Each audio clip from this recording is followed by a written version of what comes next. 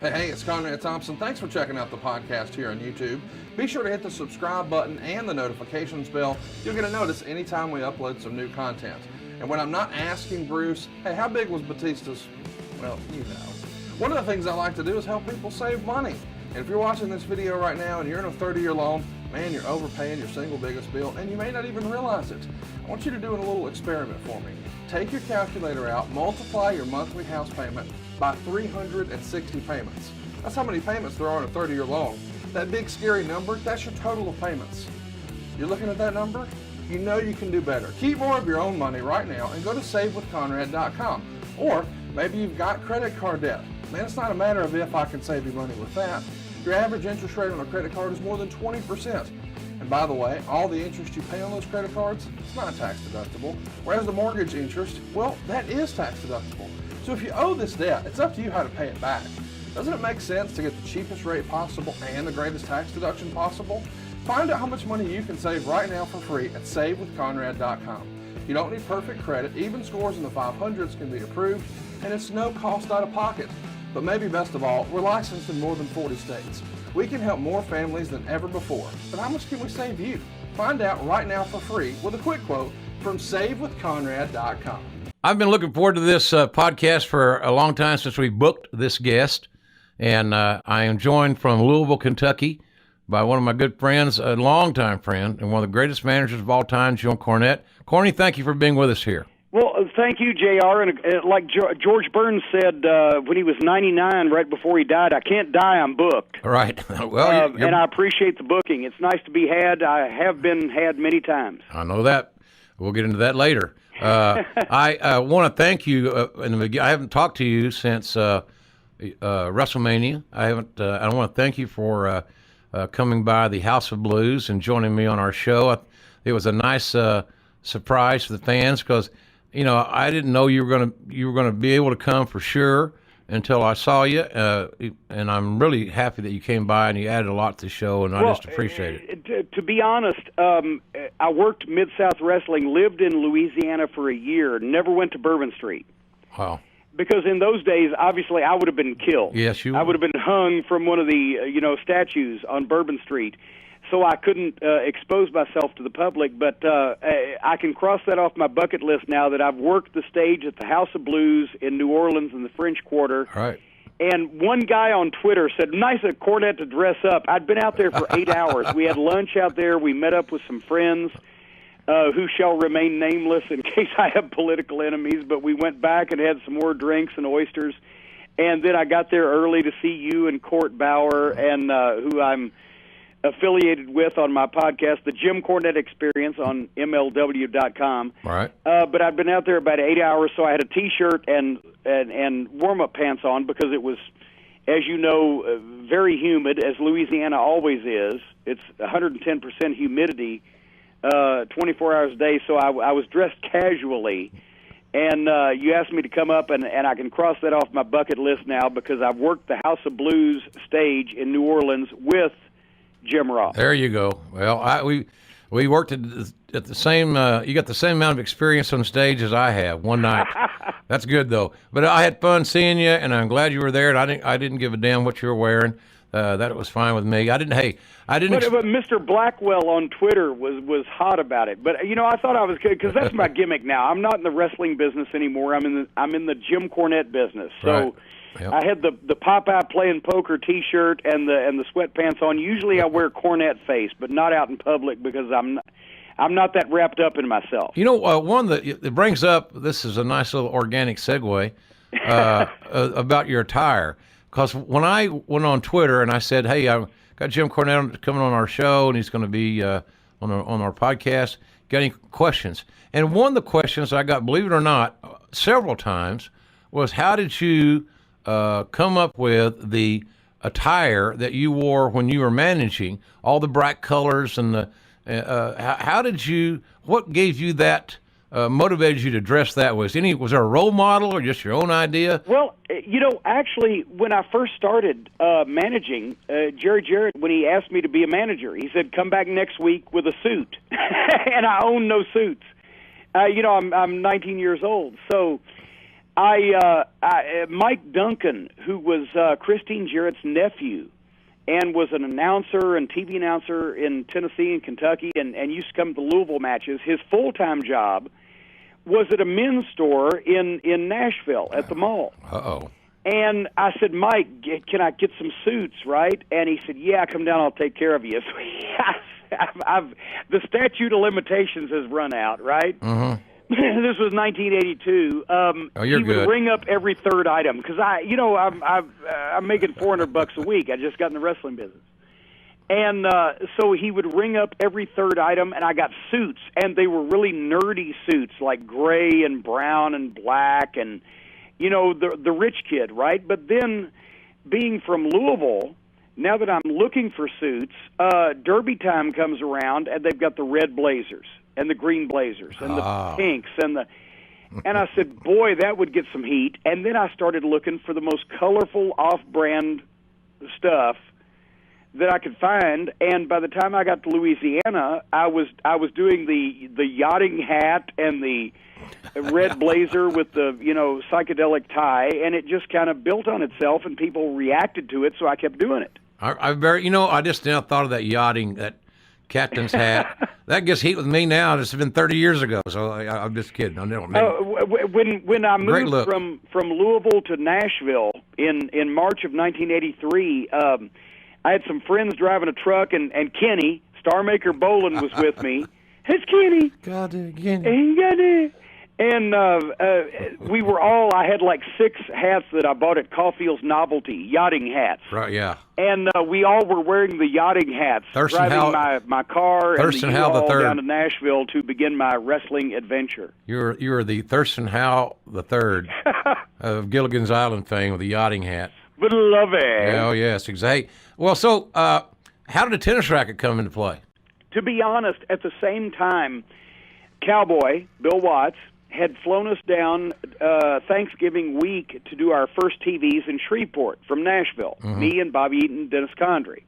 And I didn't have a tennis racket. And maybe the second TV, I don't know, I didn't have it either. But before we started full-time Christmas week, I went to the movies with my girlfriend at the time in Nashville and saw one of those teen flicks that was popular at the time.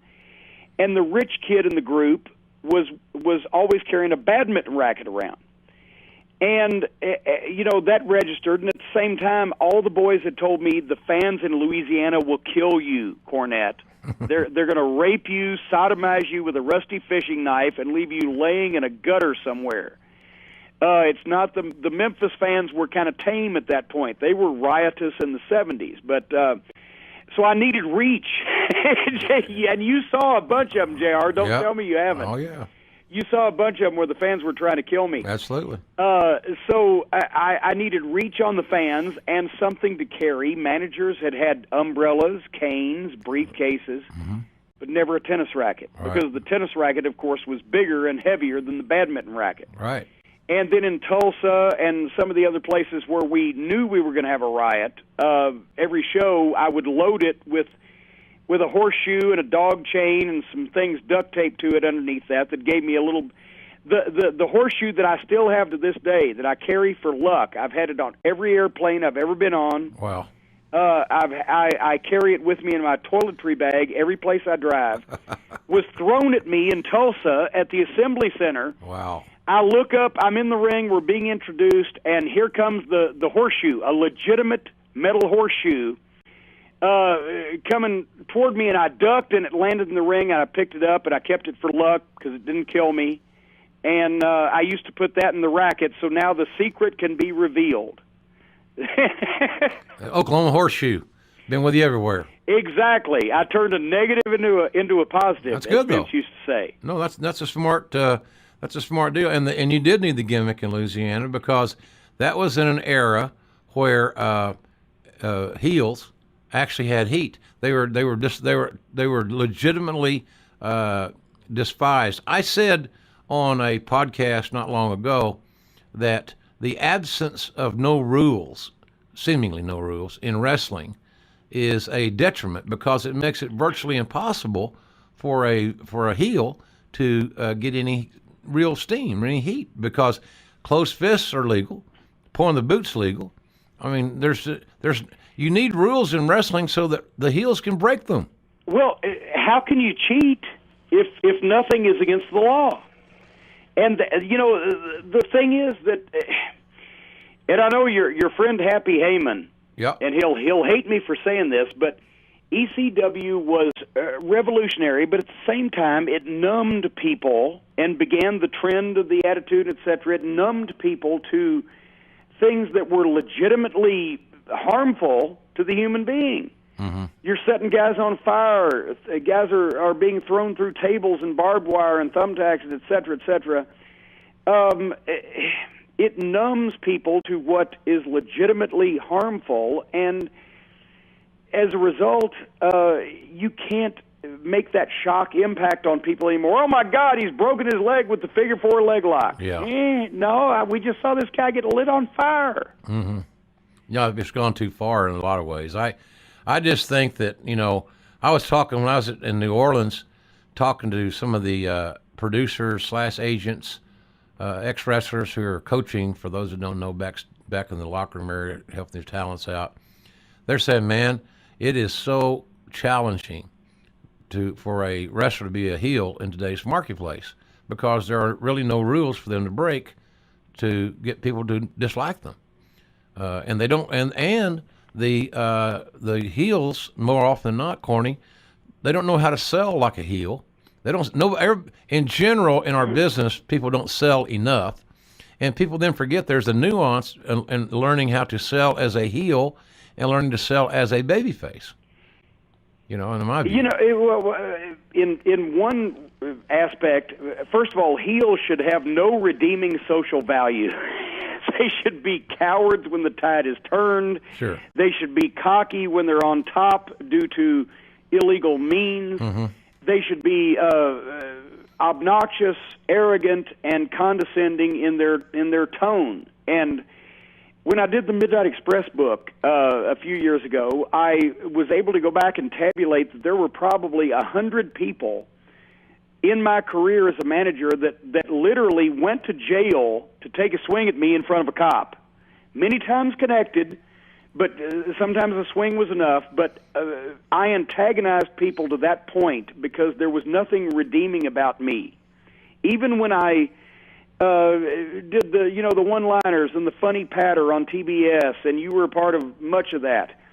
For the people who were with it, it was entertaining, it was funny, that was fine, but for the vast majority, I was insulting their wife or their husband or their girlfriend or their family member or their hero, right, the Rock and Roll Express, and I was a smartass.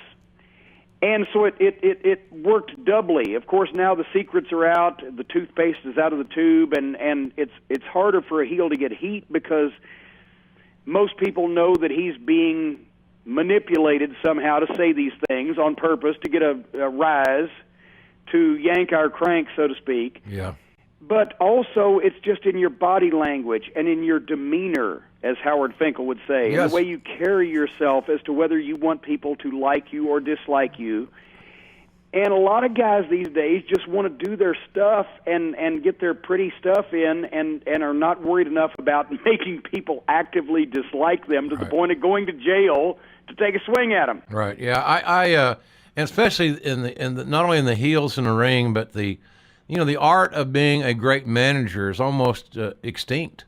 It's like the white rhino. There may be more white rhinos in roaming the wilds of Africa than there are really good wrestling managers. I think I could probably say that conclusively. Not even Jack Hanna or. Well, now what do you got to get racist for? Why white rhinos? Well, they're just Why rare. Can't we just outnumber rhinoes. It's rare. I don't know. I just thought of that. I could be it's just that, Heyman. You mentioned Paul earlier. Paul is doing some of his best work right now as a manager because he knows how to cut a promo. And I said on a tweet the other day that Paul Heyman has the gift of being able to easily piss people off in fiction and in nonfiction. Oh, I told Paul when he came to we had gone to Dusty because we were at kind of wit's end when Tully Blanchard and Arn Anderson gave notice and left to go to the WWF. Right. In 1988, and we were in a big money World Tag Title match program with them, and we ended up with the belts and then dropped them to the Road Warriors who were going elsewhere. And we went to Dusty and said, we need somebody to work with. Can we bring in the original Midnight, Dennis Condrey and Randy Rose, and Paulie Dangerously? Mm-hmm. They don't even work here. Well, no, they were with Vern. No, but they had TV from ESPN, but I figured it was a natural program. Yeah. And I even told Paul on the phone, I said, only Genghis Khan and you could turn me babyface, right?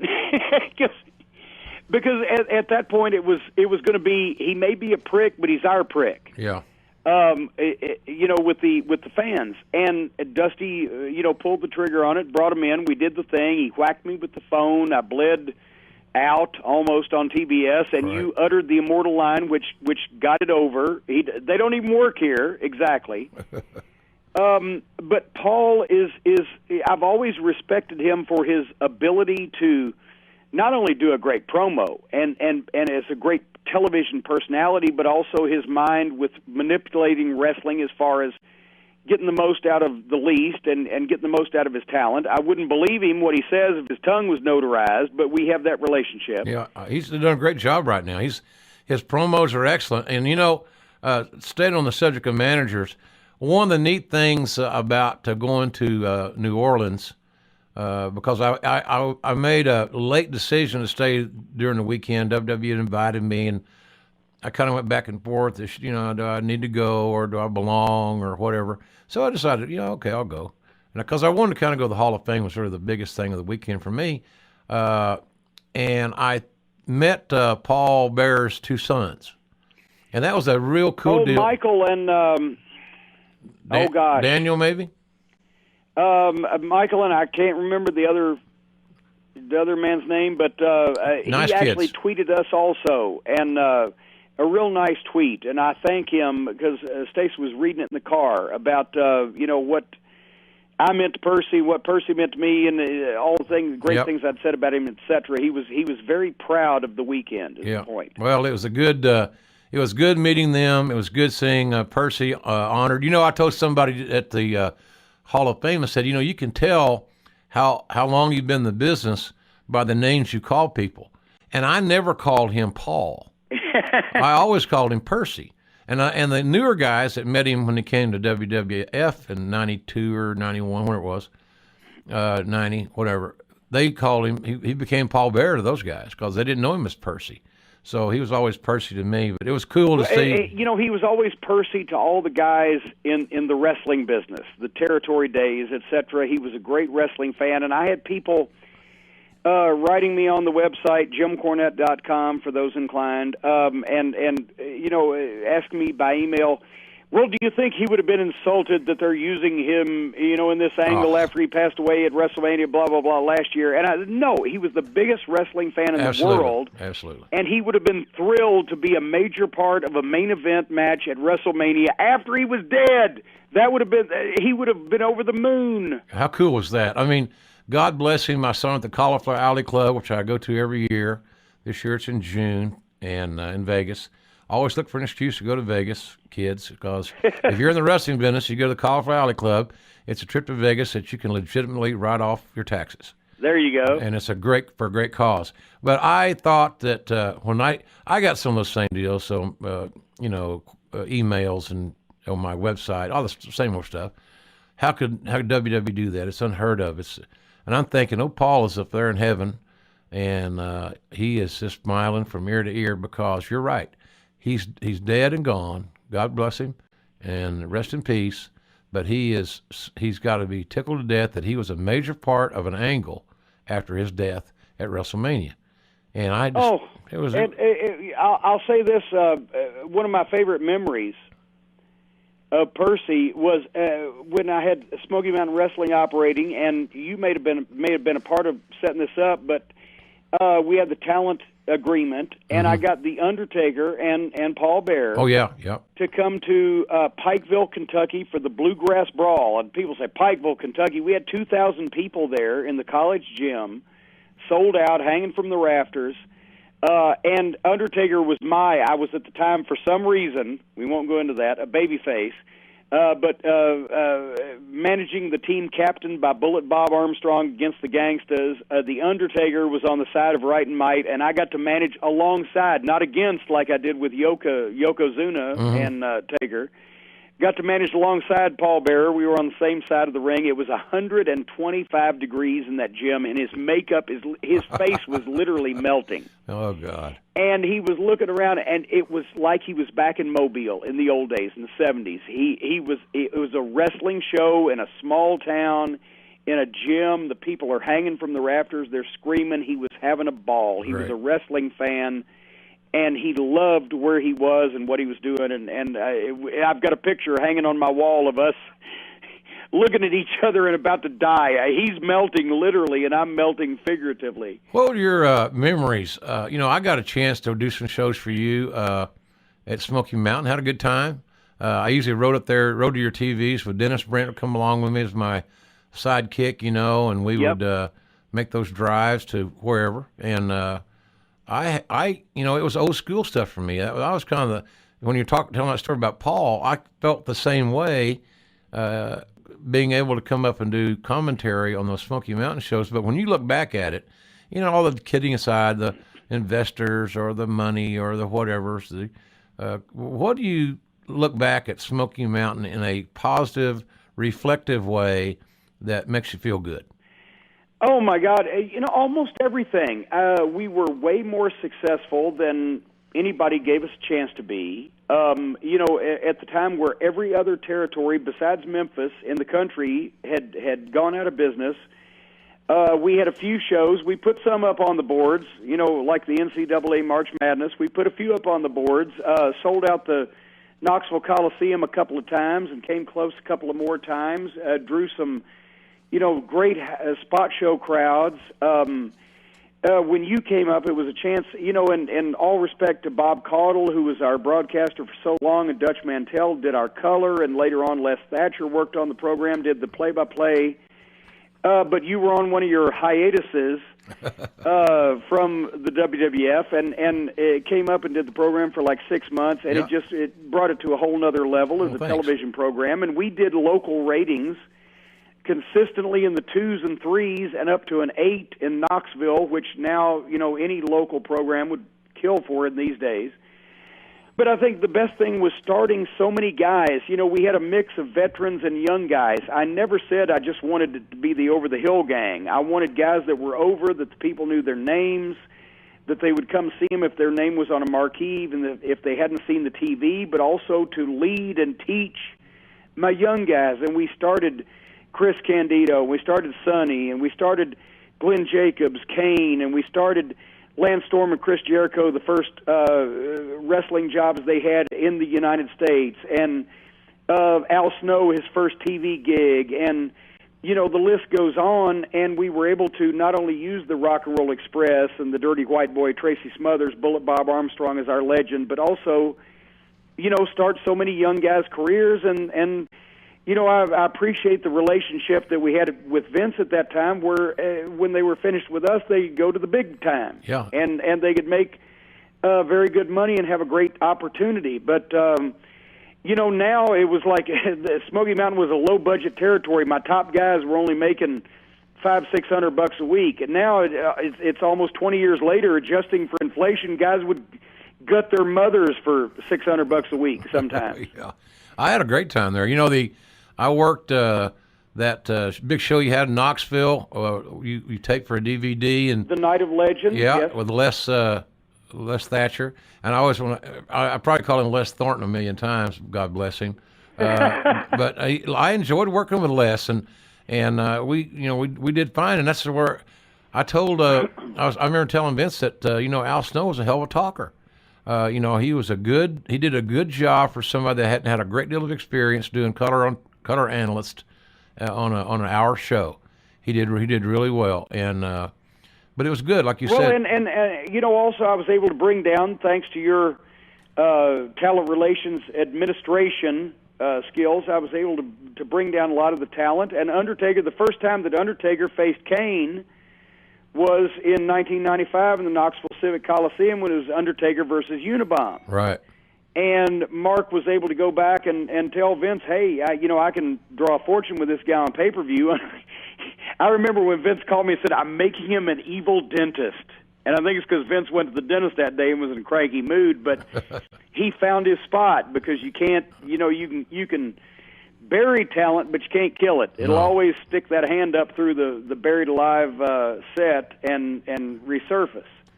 People don't understand that today. Sometimes they kill so and so. You know, it's like the wrestling business. It's just so resilient.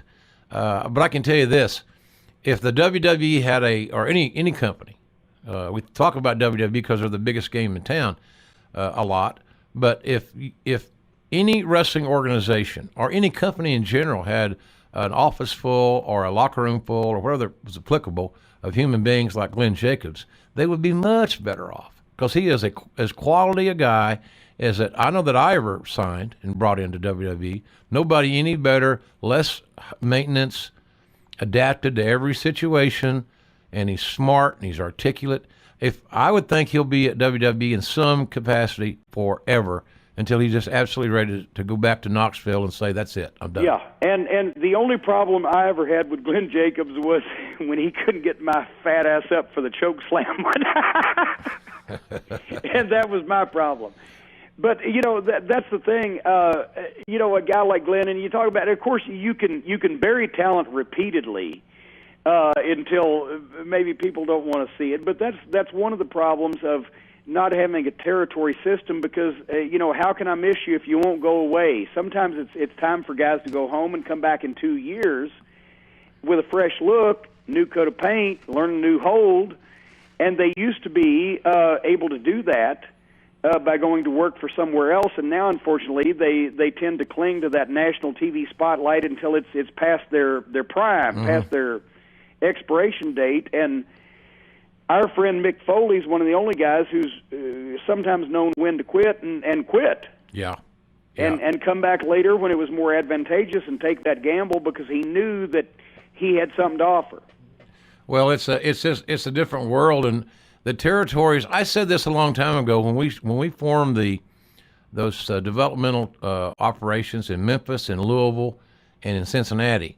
I said, some of us have got to realize, and everybody in the business should realize that the death of the territories is going to have an adverse effect on the overall business significantly in the years to come. Now, I don't know what year it's going to be, but it's going to be imminent. I mean, like in the next decade type thing. And sure enough, you're seeing now the remnants of the erosion of the territories, and the fact that guys have nowhere to go to learn to work in front of a paying audience, and that is the key. You got to learn to work in front of a paying audience. That's why I was just real briefly a few weeks ago at WrestleMania weekend.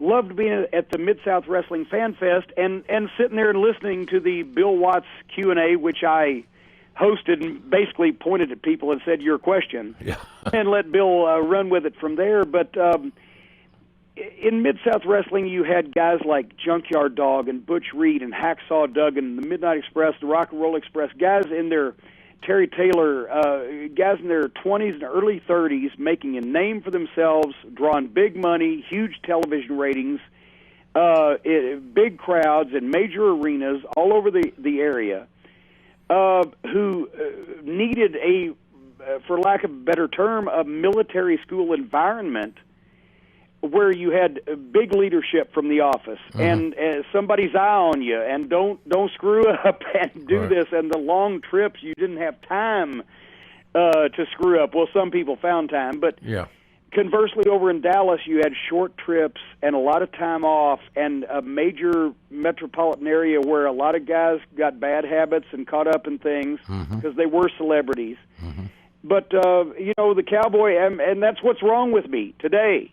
that was my first taste of the big time. I'm main eventing the Superdome in front of 25,000 people when I'm 22 years old, and this is the way you do it. And I saw it work, and I can't get out of that, to my detriment these days. But I loved seeing Bill explain his reasoning for the things he did, which make perfect sense to me. And the guys sometimes hated him, but 30 years later, they're like, wow, what he did for me. Yeah, Michael Hayes is still bitching about his payoff, work with a dog in the Superdome, all those years ago. And I've told him about 10 times to get over it. And he says, I think he enjoys it, actually. He enjoys bringing it up and venting, and it makes him feel better. He's still employed 30 years later because of that match. So, what do they call it? The accountants, when they depreciate the payoff. Right. Yeah. He did all right, and he's still making a living off what he learned in the territory days. And I kid him about it because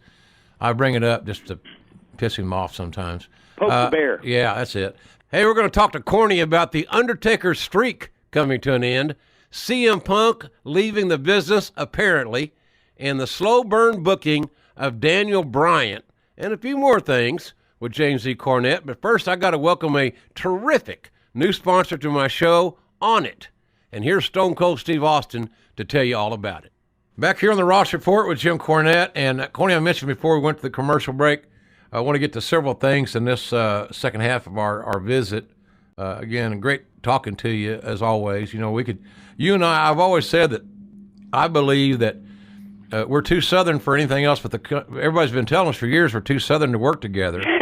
But I think that if we could go to CMT with a demo tape of those lipstick cameras, on the dashboard of the car, like a cash cab or that taxi cab confessions, those kind of deals, that we could drive from coast to coast and just stop and eat fried food here, there, and yon, and have a hell of a little reality show. Well, that's the thing. They said we were too Southern when we were together in New York, but as far as I think anything south of the Mason-Dixon, we're just about right. Yeah, I agree with you. Hey, a lot of things. And I got to say one thing real quick. Just your show at the House of Blues, because I sat and you said, hey, you can watch the monitor and I'll bring you out, and I said, no, I want to sit outside like a mark because that's why I came.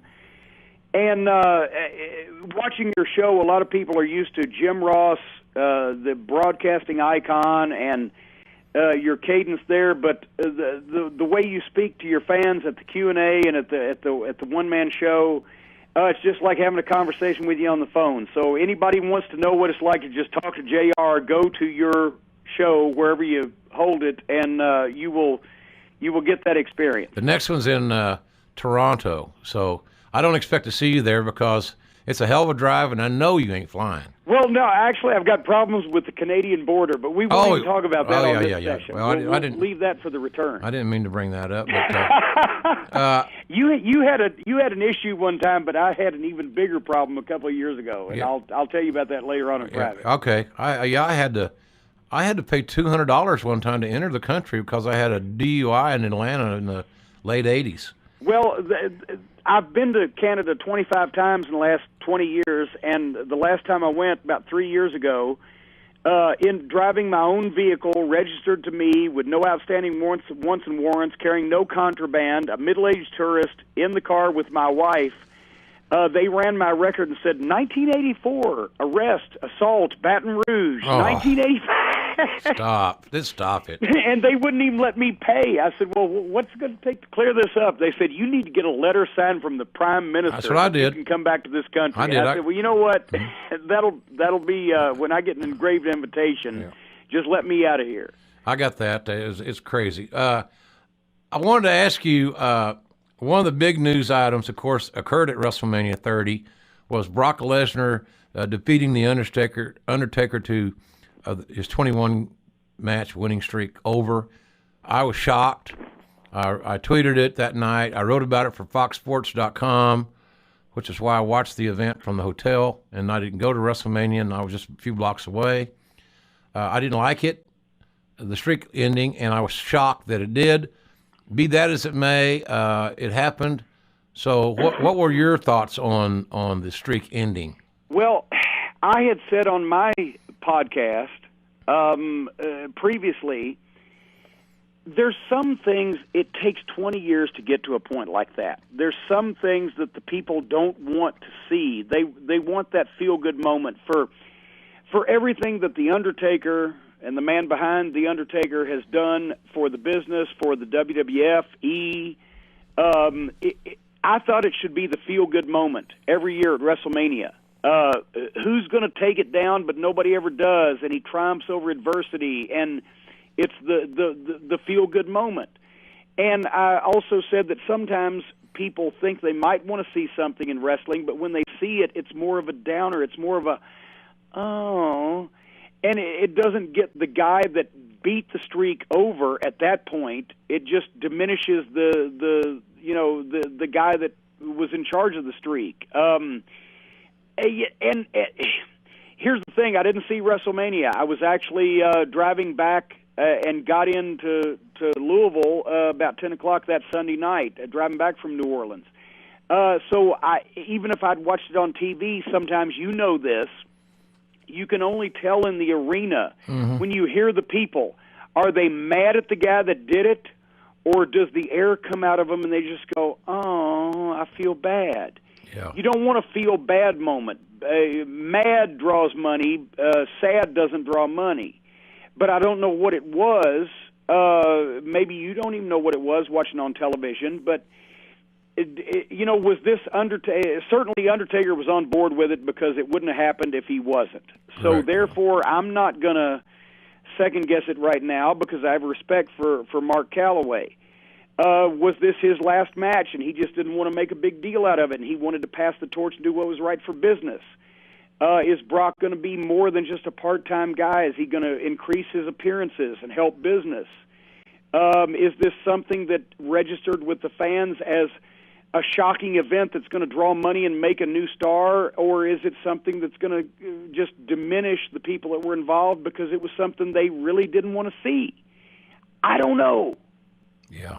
Yeah. I wonder about these things, but I don't know. Well, if you're a fan, and I've got it on Twitter, I haven't gotten very much feedback from anybody that says they liked it. But I have some. I have a lot of people were just very, very disappointed, and they had a negative reaction. They didn't have a positive negative reaction. If you know what I mean. It's like you said. Let me set something straight right now, because this was a question that was written into my email. Well, do you think that Undertaker let Brock Lesnar end the streak because he was an MMA guy and he's really tough and people know that, and if he was going to lose somebody, he wants to lose somebody that that he felt really could beat him? It's sort of like his Luthez in the 50s, right? Yeah, come on. And knowing the Undertaker, that's probably, number 14 on the list of reasons why he would have done that, and I think you would concur. Absolutely would concur. Here's the deal. We're not going to know. I was disappointed to see it happen because, for this reason. I always thought that it would stay intact until he was ready to saddle up like John Wayne or Clint Eastwood and ride off in the credits roll. Because I always thought that my idea of my latest brainstorm of booking for me was we both have those a lot, especially when we're in the bathroom. Yeah, reading, sitting there. I thought that, here's a hell of an angle. Undertaker wins the Royal Rumble in the Rumble before they play Texas Stadium. And he wins the Rumble, and he goes and says, and he wrestles the champion. The champion is John Cena. Well, not too far-fetched. John's been champion a lot, and people always want Cena to turn heel. So Undertaker wins the Rumble. He says, I'm either going to win the title or I'm going to retire. So he goes to WrestleMania 32 in Texas Stadium. You got 100,000 people there. The Undertaker's either going to win the title in his home state of Texas or he's going to lose and retire. And then you get the people doing all the conspiracy stuff saying, well, this is a perfect opportunity for Cena to turn heel. He'll screw the Undertaker. Undertaker will have to retire. Cena couldn't get any hotter as a heel at that time. So that's what they book. What you do is you have Undertaker go over. He wins the title. And the next night on Raw, he comes out and says, and better said than this, it's over. I'm done. I proved my point. I'm going out the way I wanted to go out. I gave you all I had. I left everything I had in the ring. There's nothing left.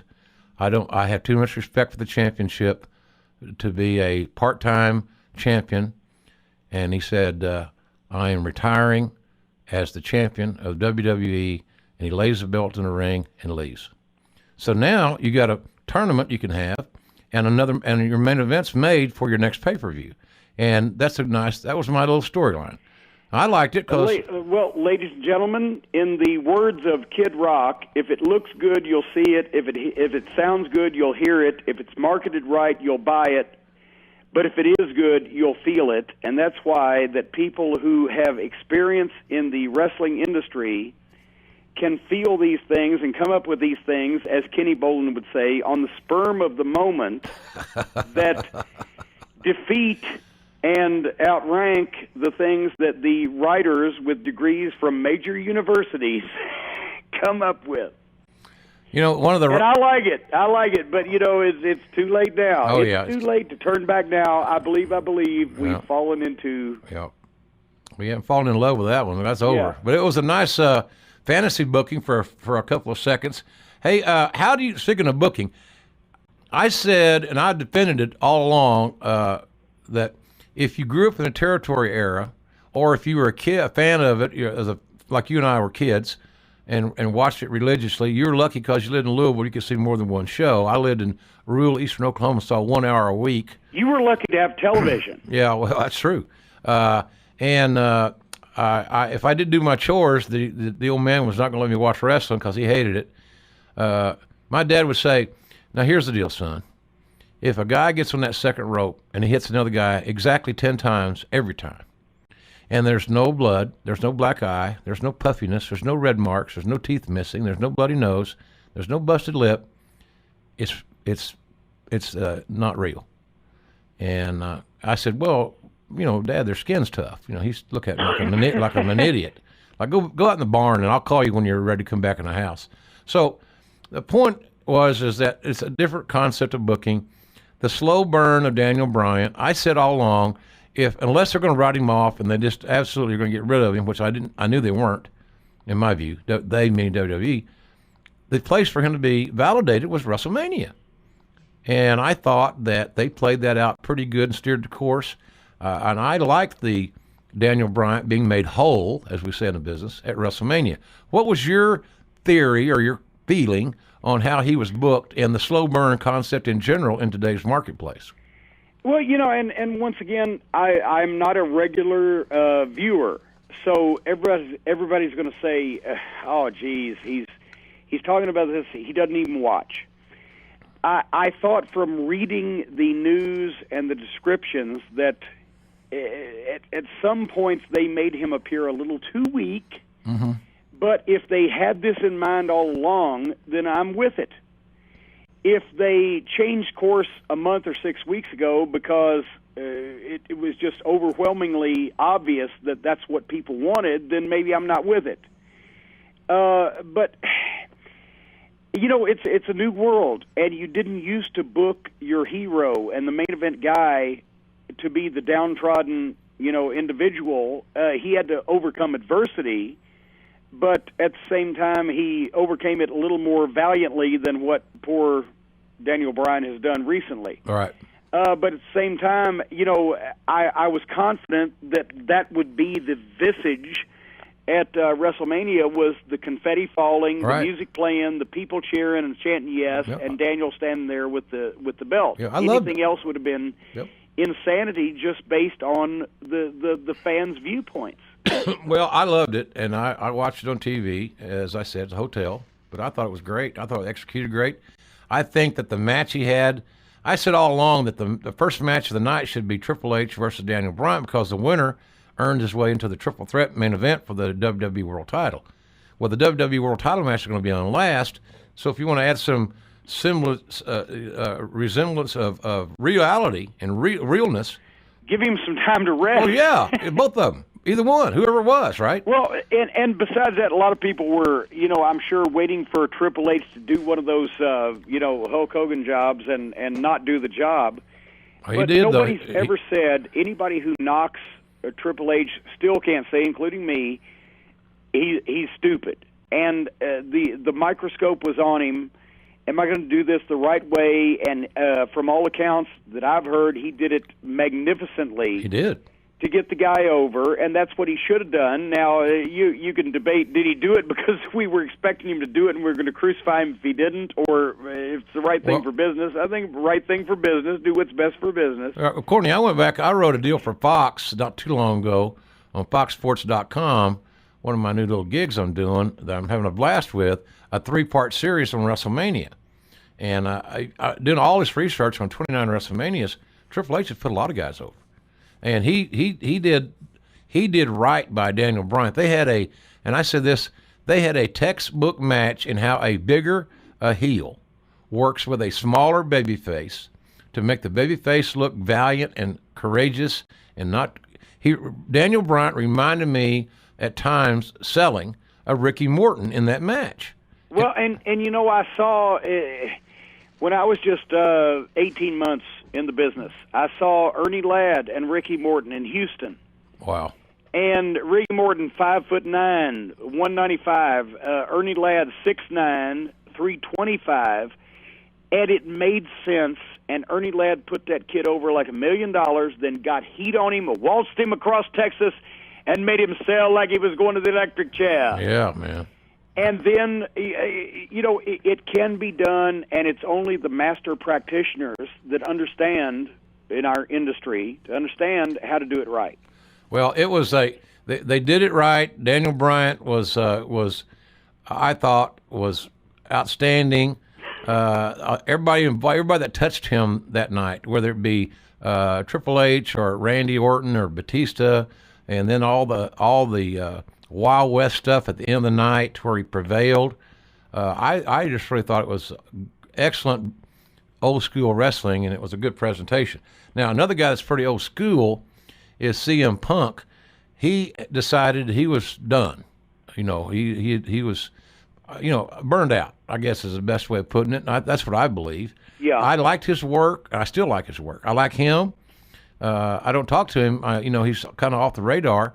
He's one of those kind of guys that probably would have been successful in the territory days and had great runs in various territories because he's smart and he has great instincts. What was your take on just basically on what you read? Because I'm assuming you haven't talked with him either. But what was your take on him leaving as abruptly from WWE as he did? First of all, I saw the promo, which everybody called the pipe bomb. Right. And I thought it was brilliant. And that's my problem with wrestling these days, is not enough people believe it, first of all. And you could believe that because so much of it, as Jerry Jarrett taught me 30 years ago, tell them the truth A, B, C, so when you work them D and E, they believe it because A, B, and C was the truth, so why wouldn't, blah, blah, blah. The promo was brilliant. He's a great communicator. Yeah. He has a great personality, a great charisma. And then the following week, or whenever it was, when he came out to Cult of Personality, Vince does not like to pay for music rights. We know this. Mm-hmm. So I almost creamed because he got everything he wanted, and I knew that in his contract when I heard that music, and it fits him. And, at this point, I don't know what was going on. I'm not even as privy as you are, and you're not privy. Nope. Was he promised something he didn't get? Did he feel like he had accomplished everything that there was to accomplish? Nagging injuries physically, burnout mentally. All I know is the day that, and you were there, and you remember the day that I left WCW television at TBS at Center Stage in Atlanta and never came back. In the car on the way to Center Stage with Bob Eaton and Stan Lane, I had gotten up late. We'd been on the road. We hadn't been home in a week. I was tired. I was listless. I hated the idea of going to do this television, and I loved the wrestling business, yep. And I loved being in it. I'd never felt like that. When we got there, it just got worse, and the tale is recounted in my Midnight Express scrapbook, available at jimcornette.com. There you have it, folks. You can have it in your own home. But I understand. I just, the first cross thing that Ole Anderson said to me, I said, you know what, I'm going home. No, actually, he said, well, if you don't like it, go home. And I said, you know what, Ole, that's the best idea anybody's ever had. Call me a cab. I actually went out and asked Stan Lane for the car keys to the rental car, and he said, where are you going? I said, I'm going home. He said, I'm going with you. Wow. And then, you know, we made peace with Bobby, who had a family and needed the income, and we went to Charlotte. I understand. You just don't want to do it anymore. This is 24 hours a day, 7 days a week. It's your life. You're playing yourself, but it's still a part. It's physically taxing, mentally demanding. There's pressure. I'm proud for CM Punk that he's saved his money. He lives leanly, from what I've heard. Yeah. He's made a lot of money. I'm proud for him that he can just say, I'm going to go home because I don't want to do this anymore. Yeah. And I'm driving myself crazy. And he did. And I love it. Well, I love it. I'm not going to preface my answer, my statement. Well, I'll ask you, do you think he's wrestled his last match? I can't say that because I haven't talked to him. I don't know where he's at. Because, you know, at the time I left WCW, I didn't give a crap. Yeah. We're PG here, folks. Yes, we are. Whether I ever went to a wrestling show again. And I did it for another 20 years, and then 2 years ago I said, I don't give a crap if I ever go to another wrestling show again. Right. I don't think he's wrestled his last match. I'm not saying he's going to wrestle for WWE again. I don't know that. I'm not saying that. I just think the guy is he loves the business like you and I do. You know, I'm not going to go call any wrestling on a weekly TV show anymore. I know that. But I'm not telling you I'm not going to I wouldn't do something special here, there, and yon, or I'm doing this podcast. I'm going to keep doing things that keep me connected with the fans because that's what I am. But I think the guy's he's too good, and he loves it too much not to. You know, he might just go and do it in Chicago at an independent show, I'm trying to say. Right. Just to do it. Who knows? And you know, once again, that's great for him. And the guys that I'm most proud of, we talked about earlier, Lance Storm and Chris Jericho, because they're both in the position now, and I'm glad I had some part to play in their early development, where they can do whatever they want. Right. Lance wrestles a time or two a year for promoters that he wants to work for or people he wants to work against. Got a great school. And Chris comes back to you know the company whenever he's basically free from Fozzy and the other things he does, right. And the angle fits. And I'm proud of both of those guys because that's the way in their stage of the game, at their age, that's what wrestlers should aspire to. I think everybody, you know, I talk to these young guys. Chris Jericho and Lance Storm are both good role models that young talents could look to and aspire to be. And that is, before you get old and broke down and all your parts got to be replaced, you saved enough money that you can live and you can enjoy your life. And it breaks my heart to see guys, and there were a lot of them in New Orleans that really needed payday. And to be honest, that's why I was a fan of yours when you were responsible for talent relations, and not a fan of some of the other people, which will remain nameless. But you had regular meetings, and you instructed the guys, pay your taxes. You're an independent contractor. I can't say that word tonight.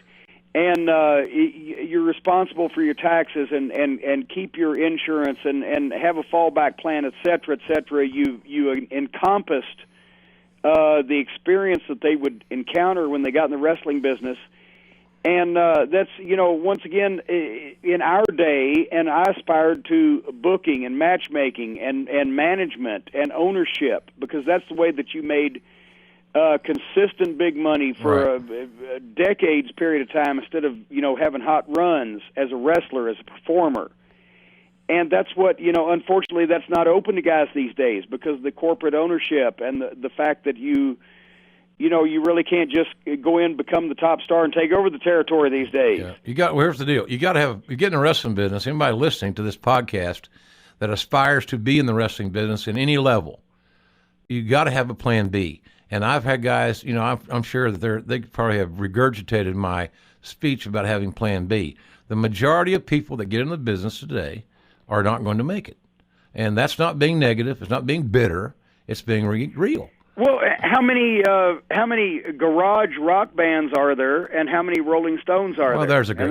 That's a dated reference, but it still applies. Damn right it applies. Hey, I'm going to hit you with a bunch of questions here, real quick answers.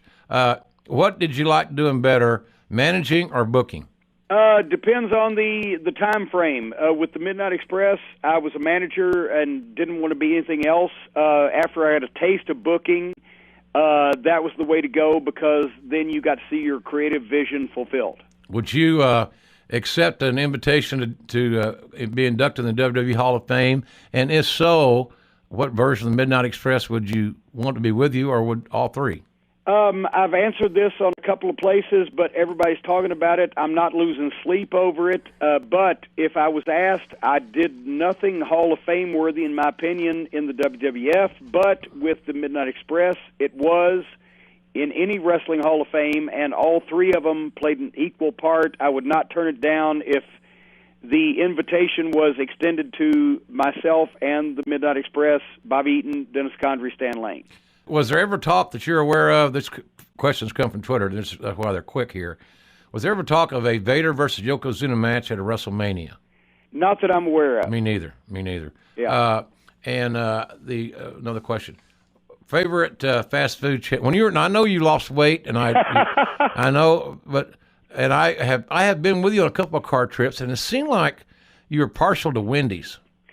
I love Wendy's. I put Wendy through college with my money, but they've changed their recipes. They've changed their meat. They've changed everything from the old days. Fast food service in general is going down. I would recommend, if you're a fast food fan and you're around it in the Midwest, Culver's is excellent. In-N-Out Burger in the West Coast. Don't forget Backyard Burger, and Smash Burger and Five Guys are coming on strong. What do you think? Are you a Whataburger guy?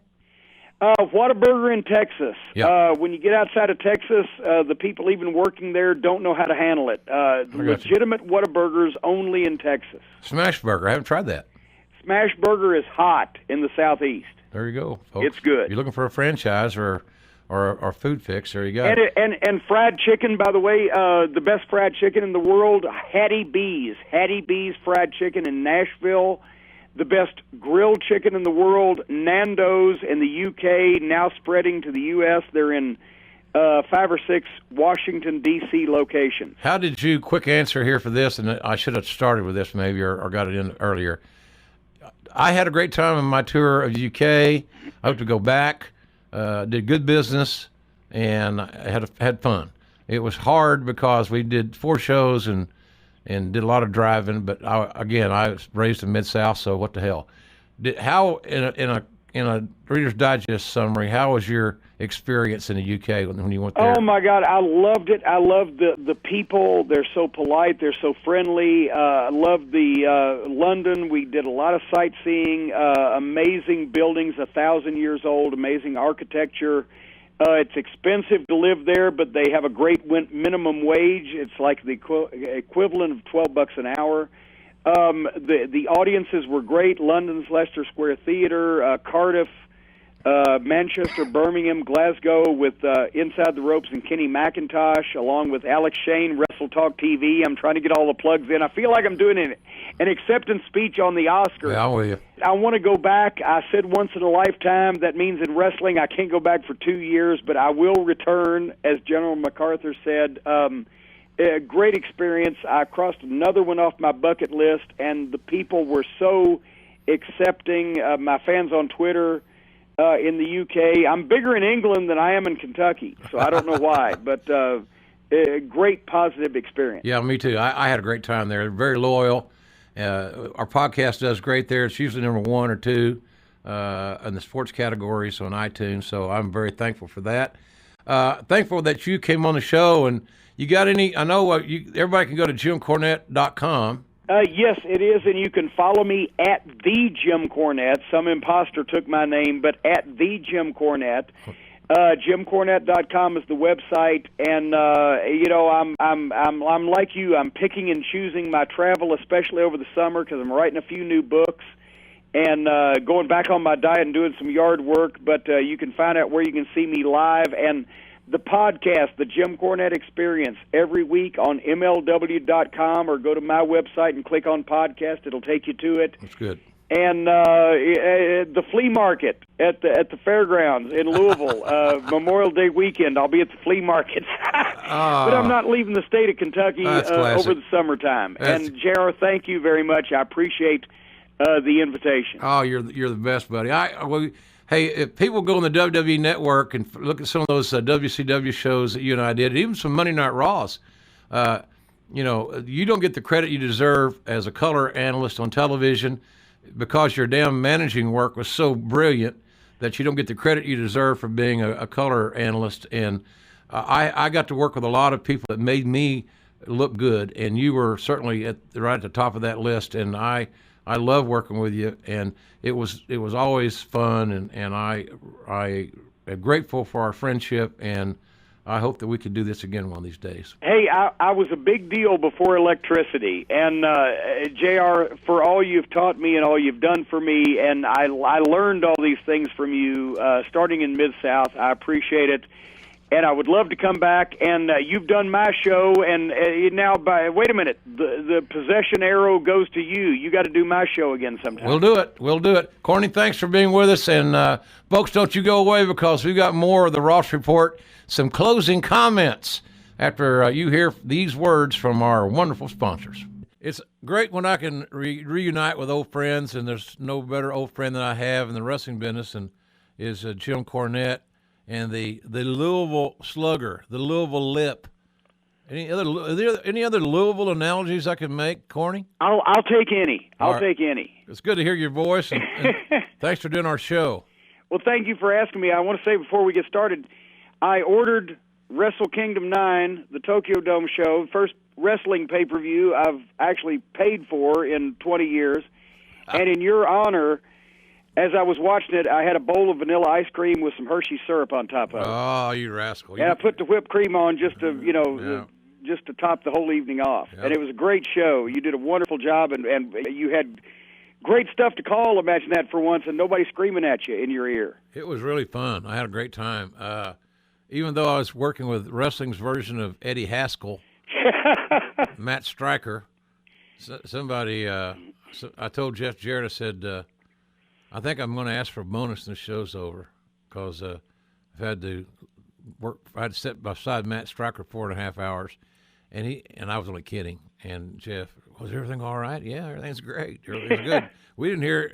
We have yet to hear from any of the Japanese folks since January the 4th, or I haven't heard a word from them. So it was good to do a show, to sit down and do it. Well, that generally means that you didn't do anything wrong. Right, because when you do something wrong, you hear right away. Usually, yeah, that's kind of the deal, no doubt about it. I had fun. Other than the first night, Jarrett takes us to dinner. When we land, everybody's hungry and cranky and tired and wanting to get in the room at some point. So we go to this restaurant near the hotel, and at the very top of the page, it's the all Japanese menu, but they have pictures. So I ordered to not create any drama here. I ordered chicken kebabs, except I couldn't identify all the parts of the chicken that was on the stick. They looked like two nuts, looked like two acorns, and I wasn't sure if it was liver or kidneys or nuts or they're balls. I didn't know what it was. A male chicken. I had no idea what it was, and of course I had the bright idea to ask the waiter what I'm eating, and he don't speak English, and I don't speak Japanese, so we came to a standstill on that one, and I left those two little marble-looking rascals alone. I ate one, and it was like chewing a piece of Play-Doh, but it was horrible. But at the top of the menu, it had horse meat. They had a special on horse meat. So if you want a nice horse meat dinner, You could get one there where we stopped to eat, but I passed on that too.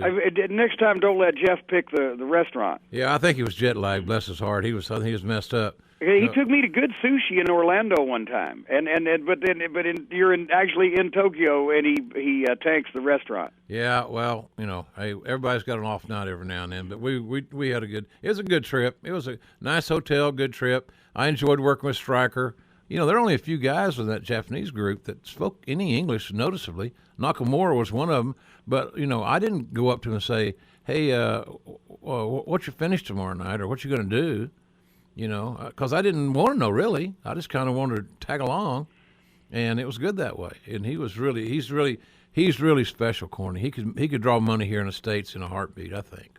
And also it was nice seeing a different flavor because I haven't watched a lot of current wrestling these days. If it's in color, it's too new for me these days. But but I did enjoy it, and it was treated so seriously. Imagine that. Yeah, we had fun. I told Stryker, so we're going to do this thing like it's a Super Bowl. The last couple of weeks, I believe it has, I've been mentioning JimCornette.com. And it isn't a porn site.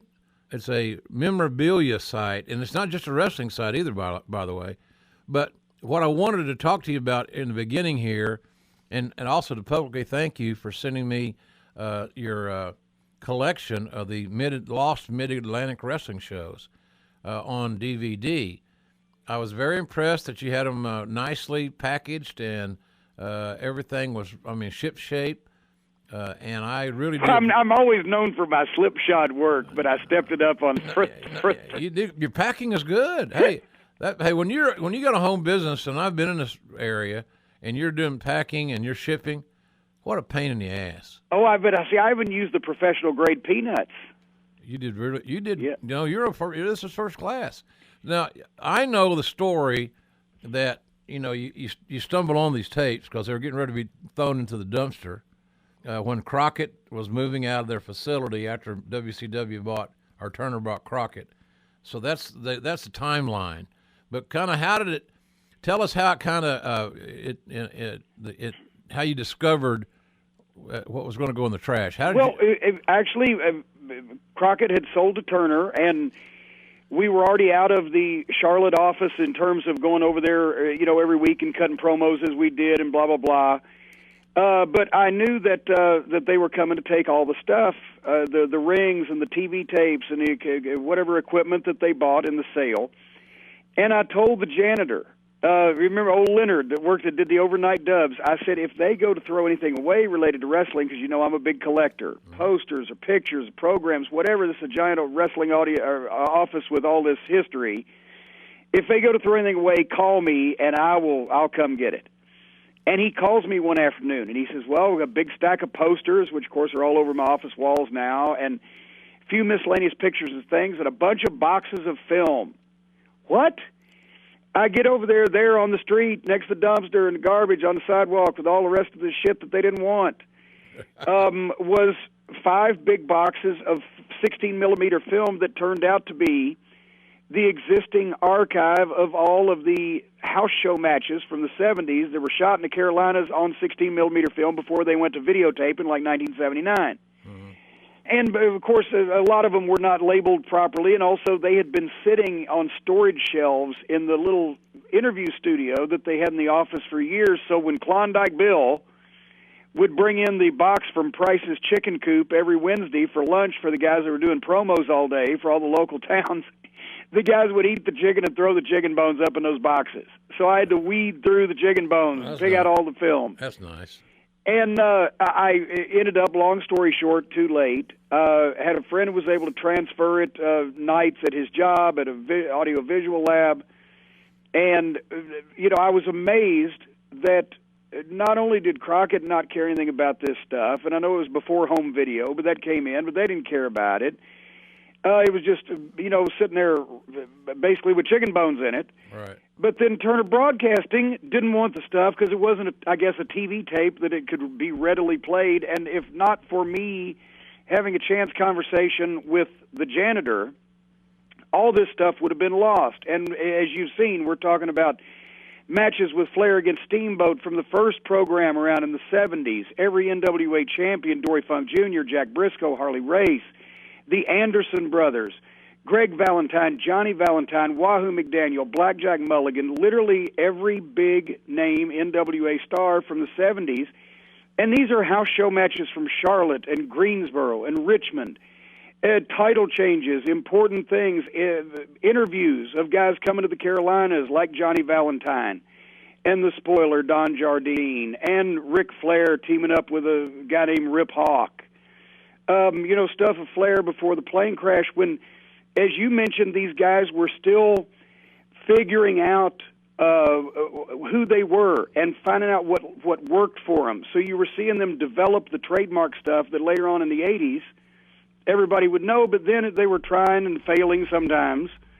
But the level of heat from the people is off the chart. It's an amazing piece of history. Yeah, different era, a different mindset. The fans had a different perspective of the genre itself.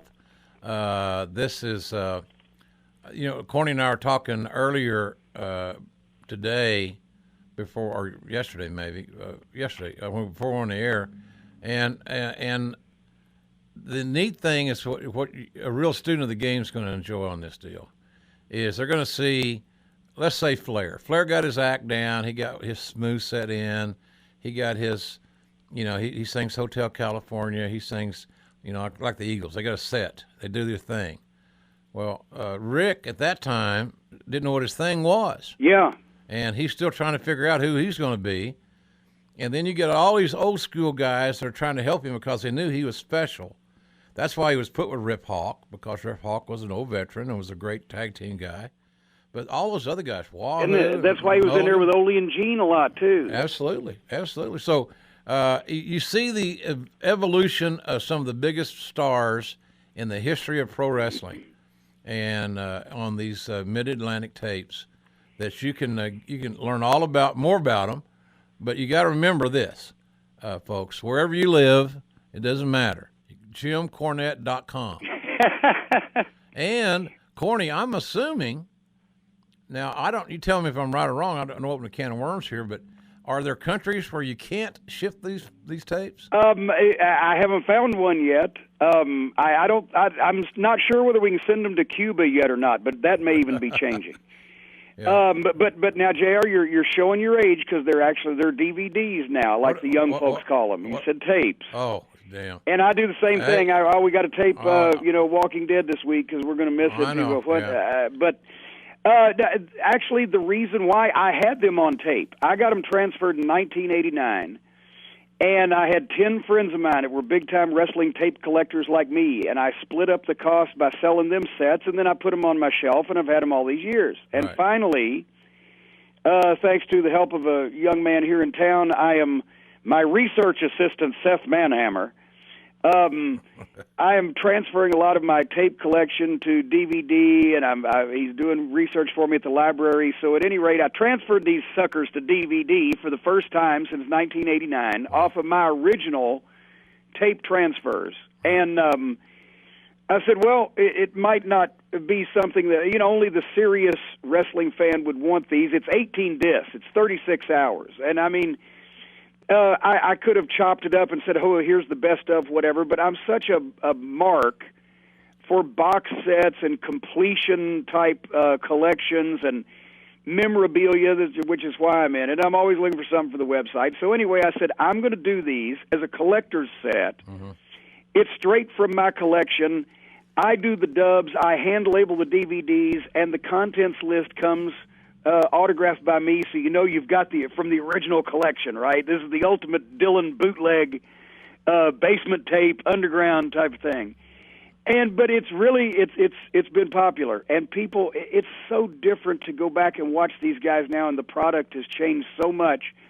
But you see the guys leading the crowd like the orchestra leader, and the people are just throwing babies in the air, and there's so much excitement in the matches. So anyway, you get the official existing collection, an exact duplicate of mine by Cracky. Yeah, the funny thing here is this: the older fans like me, been around for a long time, been a fan all their life, are going to love this because I'm anxious to see see how Flair changed. I'm anxious to see how Mulligan changed and Wahoo and the ruggedness, that Japanese strong style we talked about with Nakamura and Tanahashi and Okada and those kids. Here's Johnny Valentine and Wahoo McDaniel hitting each other so hard they Yeah. could hear it. That's why 40 years later, people in the Carolinas and at the Charlotte Fan Fest every year in August that Greg Price does, NWALegends.com. You got to come sometime, JR. You'd have a ball. Yeah, I want to come. I've been there once and I had a really good time, but I haven't been there in 3, 4, 5 years, so I'm due to come back. But they still talk about how hard that Valentine and Wahoo would hit each other, and you could actually see it, and they're leaning into them like, yes, hit me harder. And it's but they built a territory on that stuff, and it's amazing. There's even actually the only existing footage that I know of David Crockett wrestling is David Findlay here against Swede Hansen. Wow. Which apparently they were not going to give him any breaks because he was the son of the boss. Right. Swede was more than happy to accommodate. Think of all those paydays, or those lack of paydays, because that's the one thing you can always say about the territory. There was always somebody bitching about a payday to some degree. So Swede will always have a little something there. David Finley, I have never seen. Hey, I'll have to look at my my list of stuff here, and well, and I'm gonna stooge one other thing off for you because it's all the way on disc 18, the last disc. Okay. But there's an interview with Ole Anderson. Freddie Miller from Atlanta Right. is in a hospital room. It's where Gene had neck surgery, and he really did. You know, he had neck issues. And he's in the traction thing in bed, and Freddie Miller's interviewing Ole Anderson. And, of course, Flair and Valentine have done this, have put Gene in the hospital. And Ole's interview is unbelievable because it sounds like a tough guy that Ole was and certainly sounded like and was gruff and et cetera, really reacting to two punks that hospitalized and almost killed his brother. And you would not see anything like it on television today, but you understand why people believed that guy meant every word he said. Yeah, that's good stuff. And nobody wrote it for him. This is what he felt. It just came out. It was all raw emotion. So I'll look for that. That's on disc 18. The very last one. You can't skip ahead, JR. You have to do everything in order. I am. I promise I will. So that's at JimCornette.com. Look at all the Corny's collectibles, but if you really want to go back in time and see where a lot of these guys created their foundation, and I look at it this way, I'm always trying to look at ways to help the next generation of guys perpetuate this crazy business another generation or two. You need to study these things because you can learn so much. What was old then is new now. Well, there's holes and moves in this business that nobody does anymore, and when's the last time the Hurricane Rana has taken over for the flying head scissors to the point where you never see the good old-fashioned flying head scissors anymore. But there's holes and moves, and I credit the British wrestlers and the World of Sport fans with keeping a lot of the holds alive, but there's a lot of moves that guys used to do that aren't necessarily wrestling holds per se. Right. That you never see anymore because they just got lost for some reason. And, you get to see a guy like Cyclone Negro on these tapes, I'm doing it now, on these DVDs. Yes. And everything he does is so solid, but it's a different kind of style. And there's all kinds of stuff that an aspiring wrestler could steal. Because, when you steal from one person, it's plagiarism, but when you steal from many, it's research. Exactly. I think it's... I'll be really curious to see who, not you got to tell me, but if any of these rookies or anybody's name you recognize actually invests into their own education, that's how I'd look at it. But they can also go ahead and order them like under an assumed name or their girlfriend's name or whatever, and they won't be outed on any of our programs. No, but they also should remember it's a tax deduction. Well, there you go, because it's job-related training. Absolutely. It really is. So, hey, moving along here, because I got a lot of ground to cover here in this deal, and I'm looking forward to all of it. How would you? Again, you said you didn't follow product much. Have you followed enough of the WWE to see the conundrum they're in with Roman Reigns and Daniel Bryan? Well, actually, the Blizzard show helped them out. It was great ratings. I was even so curious. What are they going to do? I got to see this. And in the process, I was able to see the three-way from the Rumble, which I thought was excellent on everybody's part. Now, I've talked to you about Tyler Black in the past when he was with Ring of Honor before he even signed with Developmental, and I'm a big fan of his, and I think he was great. Anyway, and then the Rumble was a fiasco, and I've talked about this on my program, The Jim Cornette Experience, on MLWRadio.com, and Ding, ding, ding. I wrote a column about it for Fighting Spirit magazine in the United Kingdom, fightingspirit.co.uk or whatever the case may be. But anyway, you're a damn media mogul. I'm all over. But how did they not see? The people in Boston got 3 days' notice about the blizzard, and they were still able to hunker down for it. And they had weeks of notice for this. They knew what was going to happen.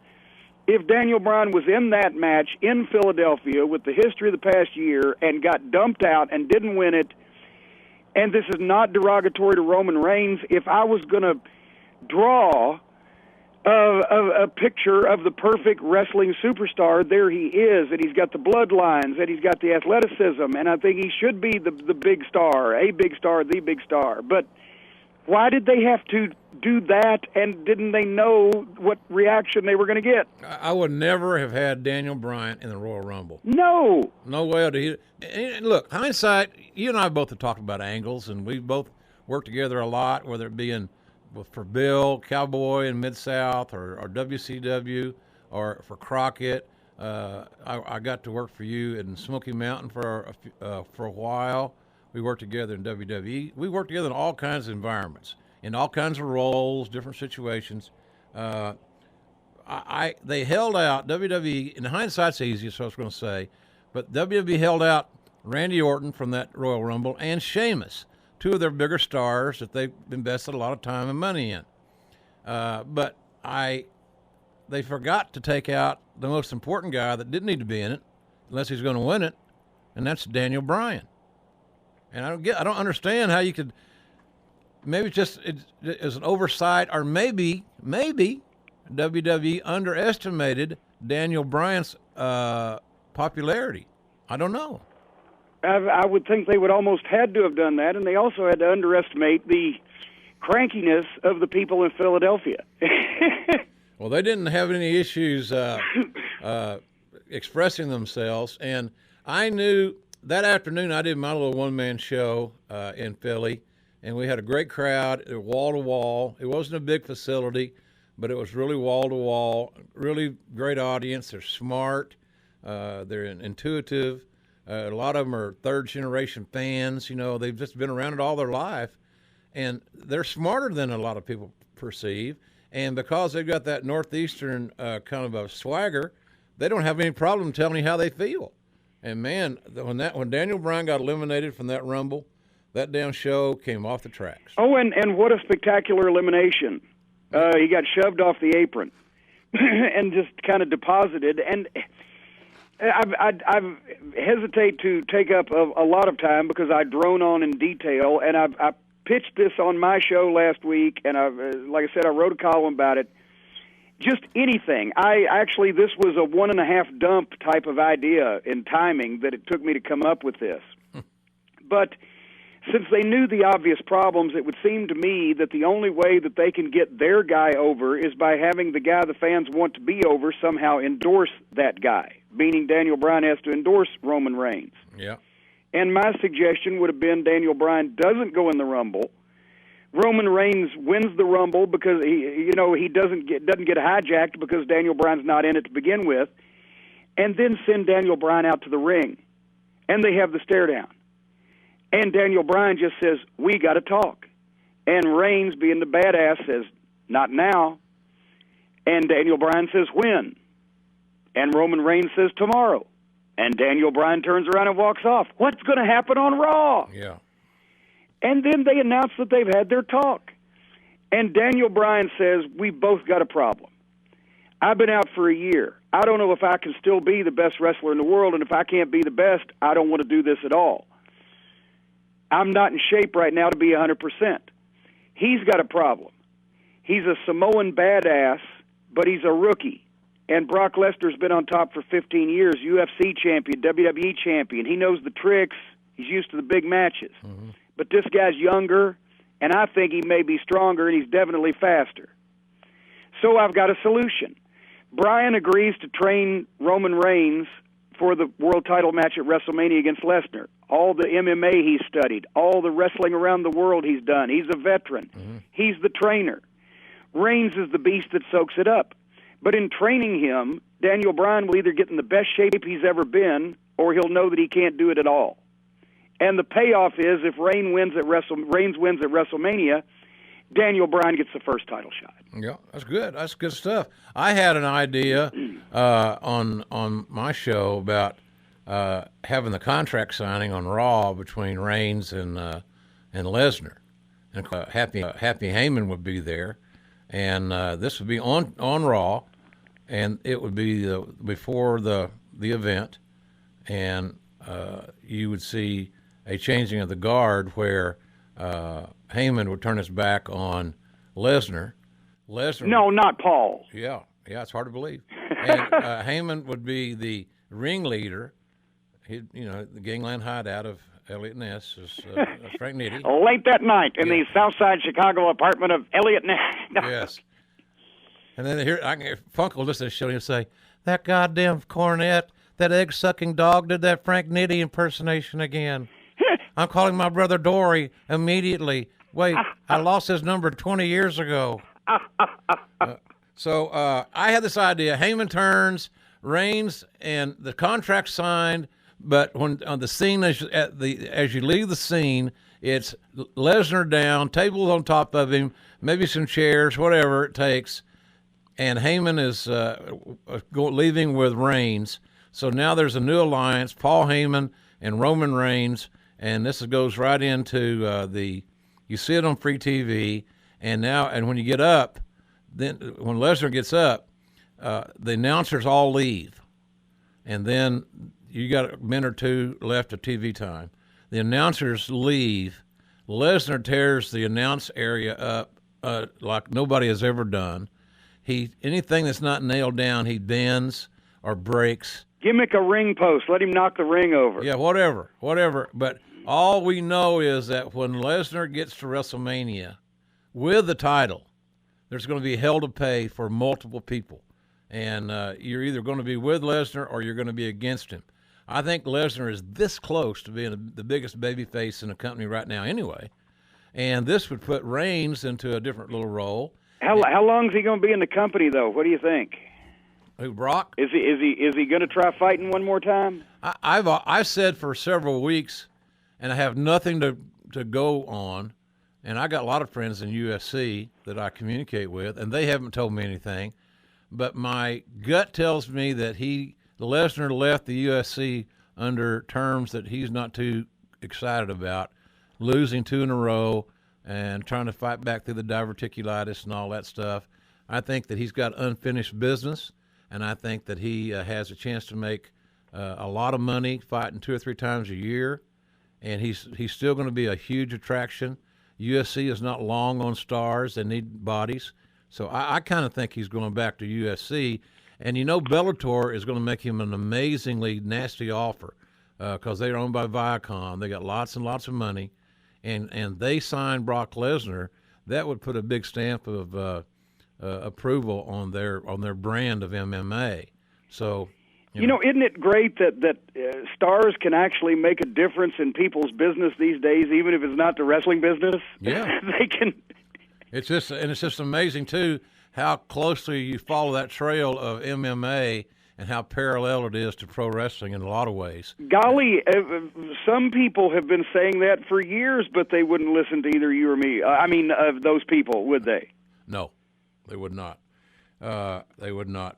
Hey, so now remember when I had we had Severn and Shamrock Yeah. in the same company at the same time, and instead of fighting each other on pay-per-view, the other guy was booking like people to be, diva pillow fights and people to be painted different colors. Yeah, it was that was lost. That was just money left on the ground. That could have been so natural, and so easy to pull off. It would have been a lot like that Sakuraba Suzuki match. They could just change a little this, change a little bit of that. Don't use the ropes. Make it more MMA based, and you could have had a hell of an attraction, a different match other than anything else on the card. Now, with your theory of what you outlined, what would be your pick for the main event at WrestleMania?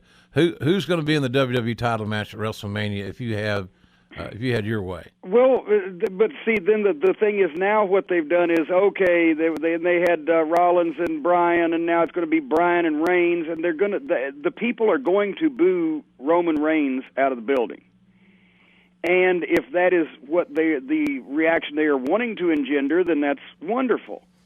But once again, it's a traveling fan. It's the pay-per-view fan that spends a lot of money, the one's more likely to chant yes, yes, yes, and want Daniel Bryan to succeed. And at the same time, Lance Storm made an excellent point in a column that he wrote recently. The WWE's now spent 20 years conditioning the fans that the authority figures, the owners, the McMahon family, the office, are a bunch of heels, rich billionaire heels that oppress the wrestlers.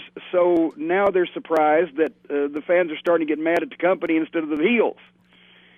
So I don't know what I'd do now, because I wouldn't want to be in the spots that they're in. And then if they switch it and Daniel Bryan beats Roman Reigns and goes on to get the WrestleMania match, then whether he wins or loses, you've hurt Roman Reigns at a time you didn't need to, and vice versa. If Roman Reigns beats Daniel Bryan and goes on and meets his date with Destiny, the fans aren't going to like it. You're not going to get the desired response unless you want to switch Reigns heel. And then if Brock leaves, he's your babyface. He just left, and you've got Roman Reigns, who's your face, but he's a heel now, and you've got to take at least a year to switch him back. Or, oh boy, they're in a corner here. Yeah, it's a tough spot. Well, so my answer to your question is, I wouldn't have been in that spot. I would have started with the Rumble and branched them on different branches of the tree. Yeah, I would have had. The minute I knew when Daniel Bryan was going to be released, I would start booking WrestleMania. And the thing about it is that I think the business as a whole. I heard this when I went to Tokyo, that the top guys in the match, the three top matches at the Tokyo Dome, had not lost since August. And this was January. They'd been involved in some tags, but as far as the big singles matches, the big focal points of the shows, the G1s and all this other stuff, nobody figured in those matches had lost. The booker had done a hell of a job getting everybody ready for their roles in those top three matches. Oh, okay, answer this question. Do you ever remember in the history of wrestling a guy getting over as a main event talent, as a star, without winning the vast majority of his matches and losing very few when he was being established? No. Of course not. Well, then why do they think it's going to be different all of a sudden? It's against basic human nature. You can't plan it and today and execute it tomorrow, especially WrestleMania. It's such a big deal. And really, it launches the rest of the year. It closes out a part of the year. It's a very unique business. And at one time, I would have loved to have seen, and I'm not telling you it still wouldn't be a good match. They didn't have enough time on Monday, and they had too many guys at ringside. But I'd love to see Daniel Bryan and Seth Rollins have like a 30, 45-minute wrestling match. Oh, my God, yes. It'd be good. And I think that people would really get into it in a stadium environment because they could get lost in it. It wouldn't be wham, bam, thank you, ma'am, and, and a weak finish. But you know what, then, and I know some people, you can please some people and some people you can't. As my mother used to say, he'd complain if you hung him with a new rope. Yep. But would people see that match as the miscongeniality award at WrestleMania? Well, they couldn't be in the main event challenging for the title. They're just the best wrestlers, so let's just let them wrestle each other. Right. I think they're going to have to realize in the decision-making process that a lot of times people can tell when the cosmetically pleasing people that they want. I'm not talking about Reigns here because I think he's a star. But sometimes the people that look the part, the fans are seeing through it these days. They'd rather see the guys that outperform those guys. Well, Corny, whether guys like me and you, old school guys, but man, this is a different audience than this business has ever experienced, in my view, because of all the information flow and the Twitter and Instagram and all the social media tools that you have. The business has never been like this before. It used to be they wanted you to sign something. Now it's always a picture with their camera phone, and they give you. A lot of them want you to know that they understand that you should understand. They know what's going on. So they quote something from the internet. Hey, how about those quarter-hour ratings last week? That kind of deal. Or they meet Colonel Sanders in the airport and they want to tell him how to cook chicken. Yeah, that's it. Anyway, it's a different audience, tougher to handle. WWE. What I tell people is this: WWE, you're really going to see what they're made of between now and WrestleMania, storyline-wise. It should increase their ratings. They have a great opportunity because I think there are a lot of fans that are like me that are not sure where they're going, and I just kind of want to follow along and see what happens as a wrestling fan because I don't read the spoilers, the Jardines I call them. I refuse to read the Jardines. It's not good. So, or if it's the Memphis territory, it'd be the Frank Morrells. Okay, there you go, the Frank Morrells, yes. Back here with James E. Cornette, my boy, James E., my God. Oh, look at all my beautiful stars, JR. He looks so wonderful in polyester. He was one time you call him the Prince of Polyester. Did it make him mad? Did it make him mad? No, he wasn't mad, Mr. Barnett. He was good.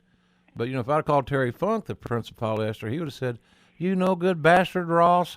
That's all your Oklahoma ass is good for, is to make fun of people when they can't defend themselves. I wish my brother Dory was here. I'd assign him to listen to you." Oh, God. Look, you worked for a lot of real smart guys. You grew up watching intently more than one territory, which you're lucky because you got that. This was before cable. I had to work at it, though. Yeah, you did. I know you did. Staying up late at night and devising new ways to wire antennas that probably nearly tipped the house over. But I got the shows. There you go. Did you, of all the territories that you worked in, where does the Cowboy rank in, what you took out of the territory when you left? Oh, I always say that Mid-South Wrestling was like a military school for wrestling. It was the college of wrestling knowledge. The best territory I think I worked from an enjoyment, both professional and personal standpoint, where you lived, the people you were working with, the houses and the business, was the Carolinas, was Mid-Atlantic Wrestling. Mm-hmm. Because I take ultimate pride in probably more than anything else the records that we set in Mid-South Wrestling with the Last Stampede series and with the Rock and Roll Express and the business that we did. But, God, it was miserable to live and work in that territory, just geographically and just the constant riots and threats to your life, as you well know, made me a lesser man would have developed some kind of nervous disorder and like an anger management issue or something. Fortunately, I overcame all that. Yes. Or try to. I was quite meek and mild when I first came there, and I was a nervous breakdown patient when I left a year later. Yeah, you had assaulted a Wendy's. You'd have took a Wendy's ransom. I always got worried about you. I'd see a fast food chain hostage situation. Fast food chain hostage situation. I said, oh my God, Corny's finally snapped. I told you no mustard. Yeah, I told you all. All of you bastards. I don't like mustard. Slowly I turned, and I got the mayonnaise jar. Inch by inch I crept up on him. Then I leaned over the counter and I grabbed him away from the fryer. Never down one of you are going to eat mayonnaise whether you like it or not. I'm going to watch your cholesterol rise. Louisiana was hard because it's 1,500, 2,000 miles a week, and you got very rabid fans. Oh, where were you? What territory were you in? We did about 3,000 a week. Well, I worked in the office. You got just the easy shots up in the Oklahoma end. We started leaving for the towns the day before. The trips were so long. We would leave after the show the night before and start heading out the next day. Well, you got to remember, Corny, I worked that same area you guys did for a lot less money in the 70s. Well, that's true. The roads were the same, the trips were the same, and when you were the referee and your bookers all loved heat. We had more house shows, more live events end with the hero getting screwed with a 1, 2, 3 than any other finish, period. It's not like we had to send everybody home happy. We want to send everybody home engaged. Send everybody home emotionally invested. It wasn't. Hey, some of them, especially in places like Tulsa and Lake Charles, a place like that, they went to jail emotionally engaged after the matches. They did. Because they'd gotten physically engaged with me. And don't think that the people around town didn't hear that this damn wrestling thing is getting to be a sight for sore eyes. Get you a seat. Go watch these people. Hell, they're taking them to jail, Martha. What? Oh, well, in Louisville, and I'm doing my next book, and I'm so obsessive, I'm going to have to break it up into volumes. We're doing the Louisville wrestling history, me and Mark James, just from 1970 to 1985. I think it would probably be 1,200 pages if it was one book. It's so detailed. But they would show every week at the Louisville Gardens the hot finish. We'd have some kind of riot. Some fans would jump in the ring. The police would be wrestling somebody to the ground. Things would be flying through the air, and they'd show it back on TV the next week. And just the idea you were going to see a riot every week actually increased business. It didn't even matter what talent was in the thing. People, it's just different. I think that's why people watch NASCAR. They want to see wrecks, not just left turns at high rates of speed. They want to see wrecks. Yeah. So you work for Bill. I learned a lot working for Bill. It was challenging. It was hard. But, at the end of the day, I can't thank him enough for what I learned from him. I felt badly for Bill because you knew Bill like I did. When he was on his game, he was hard to beat doing an hour television show, booking an hour TV show. Yeah. He was hard to beat. But then when he got to WCW in Atlanta, I don't think he realized that things had changed. And I don't know if it was so much just the business had changed, but how you dealt with talent under contract had changed, because that really wasn't his forte. He lost some of his the leverage that he coveted, because guys had money on paper. Well, exactly. He ruled Mid-South Wrestling with an iron hand, and what he said went. And he gets in an environment where he doesn't have full control, and the guys are going to make the same amount of money whether they do what he tells them or not. Right. And that was pretty much a recipe for disaster. It is. Hey, do you remember you and I used to kid about after Mid-South, it was kind of expected. And I don't know why, maybe just the geography of it, or the fact that Bill and Fritz were kind of were partners to some degree in some of the promotions, and I just assumed you guys, the Midnight Express and Jim Cornette, were going to go to Dallas. With that assumption, I remember you and I used to laugh our ass off about the first time you'd be able to get in the ring in Dallas and do that. Bonanza Cartwright promo using the Von Erich boys as Hoss and Adam and Little Joe. Yeah. Of course, there's Paul. Of course, it was actually assumed that we were going to Dallas, to the point where they never actually told us, and we got ourselves booked in the Carolinas, because they just told us, you're finishing up a month of scaffold matches with the Rock and Roll. You'll be done December 13th. Okay, and nobody said anything else. So we're like, it's the first time we've ever been in a main event in a big territory. Even Dennis, who'd been in business 12 years or whatever. So he said, Corny, Flair gave you the number, Dusty gave you the number, call the Carolinas. And I called in Jim Crockett, and we got booked. Did you ever hear this story? No. We were booked in the Carolinas to start, because Flair and Dusty both wanted us, and so Crockett was sold. We'd never even met him. And then as soon as I did that, then Dundee calls and says, Watts wants you to go to Dallas to work for Fritz. I said, well, we're booked. Oh, they made a big deal. You can come back for the Superdome, come back for Oak City, come back for, all the big shows, and you'll be right there. You got to do it for Bill. So I call Crockett and unbook us, and I think I'm going to start a giant wrestling war between Jim Crockett and Bill Watts. I've been in business 14 months. I'm shaking. 24 months at that point. Mm-hmm.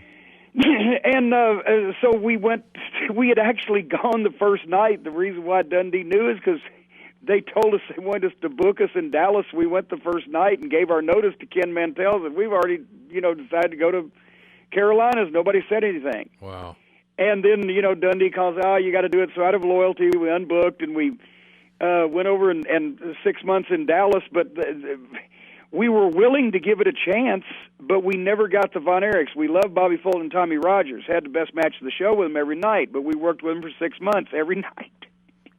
And we never got the Von Erich money that the main events go, so we spent 6 months there. And that's when we went to the Carolinas for real. But yeah, you got to do that one promo though, right? I got to do that promo. I did that promo first night in Fort Worth. Yeah, because you and I had talked about that at different places. There's somebody on the Ponderosa. Oh yeah, look at Tell Hop Singh to set another place for dinner. That's right, Hop Singh. Well, it was a natural. I enjoyed. I love that territory. If we get, we would have stayed there had we been making more money. And this was a time where we were averaging $1,000 a week. Some weeks it'd be 14, some weeks might be 6. We only worked 4 days, but it was short trips. We were off it was a paid vacation after Louisiana almost killed us. Mm-hmm. But as far as being a great city, Dallas was great, and we would have stayed for more money. But at the same time, we were so hot from Louisiana, we didn't want to lose our leverage of being able to go to the biggest NWA territory in the country and be pushed, because that's what they were wanting to do. And so that's, eventually I think we made the right choice. Oh, you did, yeah, and had a great run there. Somebody in Philly, I guess it was in Philadelphia, where Arn and Tully dropped the titles to you guys, right? Yes. Because I had fans talk to me about that on my little meet and greet thing I did on the day of the Royal Rumble, and they still remember it. They thought it was good, and I thought it was when I saw it on the booking sheet or somewhere, or maybe it was on the TV sheets. We were going to talk about it. I just thought it was unique as hell because it was kind of a funny time. It was almost getting to be that time where the heel fans were beginning to become more vocal. And it was Philadelphia was the first really place where that started developing, because when we first went there for Crockett at like late '85, first of '86, Dennis Corluzzo and Gino Moore used to throw us in their van right out the back door and drive us through this angry crowd, and they'd be beating on you'd see the sides of the van caving in trying to get to us. They were so mad. And 2 years later in '88, they were cheering everything that we did. Yeah. And the thing in Philadelphia with Tully and Arn really is what cemented that. From then on, Philly was the Midnight Express's town, because even those smart fans thought that they'd seen something they weren't supposed to see. When Tommy Young made the count and gave us the belts, they cheered, but they were waiting for it to be reversed or something. And when you watch the tape, which, by the way, is available at JimCornette.com, the Wrestling Rarities Midnight Express volume, because there's only one tape in existence. A guy with a camcorder in the bleachers taped this. Wow. When we leave the ring with the belts, they got louder. And they just, when we left with them, they were insane, because, oh my God, it really is, this is true. This wasn't supposed to happen. We saw something different here. Mm-hmm. And it got us over as babyface to the point where when we went back with the Dynamic Dudes, that was the famous night where Johnny and Shane almost wanted to kill themselves out of, you can't say what the signs said or what the chants were on your program. Wow. I don't know how anybody could not like the Dynamic Dudes, Corny. Amazingly enough, I know, shocking as it may be, that's what happened. That was the Arn and Tully against Bobby and Dennis. It was Stan at that point, yes. Well, it was seamless. It was almost too smooth. It was better because Tully and Stan were just such complete opposites, and Bobby and Arn had the acknowledged friendship. They were best friends in real life, and me and JJ were the odd couple, the parent and his delinquent son that's just walked away from a state home. Yeah, really. So there was contrast, there was sameness, it worked. I had so much fun doing that. I wish it had gone on longer for the paychecks also. Yeah, I bet. That was good. We made more money with them in 6 weeks than anybody but the Rock and Roll Express. Wow, that's good. Well, a good chemistry, came at a good time, and it was good booking. It made sense. old Virgil did a good job writing that one down because that was a good pairing. It just great chemistry. When I saw it on the TV sheets, I think of there at TBS, maybe on Techwood. It was. I thought, boy, this is very interesting. I'd like to see this. Do you remember?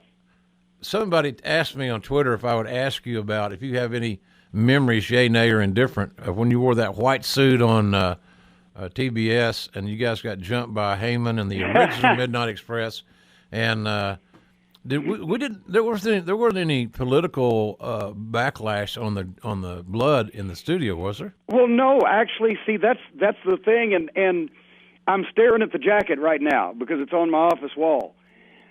But Dusty, I had pitched the idea because we asked him if we could bring in Paul Lee and Dennis Condrey and Randy Rose, who were the original Midnight Express, because they were finishing up with Vern or had finished up, and they'd been on ESPN, and we thought this is great because now we don't have Tully and Arn to work with. We got to find somebody, and we could do this. We'll be the baby faces, but each of us has a counterpart. Mm-hmm. And I pitched him the idea, let them jump us. I'm on the phone, whatever, and bust all three of us open with the phone.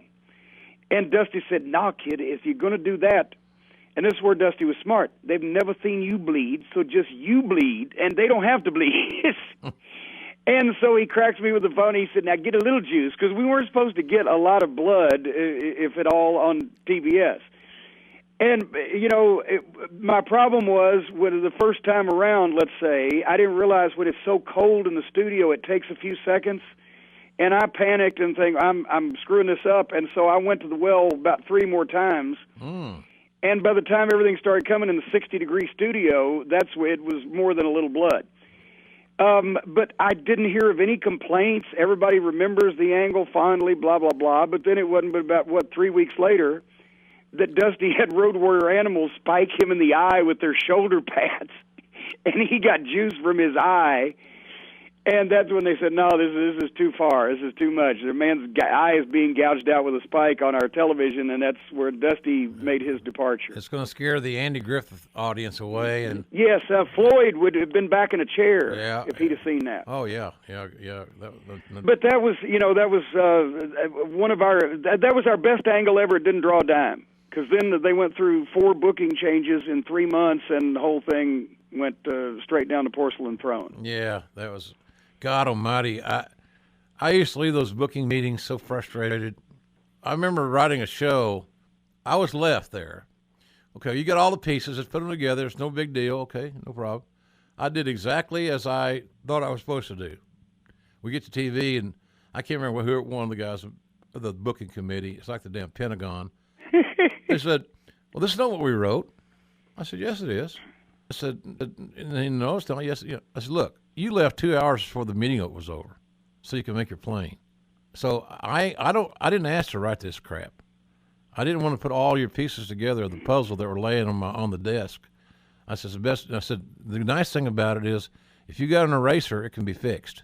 So that's kind of how that worked. But the booking committee thing was, I think it took years off everybody's life. Do you remember when I gave and by the way, the first 2 jobs that I ever quit, well, I can't say ever because we gave notice in Dallas we were going to the Carolinas, but just ever actually up and quit, just now, I'm done.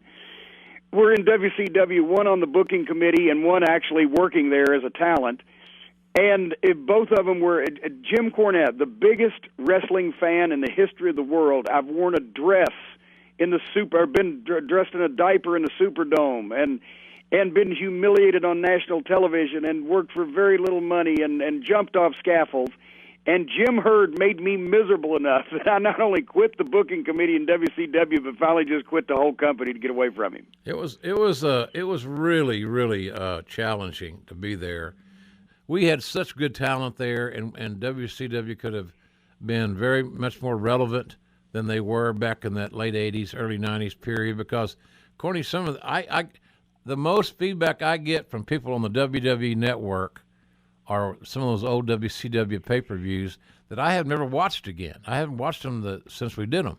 So I'm having fun going back and watching some of those pay-per-views, and people saying, well, man, you had a different style back then. Yeah, a different product. I was about to say you were looking at something different in the ring too, and I've got to also say that most of the time when there was a committee, the person allegedly leading the company knew less about the business than all the people on the committee, which also led to people being driven out of their mind. Yeah, absolutely. Just so frustrating that the fundamental things were not being taken care of. If you're a corporal in the Army, do you want to know more about the freaking invasion of Normandy than the general that's sending you on the mission? Do you want to be more of an expert on whatever you're doing than the guy running the whole business? Yeah, that's crazy. It was crazy times. I'm glad I went through it. I enjoyed living in Atlanta by and large. I really did. I had fun there. Great city. And before all the infrastructure started in the building and the construction overall, before the '96 Olympics, I had just a great time there. Had a lot of fun there. Yeah, there's a great city in the middle of what Atlanta is now. Yeah, really, there really is. The funny thing, we talked earlier about the Japanese deal. They didn't have any disqualifications. They had no countouts. Every match had a finish, and no matter who you were, or who was going over, if you're going to go over, you're going to go over the best you got. Well, and imagine that. When you rely on, and I used to use DQs when I'd in Smoky Mountain or in OVW, because that's a tool in the wrestling toolbox that used to be able to be used to draw money, but it's been so overdone by everybody. It means nothing. That now it means nothing anymore. So it's another tool we've taken out of our toolkit. Judiciously, there's nothing wrong with it, especially creatively, but for the most part, because other people have prostituted it, you got to just stay away from it. Yeah, I agree, and I just don't see the logic. If you're really a good booker, it's like, did you ever book a match? I'm sure we both have book matches, but I generally had a pretty good idea, and I know you're a different level than me. Did you ever book a match where you absolutely said, okay, I'm going to book this match. It's a very important match on my card. It's the main event, or it's going to lead to something bigger, but I have no idea what we're going to do in the finish. No, you don't book a match unless you know the finish. Exactly. And I don't understand people giving ideas, people providing, here's an idea, okay, what's the finish? Oh, I don't know, but I just thought it was a good match. Well, yeah, okay. And see, now we got to explain to some people, we're not just talking about the finish being who's going to win and who's going to lose or whatever, what the ruling is, what goes in the record book, as they say. Right. But actually how it's accomplished so that you don't hurt either guy and you get the point across that you want to get across, so the actual finish. Not of every match. An opening match is, George South versus Arn Anderson. Yeah, we pretty much can take care of that on the spot. All respect to George. Hello, George. I love you. But stay in the ring, go past 5, Arn over the DDT. Next. But with your main event matches or your matches that are leading to something, you actually, when you write it down, you know what you want to do in the end to go forward. But now people don't do that. Right. Oh, there's too many shortcuts, which we'll get to momentarily. Hey, if you were a curator or some guy that had a lot more money than brains said, hey, I got this mountain here, and I want to put the Mount Rushmore of wrestling managers on it.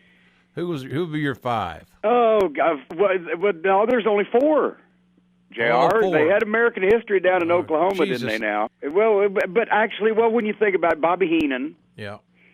Hey, boy, then you talk about the eras and the different impact. On a Mount Rushmore, do you put a Bobby Davis or a Wild Red Berry on there simply because they were really the first at what they did? Mm-hmm. Then do you go, to the north or the south, because there were great northern managers like Freddie Blassie, obviously, who would be on Mount Rushmore for wrestling anyway already, and the Wizard. And Albano, or do you go down south and you look at Sir Oliver Humperdinck and Gary Hart? Then, of course, the old Southern guys like Dr. Ken Ramey and Sir Steve Clements and George Two-Ton Harris, Bunk Harris, and then in modern day, Paul Ellering. And did I mention JJ? And, of course, me and Happy Heyman. And Jimmy Hart, my God. So the eras or the style or the whatever, I always say Bobby Heenan is the best manager of all time. JJ and I agree on that. And the rest of us are glad to all be in the running and be, talked about. And I've left a ton of people out there. But how do you figure it past Bobby's the best? No, I agree with that wholeheartedly. I even went this far one time in a Q&A. I said we were talking about the greatest performers ever, and who's the greatest in-ring performer. So you're either expected to say Flair or Shawn. As a rule, there are other guys. Don't get me wrong. There are a lot of guys that are really, really good. So then they would ask me but who's the greatest performer? And I said, well, to me, guy that comes to mind as the greatest performer in the history of the business is Bobby Heenan. Because if Bobby Heenan were wrestling today, he'd be a star. Because he was a lot better wrestler than most of the guys that are being featured nowadays. Yeah, that's true. He didn't have the body, but he was actually a better worker than most of the guys that he managed, except for Stevens and Bockwinkel. Yeah. So he was a much better than average wrestler. He took great bumps as a heel. You have to be able to feed the comeback of the baby face and fly around and get bounced around some. And God knows he could take bumps, and he could. Oh my God! Nobody's ever done the same kind since. And he knew how much color to get, and he knew everything, and how to beg, and how to be a weasel, and everything. Then he goes to become this manager we're talking about, as good as there ever was, and then he goes seamlessly right into the TV booth, and on a high level, becomes an outstanding television broadcaster in a talk environment and a live event environment, and there are two different skill sets for those as well. So if you look at all the tools in the toolbox, Heenan is as good an all-around performer as the business has ever seen, in my opinion. And I also believe that my former partner on TV for so many years, the guy you know better than me, Lawler's got to be in that debate because Lawler could wrestle, he could talk. The only thing that Lawler just didn't. He wasn't a manager very much, unless he was hurt or something. Lawler's Army was kind of managerial type stuff, but he was a general. But he's also a guy that had multiple high-level skills that could do several things for you in a territory.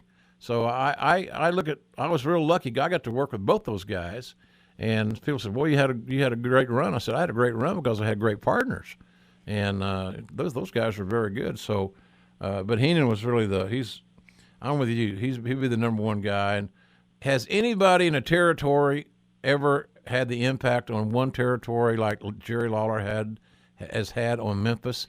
And even still to this day, at 65, he's having wrestling matches at NBA games. Yes. Well, the answer is no. Nobody ever has. I mean, the old records have fallen a long time ago. I think the second time he ran for mayor, he pretty much cemented it as he's as over as any wrestler's ever been in a territory. Yeah. Vern in Minneapolis just became, a legend and an icon.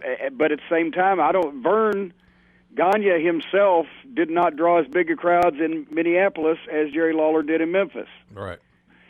But, Dusty's run in Florida was heavy, but it was shorter. And, there have been icons in different territories, but for longevity, for repeat business, for a 2 decades period of time when he was drawing significant crowds every week in a mid-sized market, and the TV ratings and et cetera, he's like the El Santo of modern wrestling. Yeah, I agree. And you remember I used to give the guys at OVW, that's another thing, I used to give them tapes of Lawler, and this always pissed me off, and I'll tell you why. When I first started in '93 with the WWF, and we'd go up to the TV tapings, me and the Heavenly Bodies, we were having better matches, let's face it, in the ring on a lot of occasions, in Smoky Mountain Wrestling in front of 500 to 1,000 people on the weekends, better than the matches were on WWF television at that point. In some cases, I mean, you had your Bret Harts and et cetera, and of course, yes, that's good, but you also had your gimmicks that I will not even go into now that were just there for ha-ha, right? And it was a little dreary sometimes. Yep. But the guys watching the monitor would sit there and watch every single. And finally, when Jerry Lawler got in the ring to have one of his matches where he'd do a commentary, his own commentary, while he was beating up a job guy, or do some other kind of performance that nobody else was doing with his timing and everything that would get over, they'd get up and leave, and that's when I'd sit down. That's what I'd want to watch. The guy after 40-something years still can almost have the same match as far as what the people remember. He used to take stuntman bumps and get run over by cars and be knocked down 40 rows of bleachers in the Coliseum when he was younger, but his match today is still everything that the people remember. The right hand, the fist drop, an occasional drop kick, and dropping the strap. Yeah. So he can still do the money-drawn parts of his match. He can. 45 years later. It's amazing. No, he's very gifted, and I'm really glad I got to work with him and you and a lot of guys. I look back at my list of guys I work with. I was so fortunate because I came at the right place at the right time, but I damn sure had the right teacher. I mean, I used to get my ass chewed out all the way from the Irish New Boys Club back out to the Holiday Inn at the airport for using the wrong adjective to describe a baby face who did the exact same thing as a heel. And I didn't know, and all of a sudden the light comes on, I'm saying, no, I get it. Here's what he's trying to teach me. You have two personalities in there, and you want to get them both over, but you got to get them over in different vehicles. And you're on the same road, you're going parallel, but you're riding in different vehicles, and you got to be able to describe the ride a little bit differently. So that's what we did. Got a question here. I got into a little argument the other day with a fan, not long because it was 140 characters, about, he asked me if I thought Chris Benoit should be in the WWE Hall of Fame. This has nothing to do with the WWE Hall of Fame. It has to do with Chris Benoit being honored as a outstanding professional, whether it's WWE Hall of Fame or the one in Amsterdam, New York, or the one in Biloxi. I don't care, whatever. I'm just saying that. But and I said no. He shouldn't be in the Hall of Fame. What's your take on that, or do you have one?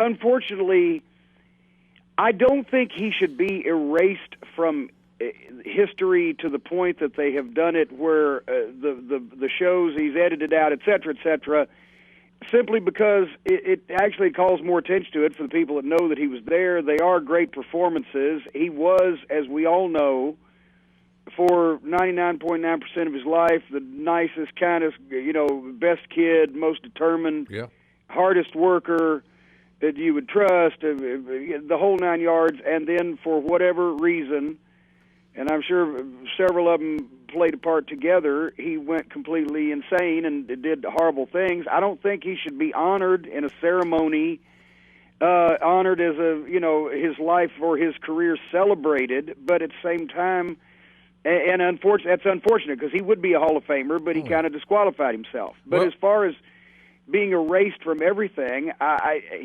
think that goes a little too far in the other direction. I think that the WWE is slowly integrating him back into some of those old DVDs and I mean, does the NFL if they do a documentary that would otherwise feature O.J. Simpson? Do they act like he wasn't there and they don't mention him and they ignore any of the things that happened before he fucking started killing people? No, I think not. I think you're right there. I don't think they go out of their way to embellish his legacy, but they don't ignore him. He's not erased. My theory is, and I said this to people, and I think it makes a little bit of sense. Knowing Chris as you did and I did, he wouldn't want to be a distraction. And he knows even posthumously, him being inducted, it'll become more about the last couple of days of his life than it will be about the 20-plus year career that he had. I hired him. And I wanted to hire him earlier. I had to work my tail off to get a 5'9" guy hired. But there's no way that Chris would endorse himself being a distraction on that night because he had too much respect for the business to allow that to happen on his watch. That's my take on that deal. Did you think that, because we haven't talked about, I don't think we talked since Undertaker lost at WrestleMania 30. Do you? Well, we've talked, but we haven't talked about that. Did you like it or not? No, I didn't like it. That's another of those things that it takes more talent than almost anything in wrestling to see coming. Is one of the things that it sounds like they'd want to see it until they see it, and then they realize they don't want to see it. Yeah, I didn't like it either. And then having Lesnar beat Undertaker, I have no issue with Brock Lesnar because he's a freak of nature, without question. However, the only thing I found, and it's too late now, it doesn't matter. It's irrelevant. It's really irrelevant. But if you're going to beat Undertaker with somebody, you might want to beat him with somebody that works a full-time schedule. Well, yeah, and Brock didn't need it. He was already a star, and I don't know that he's appreciably more over for doing that than he was to begin with or would be if he hadn't. At the same time, at this point, people didn't want to see the streak over. It wouldn't even have elevated a young guy. Some people say, well, they should have taken a young guy and elevated him. I think it would have let the air out of people's sails. That was the WrestleMania feel-good moment, and it almost would have hurt a young guy in people's eyes. They would associate him with an unpleasant memory of the guy that ended the streak. And maybe Brock got a little heat over it, but he wasn't full-time enough to capitalize on it. I think they should have let it go. Yeah. That was the thing that will never be equaled, and now it's kind of Yeah, I was shocked and saddened by it because I didn't feel it. It just didn't. If it was going to lead to something bigger and better for the company and the business and the boys, then I'm okay with it, I guess. But I didn't see that happening, and now we're almost a year later, and I'm still scratching my head. Now tell me again, why did Undertaker's streak end? I don't. Well, and also the people who think that Triple H. Let me try it again. That Sting versus Undertaker would be a dream match. No, there wouldn't, for the same thing we just talked about. What's the finish? Yeah, you're not gonna make people mad in a money drawing heat kind of way with whoever wins, or get somebody over in a money drawing kind of way whoever wins. If you have a winner or a loser, and if you don't, people are going to be mad about that. But then somebody is going to be not mad but saddened by it. There's no way that either one of those guys should lose. Undertaker not again, and Sting not at this point.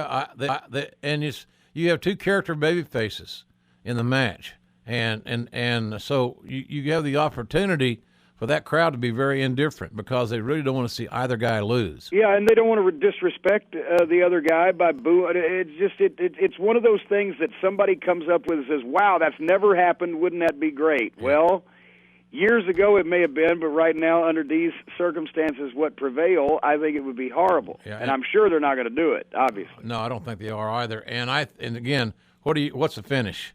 And you don't say, well, they don't do draws anymore, so because I've been a proponent of adding draws back into the business. If nothing else, a little TV 10-minute time limit or a TV time remaining. Is there any sport or any form of athletics that does not have some method of keeping time and some way of ending up in a draw if nothing happens in a certain period of that time? I'm not aware. There may be something deep in the jungle between gorillas or something that... baseball's a little loosey-goosey with the actual as long as it can go, but they're quantifying the turns in some fashion at least. They don't have draw. They have a winner. They have a winner, and there's extra innings. And I don't know anything, Corny. I don't know anything. I just don't understand why people believe that draws are boring, and it's because they've never seen a good one, in my view. Because I've seen some draws, as have you. I've called some draws, as have you. Somebody reminded me of a draw the other night that I don't know if you called it with me or somebody else, but it was really good. I think it might have been Austin and Steamboat or something like that in the early 90s, and they went 30 minutes.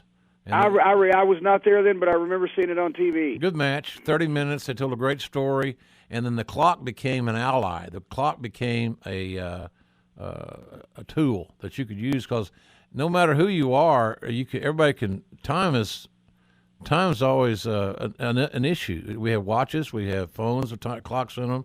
We got 30 minutes or it's free. Time's everywhere. So I don't get the fact that draws. I got to tell you, two stories about time. One's very quick. Frankfort, Kentucky, 1979, ICW. It's Randy Savage versus Lanny Poffo for the ICW World Title. They're going to go an hour Broadway. But the house is not that great, so they're going to shave a little time. So they actually did an hour Broadway in like 44 minutes, right? Which would have worked back in those days, except they were wrestling in a ring that was under a giant clock on the wall that everybody in the building was looking at. So that didn't get over. And secondly, I'm in Ring of Honor several years ago, right after I left TNA, and watching the show, and the match is going boom, boom, boom, and they're just tearing it up with false finishes, and suddenly, out of nowhere, the bell rings. And the announcer says, "Ladies and gentlemen, the time's expired." And the people booed like crazy. And I asked at the time, it was Adam Pearce. I said, what just happened? Why did the announcer didn't call 5 minutes remaining, 4 minutes remaining? Oh, we don't do that. Why? Well, because they've established that if we do that, then the people will know it's a draw and it won't get over. I said, then the way to do that is the next time after you have a draw, do the same thing. 5 minutes left, 4 minutes left, 3 minutes left, and end the match with 30 seconds left. Here you go. Then now they don't know, but they were having draws out of the blue that the bell would ring in the middle of this great match without any pre-warning, and wondered why it didn't get over. So the time limits, everybody can understand them. And if you do the match right, then it aids it instead of takes away from it. Yeah, they nowadays, you can watch any, I'm not sure, and I watch a lot of wrestling. I watch Lucha Underground because I like some of that high-flying stuff, and I'm intrigued by how they produce and the look of their backstage segments. Something about it intrigues me. Now they haven't got that one talent red hot that I really want to see. I do like the quasi lucha catch can kind of intermingling. I don't have a problem with that. And it's on Wednesday night, so I got a clean night to watch a little bit of wrestling. So I don't have a problem with it. So there's that show. Then the Ring of Honor. I get this on 4 times in a weekend here in Oklahoma City. How they can't be more profitable and they can't be more successful with all those good TV stations around the country shocks me. You know, I don't understand. But none of these Lucha Underground, I don't think Ring of Honor does. I don't think TNA does. And I know WWE doesn't. Use the time limit is nothing unless. Well, now we were doing. I don't know what they're doing in Ring of Honor right now. We were doing that, and also what I like that I'm not sure they're still doing it or not. But we were doing a tail of the tape on our television programs. Mm-hmm. Of course, it was challenging to get the funds to produce the program, much less have nice fancy graphics and things. But a tail of the tape gave it more of an athletic feel, and also, when you introduce guys, instead of fighting out of, a la Bruce Buffer, who Michael Buffer can go piss up a rope as far as I'm concerned. Bruce Buffer's the man in that family. But not fighting out of, but wrestling out of San Francisco, California as their hometown or whatever. It just little subtle differences like that are things. I think we talked about this one time when the announcers used to be able to clearly state that the winner of the wrestling match got a bigger share of the purse than the loser. Right. And just little things like that gave some logic to an illogical business, as Bill Dundee would say. They even did that in the XFL football league. The winning team got more money than the losing team. Seriously, swear to God. Swear to God. And he can do it in everybody else's business. He can't do it in his own. Hey, what do you think about... of all the guys that you and Danny Davis did a hell of a job for WWE all those years in OVW, trained some of the best guys, and I talked to a lot of people that have been down there and that they loved it. But do you have a favorite? Is there somebody that you guys worked extra hard to mold that made it? Oh gosh, I don't know if there's anybody that we worked extra hard because we tried to work as hard with everybody and also give everybody the chance that they deserved. If they outperformed the other guys, we gave them more chances at it. But we've always been real proud of John Cena, and he takes tremendous criticism from all the fans. It's not his fault that, they've been telling him to win most all the matches for the last 10 years. I'm sure he would have no problem with losing a few or whatever, or doing some things differently, because he actually was a more varied performer when he was in OVW. But he does what they need him to do. So he takes a lot of crap for it, but at the same time, John showed up in Louisville the first day of class. He already had his apartment found. He had his furniture rented. He had all of his, ducks in a row from the very start. That's how Danny and I both knew, that he was going to be a big deal. And plus he had the genetics and the look and the talent, and he could talk.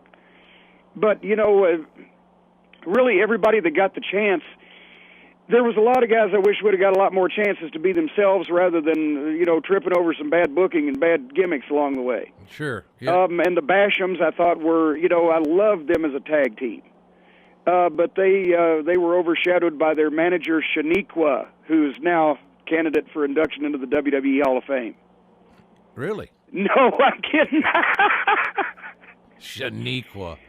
She actually, she holds the record. I won't even say her real name. She'll probably sue me for slander, but she was the only, I ran a wrestling school television show for 6 years, and she was the only match that was so bad that I just wouldn't air it. We reran a tape from the previous week of something else in that segment. She was probably named by some little white kid in creative. Well, yeah, I would think either that or they were watching, movies, at the video store. Crazy. I remember who you're talking about. She's a good athlete. She didn't have, she just didn't have the aptitude for this business. I was talking to Draws the other day, God bless him. I did a feature for Fox Sports on him, and he said that he would put the training to be a wrestler up against the training to be in an NFL camp or a college camp any day. He said anybody that thinks it's so much easier to be a wrestler than it is to be a football player on the top two levels is out of their mind. And I don't think a lot of people quite get that, and some people... Well, and the MMA fighters say the same thing that have done both. Yep. So, like you said, I wonder why wrestling has such a reputation. Oh, it's so easy. Yeah, well, probably because a lot of the guys, it's so easy to get in the business these days. A lot of guys make it look like that anybody can do it. Yeah, and quite honestly though, Corny, you're right about getting the business is easy. But there was guys that we all can remember that stood out in our childhood and all through our formative years. They were so good at what they did in the ring, they made it look easy, and because they were just really, really damn good at what they did. Yeah. Did you? When you talk about, is there enough separation in your view between Flair and Shawn Michaels to say that one is clearly better than the other? At different things, yes. But at the same point, I've always thought that if you separate things by decades, Flair was the 70s man, the 80s definitely, maybe part of the 70s. First part may belong to Funk or Briscoe. In the 90s, it was Michaels because it was, Michaels, to be honest, he was the best in-ring performer at that time in the business, and he was not the nicest guy outside of it or the easiest to deal with. Flair was more of a complete package. He was definitely easier to deal with and a lot more professional in his dealings until sometimes pushed. But Michaels was, the 90s had evolved into a human pinball game.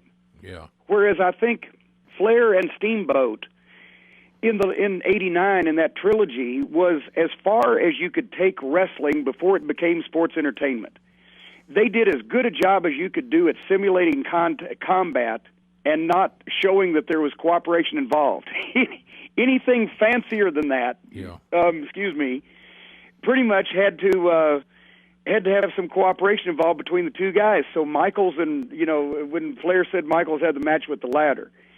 But, they did that stuff, and it was a great spectacle and a great athletic show, but it was starting to be sports entertainment rather than professional wrestling at the highest level. I think we got it to a tipping point. I love calling those ladder Flair Steamboat matches. I said this to people, and it's not any negative. It may sound it. They were so good, Rick and Ricky. They were so good, Corny, that sometimes I thought their matches were almost too smooth. Like, come on. Nobody ever made any mistake. Give me a hiccup. Give me a trip.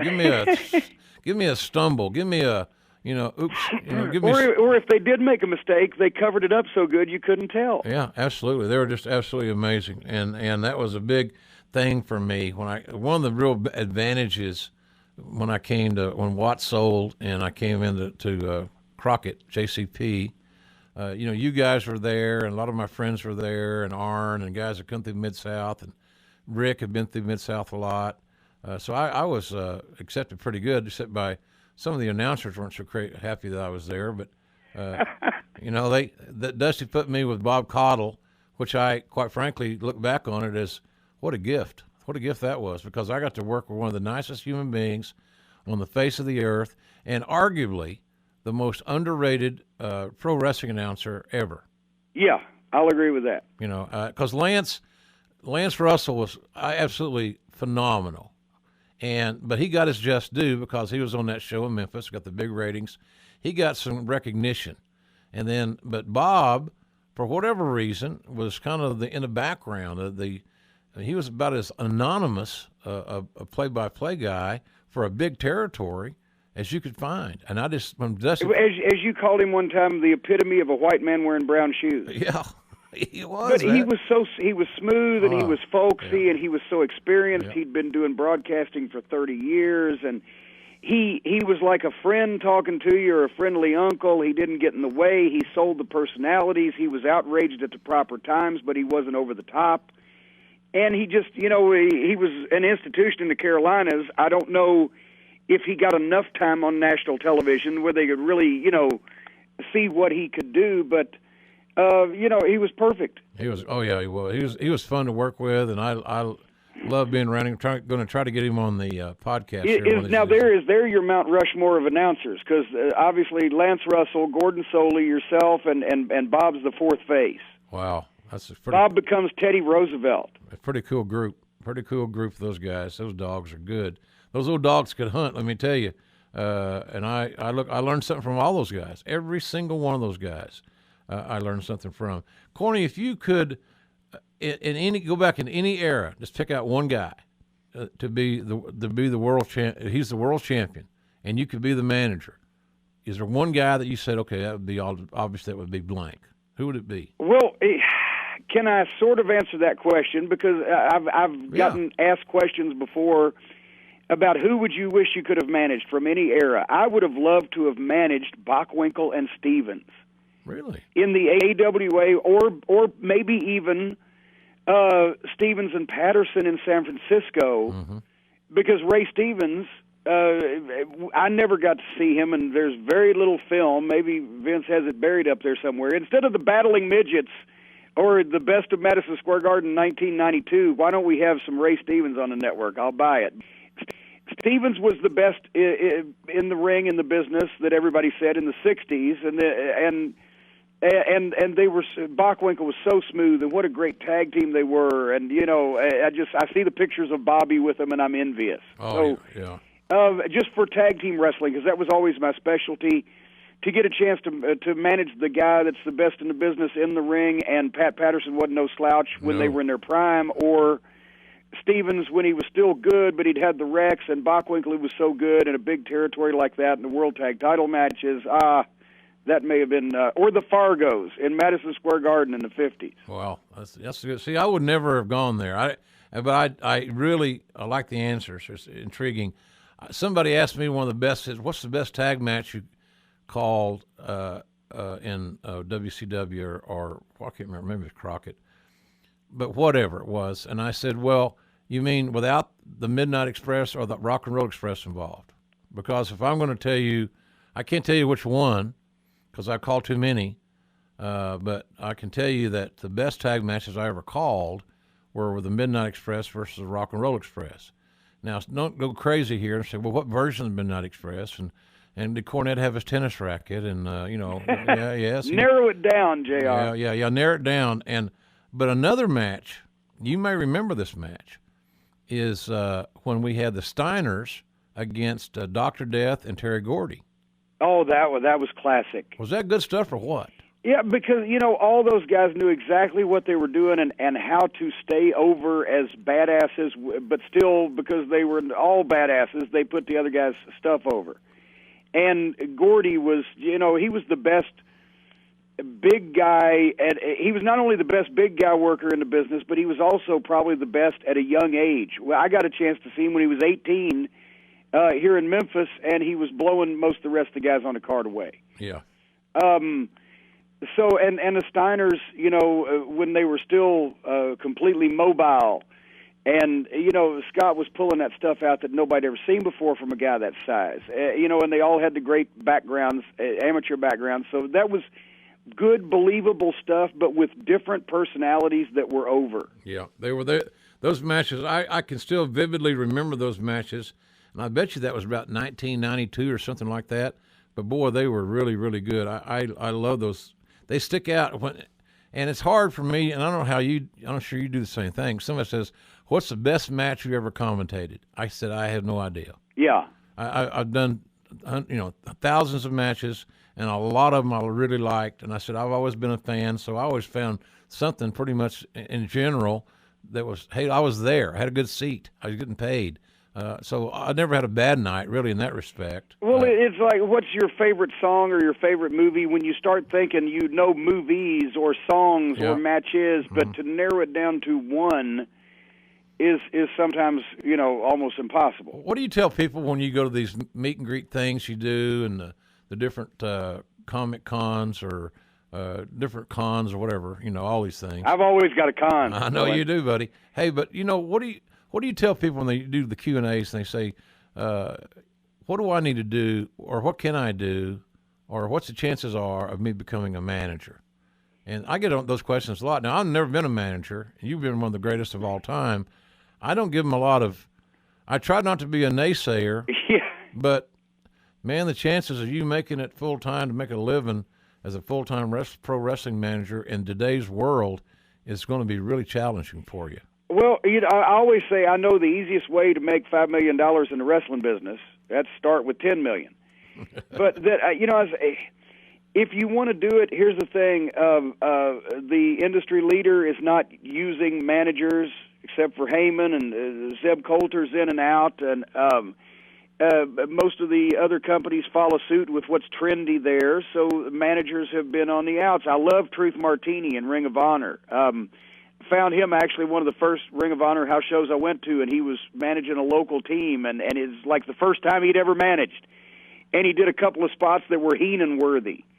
And I said, we're going to make that guy, a top manager, and he's been tremendous. But do it because you want to do it, because you have fun at a local promotion near you. Don't spend a ton of your personal finances to do it. Don't let it screw up your real life, because for every band that gets signed to a record label, there's a lot more playing in the garage and the rec center somewhere, and you got to realize that. And it's like there's a lot of guys not making money in the wrestling business these days. Well, there's much fewer spots for managers, so you're standing in a line for even fewer positions. So if you're lucky enough to get to do it, do the best you can, but the money would be gravy at this point, I would think. Yeah, I say the same thing to a lot of kids who want to be announcers.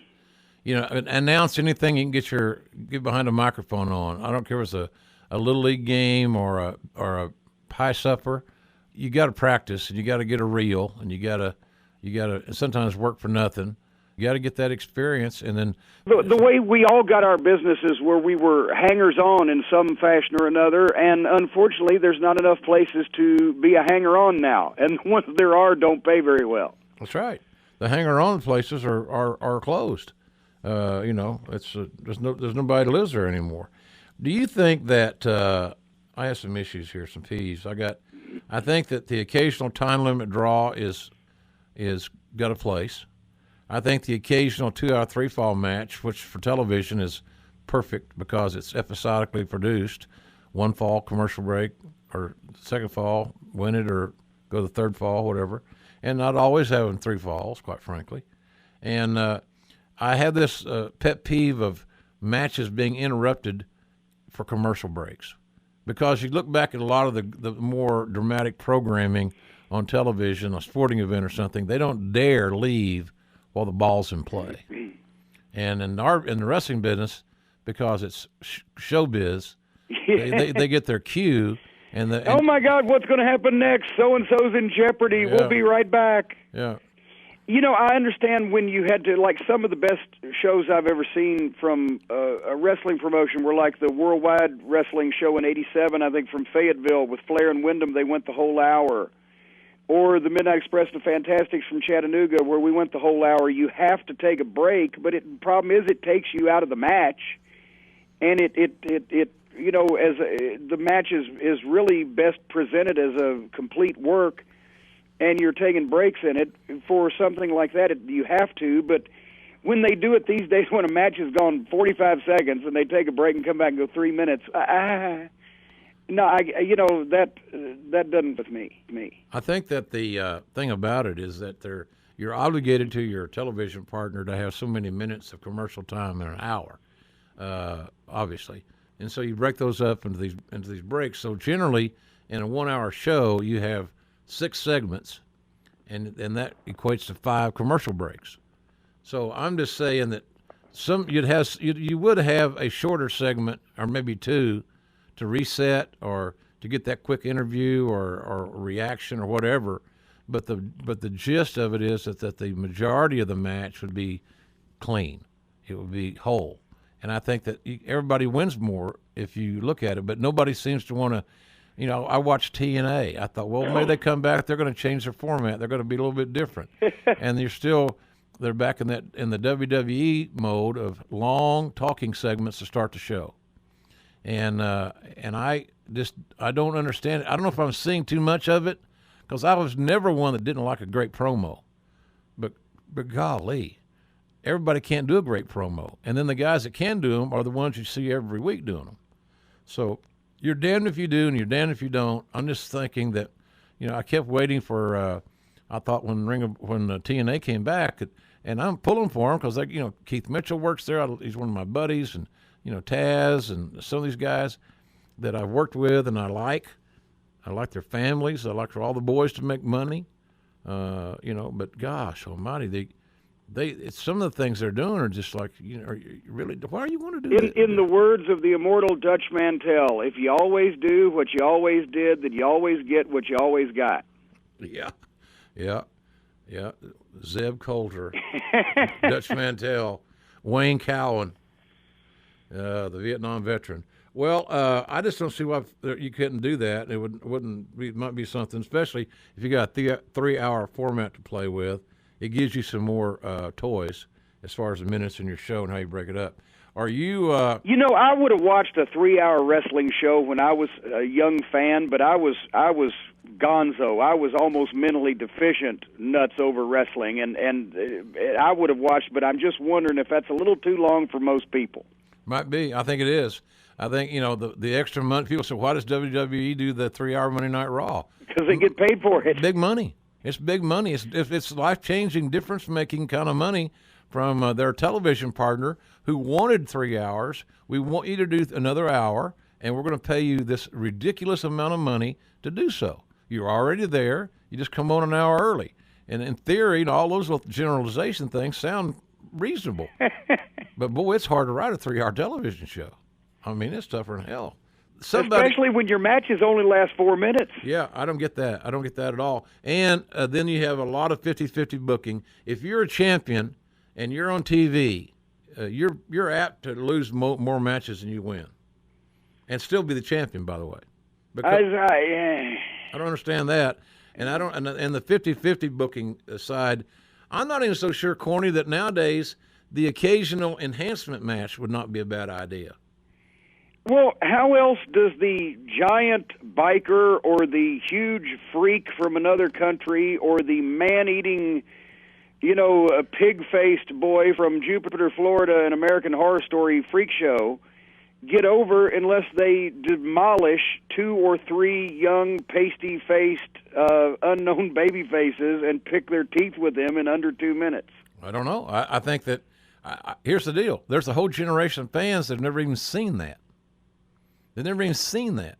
So how do they? So it's all like, wow. Somebody. Okay, then I'm going to give you a news bulletin. Here is how to make a superstar in 2015. I want somebody to find me somebody that looks just like Abdullah the Butcher, that can drop the meat cleaver elbow, and I will be their manager. And all I want is 2 minutes on TV with some white meat baby faces to butcher for 8 weeks in a row, and I'll get the guy over for you. Yeah, then you're ready for the pay-per-view. There you go. So that's how that works. And I don't disagree with you either, quite frankly. I think the enhancement match has a place if you're smart in how you place it and how you surround it. And you got that, the thing about it's like Heyman. Paul Heyman's the best talker in the business right now on air. That's on regularly by far. It's not close. And it's him and everybody else. And I've mentioned, man, there's some other young manager should be able to get getting a rub from Paul. And I've always thought that Miz is going to be a lot better manager and make bigger money and be a bigger star as a manager than he's ever going to be as a wrestler.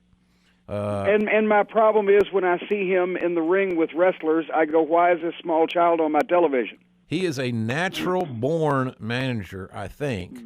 Pouty, baby, yeah. Manager, wah. Yeah. He could throw a great tantrum. Yeah. I'm with you there. I could be a Miz fan. Hey, the last question here, and it's really probably a little bit one more, but I got a lot of Twitter people hit me saying, ask Cornette what he thought of your interview, speaking about my interview, with New Jack in Smoky Mountain Wrestling. And I'm thinking, yeah, I remember doing an interview with New Jack, but maybe I did more than one with him. Well, no, actually, I think the one they're talking about, it was at the Night of Legends in Knoxville. You and Les called the show, and that was their first appearance in the Coliseum, and they didn't wrestle. They came out and did an interview. Okay.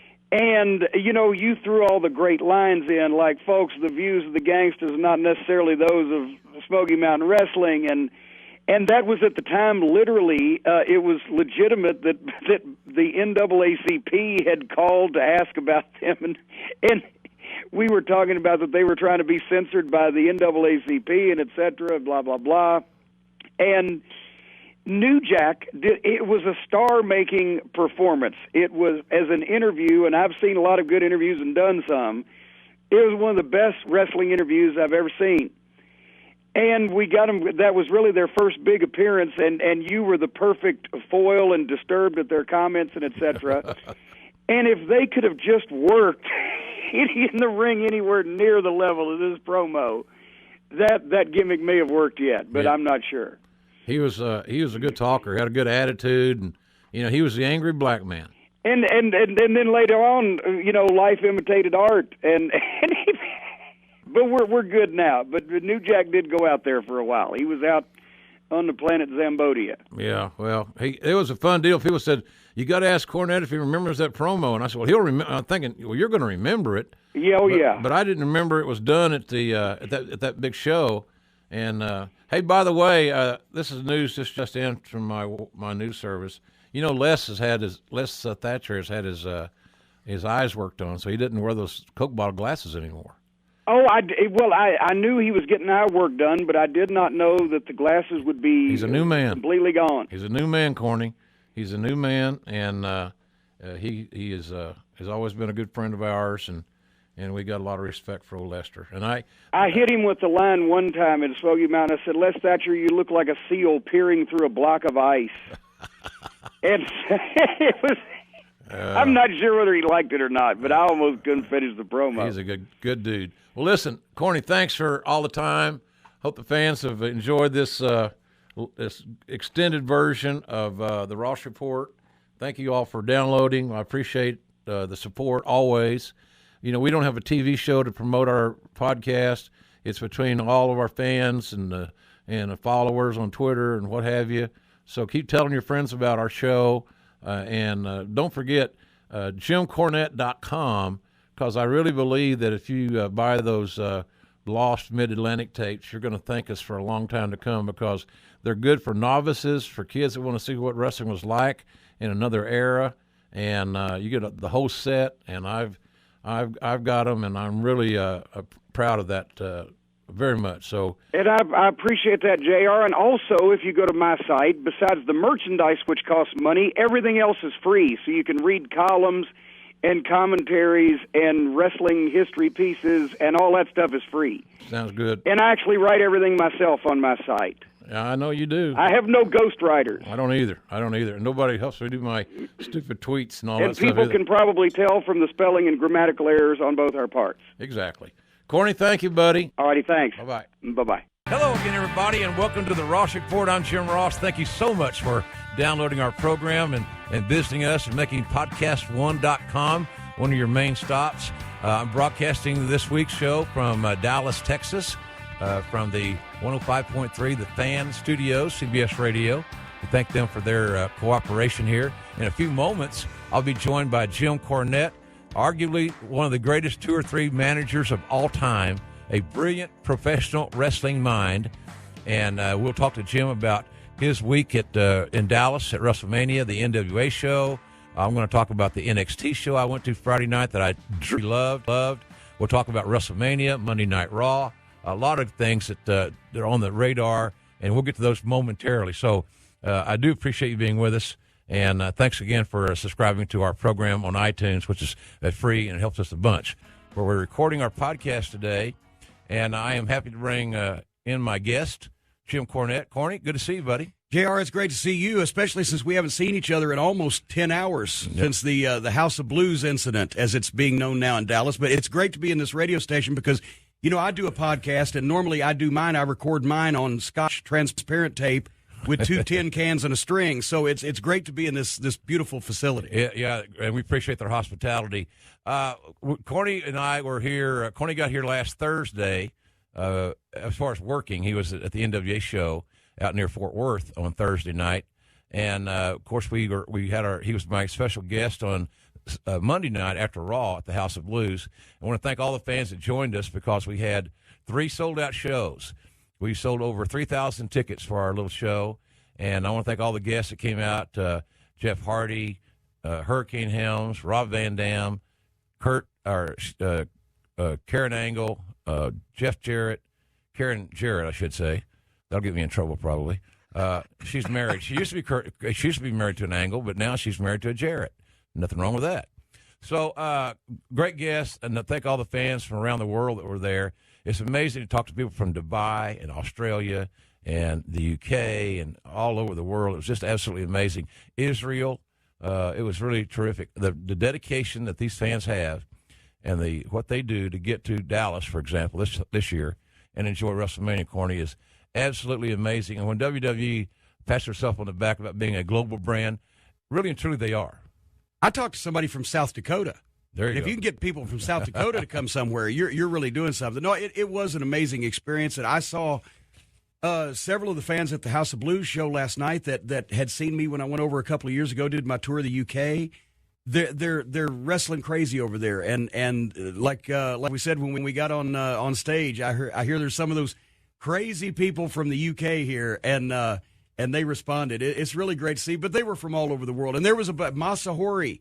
My biggest fan from Japan was at the NWA event in Fort Worth last Thursday. They took over Dallas the whole weekend. It was great to see. How was the NWA event in a nutshell? I know it was not a big venue, but I know they sold it out. And what was the highlight of the NWA show? Well, maybe my highlights and other people's highlights were different. I got a chance to catch up with some people. Not only were guys like Charlie Haas and Shelton Benjamin on the card, Iron Man Rob Conway from OVW, all the NWA championships were defended, but also there were people that came. Mark Lawrence did commentary, the old world-class announcer, and he looks Ricky Morton and Bobby Fulton of the Rock and Roll Express and the Fantastic stopped by. Black Bart was on the cards. You know, so a great mix of legends and upcoming talent. At the Ridgely Theater, an old movie theater, classic restored movie theater in Fort Worth. It was a cool venue. We had a great time, and I met a ton of the fans from around the world, and it was fun. I enjoyed myself. I know that you were doing things and caught up a little bit on WrestleMania. I watched WrestleMania on my iPad in my hotel room, and because I did Taz's radio show on Sunday night after WrestleMania was over. his big Taz show live, and congratulations. You know, it occurs to me with all the broadcasts we've been doing, all the radio shows, all the podcasts, people are able to pick us up on the fillings in their teeth. Yeah. Our voices are omnipresent. We're everywhere. That's right. And Taz, congratulations to him for having a successful 3-hour show. Kind of groundbreaking within the world of professional wrestling that Taz is on national for 3 hours. Oh, I thought you meant because he had a good 3-hour show. That was groundbreaking. No, he always has good shows, but he had a real good to be on a national clearance and get on every CBS radio station in America for a 3-hour wrestling show is pretty daggone revolutionary. That's pretty impressive. It is. Shout out to Taz, my old compadre from TNA. Yeah, good job, Taz. We're proud of you, buddy. The WrestleMania came out of WrestleMania. There was a lot of mixed bag of comments and feedback. I think we're almost in a generation now to where you seemingly are damned if you do and damned if you don't, as far as some of the fans, not all of it, but a vocal minority of the fans are concerned, that they live and die seemingly, figuratively, on every finish. And I never get too wrapped up in the finishes because it's certainly a subjective thing.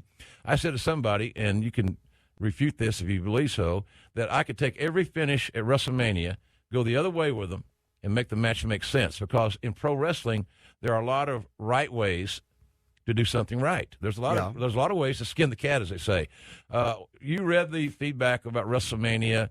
What was your overview, in a general overview of the event? Well, what road you take depends on what your destination is. So since we don't know the destination, we don't necessarily know where somebody's taking the right road or not. Trust your cab driver, hopefully, when you're in a local situation. But I think, at WrestleMania, I've questioned some things majorly. I didn't think the Undertaker streak should ever end a couple years ago when it did.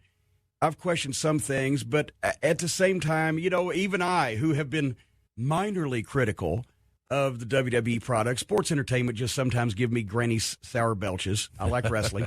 But at the same time, they drew, regardless which report you want to listen to, 90-something thousand, 100-something thousand, however many people. That's not to be sneezed at. Yeah, bottom line, it was a big house. It was a big house. Yeah. It was a big house. But I actually, above WrestleMania, maybe I'm jumping ahead of us, I thought that there was more intrigue and more surprises and possibly a few missteps, but some more good steps on Raw Monday night, because I wasn't really a fan. I didn't see it because I was in the hotel over the weekend and enjoying my hot tub and half-price appetizers at Chili's. But I obviously read up on it, saw some of the clips on the internet. The couple of things that I wasn't necessarily real fond of, I love legends better than anybody. And all through my booking career, I've tried to present wrestling legends in their best light. But hopefully I didn't do that too much at the expense of younger talent. I put the legends in their own category and had people there specifically to get them over.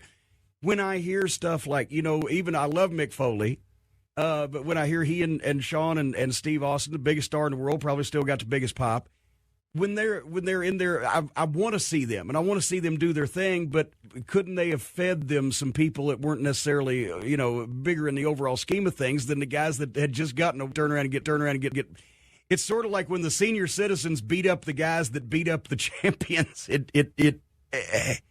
And I wasn't real sure, even though it was spectacular, and that's what people were waiting for, about the middle-aged son, even though he's my favorite McMahon, the middle-aged son of a billionaire who's never allegedly been a trained, tenured, accomplished professional fighter. Talking about Shane McMahon. Uh-huh. How many other middle-aged sons of billionaires were on the cover? Maybe 2 or 3. You never know. Maybe Trump's kid was under the hood. He was under the mask. But, falling 30 feet through a piece of furniture and then getting tombstoned by The Undertaker, the most awesome force in the history of wrestling, and then walking around the next day, even if he was a little bruised up. I said it at the House of Blues show. What I'm afraid of, people were waiting for the dive. They pretty much sold, he's going to jump off something high. That's his gimmick. I'm afraid that we have already reached the point, saturation point, the point you can't top it, human endurance. The first guy on the trapeze to do a somersault was amazing. Then the double somersault, then the triple somersault. There comes a limit to what a human being's anatomy can allow him to perform and survive. I think we might have crossed it already in some cases on the independents, and I worry for the long-term safety and health of the guys who try to keep topping the untoppable. And I made the point, as I said last night, that There was an article in USA Today last week about the founding fathers who wouldn't necessarily have wanted a demagogue, the quote was, to become president. That's why they put checks and balances in the Electoral College, etc. Sometimes what the people want is not what's best for the people. Sometimes what the fans want is not what's best for the business long term. And if you're a smart promoter like Sam Muchnick was famous, he never did a stadium show. He never did a big show because all his shows were great shows, and he did steady business for 40 years. Sometimes, when you give the fans something like that they want, it sets an impossible standard, and then it's up to the boys, to the talent, to try to live up to that, and it's increasingly harder to do that without risking serious injury. Good points, all. I think we're in a world where I believe overall and in general the stunts, big spots, the big bumps are suspect because, as you said, the bottom line of it is, folks, is that when is enough? And then how do you continue to top yourself? The great thing about having a real wrestling match is that the match has the characteristics of the people involved in it, and they're wrestling, or they're fighting, or they're doing something. They're not taking high-risk stunts. I was under the impression, I even mentioned this on my last podcast, that I'm only worried that Shane's going to try to top what Mick Foley did. And I only hope because there's a very small margin for error on that bump he took. It was fearless, but that's Shane. Shane is a fearless guy. Yeah, Shane's nuts. He's crazy. He's never saw a risk he wouldn't take, and so you just wonder. I think Corny's point is, folks, is that when is enough, and how do you continue to top yourself with these sensational, extraordinary leaps of faith, in essence? Well, here's another thing with the Hell in a Cell match with Mick and Taker. Nobody had any inkling, had any clue that was coming. Right. It was the proverbial holy poop moment. I didn't, Lawler and I had no idea. Yeah. And I thought they were going to do a spot where the old deal where he's at the edge of the cliff, but he doesn't fall off. Yeah. But it didn't happen. So when Mick got tossed off the Hell in a Cell, he landed like a meteor. Oh man, it was a thud, and he went all the way through to the concrete floor. And everything I said was an ad lib because I felt what I saw. And I saw what I felt, and I spoke the words, but I didn't see how a human being could sustain it. Yeah, I didn't know how they could really. I mean, you learn to try to in wrestling school to take flat back bumps and to protect yourself and things of that nature, but you don't never learn to do something like that. Well, and that's the thing is, it was so out of the blue and so out of the ordinary and so shocking. It was so unexpected that people not only popped there and kept popping, but it was replayed over and over, and it was remembered over, and it's still talked about today. The difference, I think, in Shane's bump is that everybody expected something. They didn't know exactly what, but they expected something. So when they see it, that's what, oh, yeah, we were waiting for that. But it's not that just huge rush of exhilaration from, my God, that came out of nowhere. I can't believe he did it. Right. It wasn't as extemporaneous as the Foley thing because we had never seen that before. But I think people thought when Shane was booked, and I understand the booking of Shane McMahon against The Undertaker. I didn't have a problem with the booking based on what was left on the roster after all the injuries. Yeah. When you got all these, Randy Orton's out, John Cena's out, Daniel Bryan's out. Seth Rollins is out. Cesaro was out for WrestleMania. And other guys, they're the top guy category got very much decimated thanks to injury. And then you and I both of us have booked cards. Both of us have been bookers. Both of us have done these things. That the one thing that we can't make better is when you don't have all your guys. Yeah. And you got to rob Peter to pay Paul, in essence. You're playing chess with half your pieces. That's it. And I think that's what WWE, and that's why a lot of people were somewhat disappointed in the build going into WrestleMania. But WWE kind of limped into WrestleMania because of all these injuries. Well, I've said it before that Shane McMahon, of the available human beings, healthy, walking, probably sold more tickets, sold more pay-per-views, caused more interest against The Undertaker than anybody else they could have put against Taker. Unfortunately, that calls into question not only the star-making capabilities, but also the injured reserve roster. I said all along that getting talents over, you can't get too many people over, and ironically, we're in a unique time in booking, I think, in as much as that the fans, I think one of the reasons the fans have had a pushback on the fan favorite Roman Reigns is because I believe, and maybe I'm wrong, it's just a guy's opinion. I'm not so sure that WWE has just fumbled the ball and this is wrong and this is wrong. What they have done is I think they've underestimated the audience a little bit, and the audience I think feels like they're being forced to like this guy or else. It's the will of the people that's coming out and Lance Storm brought this up on my program, The Jim Cornette Experience, on MLWRadio.com weekly. He brought it up several months ago. What do they expect in some of these cases when the fans learn, whether in storyline or not on television, that the Authority, that the McMahon family, that the WWE as an entity, when the fans learn that they're behind a guy, their natural inclination is to rebel because from Mr. McMahon in the late 90s for almost 20 years, the promotion, the people running the promotion have been portrayed and placed in the role of heels. Right. And that's, can you think of another time in pro wrestling history where a promotion not only was categorized, but willingly was categorized as the heels?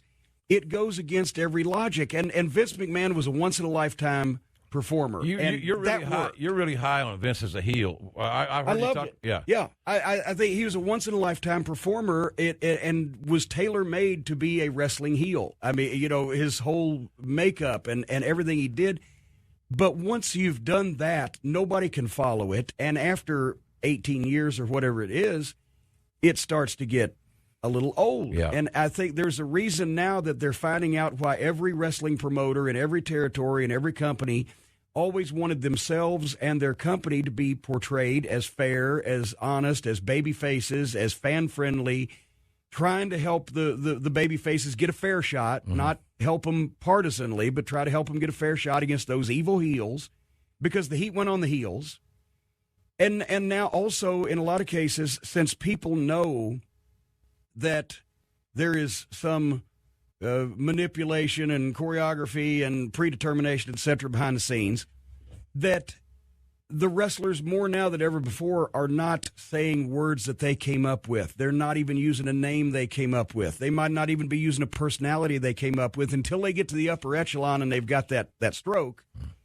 So in a lot of cases, the people are going to rebel against it, and they're going to blame the promotion when a heel says bad things because he's being told to say it. That's never been thought that way by the fans in wrestling before, and it's an interesting conundrum. How do they babyface the company? Well, the other thing about that, and those are all good points, I think that to make Roman Reigns the defiant, anti-establishment babyface that they have positioned him to hopefully be at some point in time, it also kind of becomes a trailer hitch to Stone Cold Steve Austin, who was the most defiant, the guy that defined that role, and Vince defined the role of the Authority amazingly, as we both have said. Vince waited all his life to be able to have the opportunity and the right timing, the right creative to be a wrestling character. Dr. Jerry Graham finally came out in him in his later years. And hey, look, here's the deal. I waited years to be I wanted to be a broadcaster. I lived my dream, and I don't have an issue with Vince being a heel. He was good at it. And I would have an issue if he weren't good at it, like I would myself if I weren't a decent announcer where I could keep my job. But the bottom line of that is that I think maybe, as you mentioned, maybe this casting has run its course. Maybe it's time for the Authority, whoever the Authority is going to be a fan favorite, fan friendly. And if you do that, by the way, you get a whole new set of storylines you can write. Correct? Yeah, exactly. You got more pages to play with. Well, from Commissioner Bob Armstrong and Smoky Mountain Wrestling, they're the ultimate authority figure for the promotion, in my opinion. Bill Watts. He was the best babyface authority figure because once you cross the line, as you know, because we had the great run with the Last Stampede, with the Midnight Express, and that great program that people look at this thing's money nowadays and how money is everything's inflated. I think WWE's gate at WrestleMania, somebody said, was $17 million, the live gate. And they have 1.8 million subscribers to the WWE network, which is phenomenal, and congratulations to them. That was a vision that many of us had years ago when we started buying all these libraries up, that maybe someday we'll have our own channel. Yeah. Then it was going to be like the Food Network on a regular cable. Now, with all the advent of digital, they built their own thing. So I think it's pretty cool. They ain't got to split that money with the cable companies on the pay-per-view. So the money all comes home. So I'm just wondering. I'm thinking maybe it's time to go another direction with that thing, and a strong babyface authority figure might be timely. I don't know. Doesn't even have to be babyface, just impartial. Just make sure that the people know that the promotion is willing to give everybody a fair shot in what happens in the ring. That way the heat's on the heel, the glory's on the babyface, the promotion is not swaying it in one way or another. It might be something to try for a while. So Roman Reigns, to me, boy, when they really hate you bad and you switch, then they really love you. That's a rule of thumb in wrestling. When they really love you and you switch, they really hate you even worse. I think if there's this much backlash, maybe if he did become an evil bastard for a year or so, and then suddenly had a good reason to get even with somebody that they disliked even worse. Sure. Good kid. We'll talk more about the Roman Reigns conundrum. I want to talk about some of the finishes at WrestleMania, the booking of AJ Styles, the Intercontinental title situation in general, because this had quite a metamorphosis over the last few days. Sunday and Monday, and Lesnar and Dean Ambrose. Certainly, the women's. What Corny's thoughts are on women's wrestling now. No longer the Divas, which I'm very happy to say that we've been championing that change for quite some time. So we'll talk to Corny about that. I also want to talk to him about the NXT show that I attended on Friday night.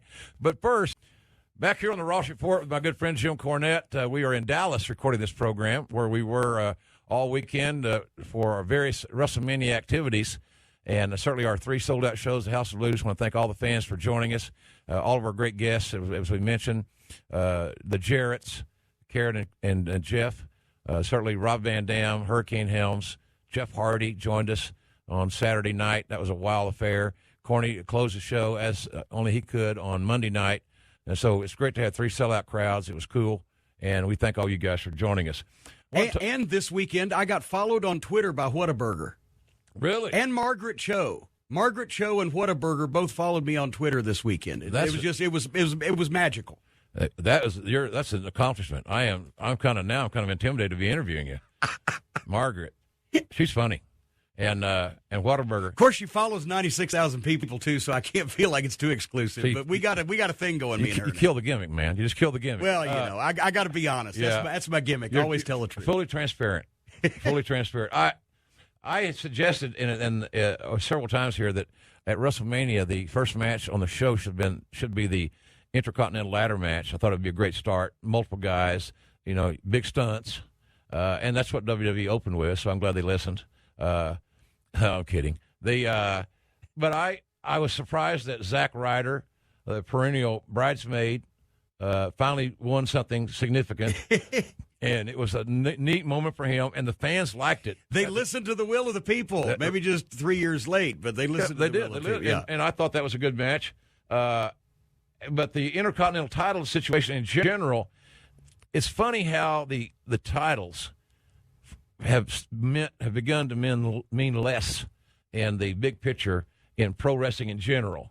I think that when you and I were growing up, to know that the NWA champion was coming to town was a big deal. Yeah, a big deal, because they generally inflated the prices a little bit, $1 or $2, because of championship prices. Yeah, and the crowds were bigger. Yeah, and the interest was more. You thought you were going to see something special, and generally you did, by the way, with those guys. So I hope that the focus on the Intercontinental title, where a Ryder wins it on Sunday, unfortunately for him and his fans, he loses it on Monday to The Miz, and The Miz had his wife, Maurice, there.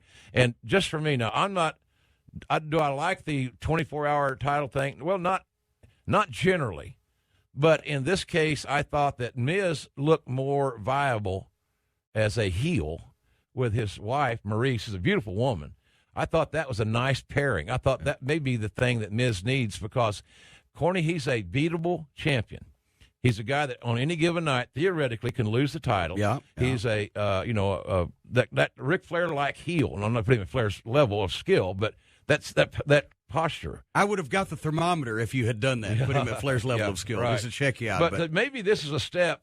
If we go past our own preferences about is Ryder winning, Ryder losing 24 hours later, maybe it's a way, looking at the glass half full, that WWE begins to rehabilitate the Intercontinental title and make it mean something. And maybe they have started a march that they can put it on somebody more long-term with Miz, that, in other words, it would get the baby face over with a stronger heel.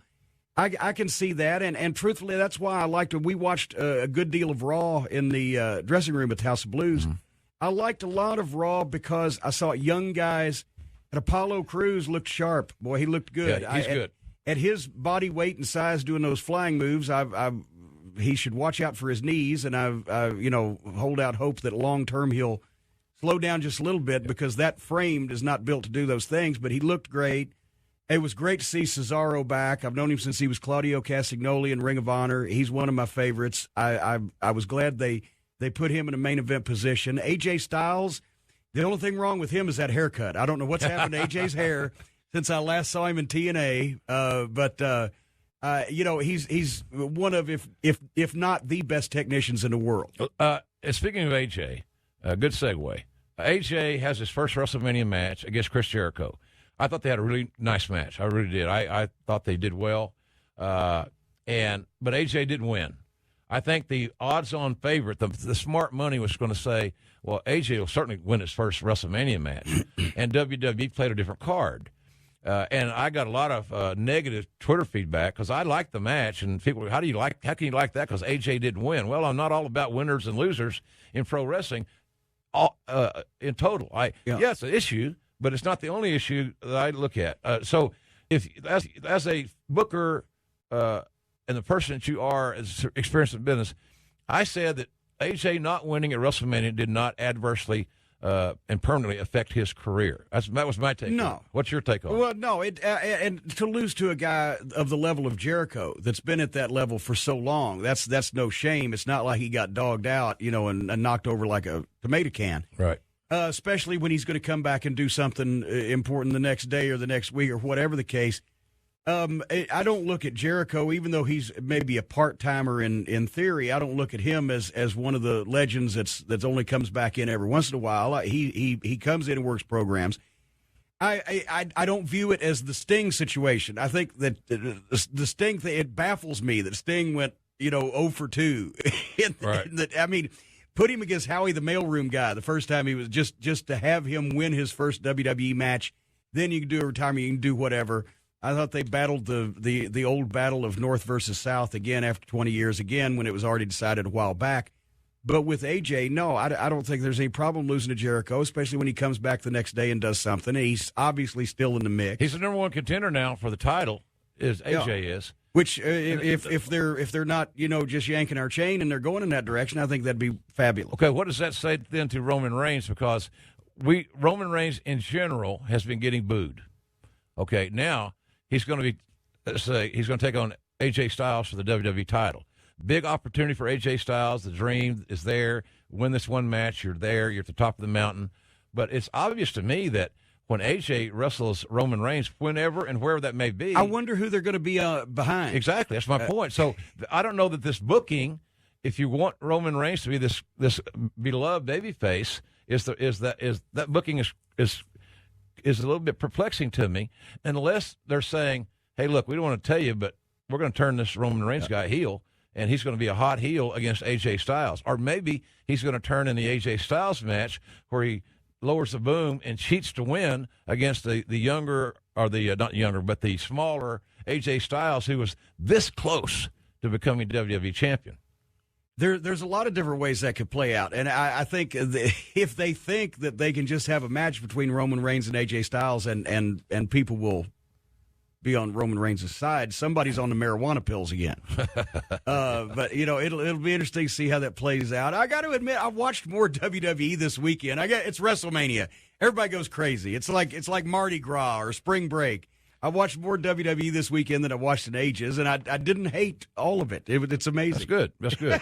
It's my therapy. My co-host, Brian Last, is my anger management therapist now, and he sends me things he thinks that I will like to watch. He's sending me Gable and Jordan from NXT. He's sending me some the of that Alpha stuff. Males. I saw them wrestle on Friday night at the NXT show. They opened the show against Dash and Dawson, who really reminded me of your old team, the Midnight Express. Great wrestling heels. And they're not giants, but they worked as one. And like that old theory of Ricky and Robert, the Rock and Roll Express, they were never the biggest dogs in the fight, but put them together with that double drop kick, you could beat anybody. Yeah. The whole tag team reasoning is when you have two smaller guys that people wouldn't buy as a physical threat to a big champion as a single, but they can work together fluidly, and they have the speed, and they have the double team, and the quickness, and the smarts. That's what gets them over. Ricky and Robert were tremendous at that. Yeah, they were outstanding. I mentioned this at the House of Blues. I have been able to call, luckily, a lot of great tag team matches, but the rivalry between the Midnight Express and the Rock and Roll Express over the years and in their prime, there was not a hotter storyline, not a hotter act, for lack of a better term, performers in the Mid-South than that tag team match, and not known to be a tag team territory, and certainly not known to be a guy. All the guys are in that, quite frankly, in the junior heavyweight size range. We were the smallest five guys in the locker room: Ricky, Robert, Bobby, Dennis, and myself in Mid-South Wrestling. But it worked out great. One other match here that I got some feedback on. I'm trying to go with the folks, the feedback that we got a lot of. Corny talked about the New Day, League of Nations, and then HBK, Stone Cold, and Mick Foley situation. Brock Lesnar and Dean Ambrose was in a no-holds-barred street fight, and here's my issue with that. That had nothing to do with the guys, because at the end of the day, even though a lot of folks, again, coming at me with, well, why didn't Ambrose win? Because he's young, he's a full-time guy, he's 30 years old, and Lesnar's a part-time guy, and so what would it have hurt Lesnar to put Ambrose over? Well, look, if it was done right, it wouldn't hurt Lesnar at all. But that wasn't the direction that the company wanted to go. They're going to protect that investment in Brock Lesnar. Don't blame them for that either. So there would be two right ways to do that if you chose to do it and execute it. My point is this: Dean Ambrose to lose, for Brock Lesnar to beat Dean Ambrose, ladies and gentlemen, it took 13 suplexes during the course of the match. 13. The baker's dozen. And it took a F5, which beat The Undertaker, by the way, a F5 on a stack of steel chairs. So looking at how Dean Ambrose came out of that match, Corny, I don't know that. I think you can get over it. Some people don't understand this, and maybe I don't explain it well. Maybe you can do a better job of it. But it seems to me like if you're a great worker, you can get over or stay over by losing if you're really good at what you do. Well, that's always been true. If somebody knows what they're doing, they can take adversity and turn it into a positive. And if the guys have a good match and they know what they're doing, then everybody looks good at the end of it. But I truthfully and honestly, I don't see any reason in the world why Dean Ambrose should have beaten Brock Lesnar, why anybody else right now should beat Brock. He's a special, a unique attraction in wrestling or in all combat sports right now. He's done everything. He's been the UFC champion. He's been the NCAA champion. He's been the WWE champion. Yes, he's only part-time, but that adds to the aura. You only saw Andre the Giant in the old days once a year, if Absolutely. that. Brock Lesnar is the biggest draw and gets paid the biggest contract right now per date. As he should. Because he's special, he's unique, and the more that he gets beat in that instant, because people believe he's real because he is real. Mm-hmm. Even if he is performing wrestling, he is a real deal as far as being able to beat people and to being tough, and people know that. And I think that goes back to what I've always said. Even if everybody knows there's something going on with wrestling, the people that get over as top draws, as top stars, the people that sell the pay-per-views and move the tickets and et cetera, are the people that they believe are as close to real as possible, whether it's Brock Lesnar or Stone Cold Steve Austin or Nature Boy Ric Flair or the American Dream Dusty Rhodes.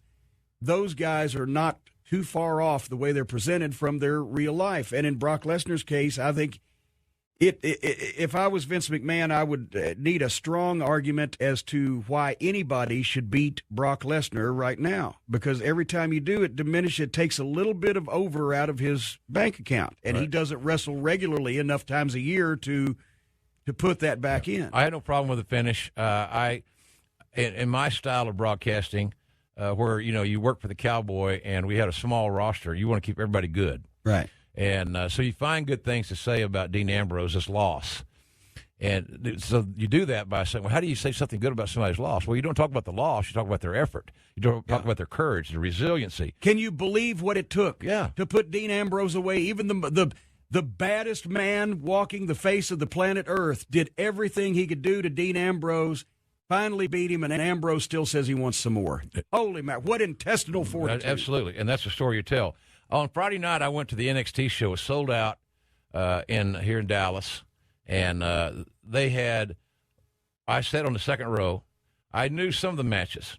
I didn't know the order of the matches. I certainly didn't know the creative for the matches, which is great. I didn't get any spoilers. I didn't know any. I wasn't preconditioned whatsoever. I went, sat down as a fan, the fan that I am, and just enjoyed the show with my wife and my friends. And I thank Triple H for the tickets. I appreciate that. Great seats. And so I had a wonderful time. I thought it was one of the most enjoyable experiences.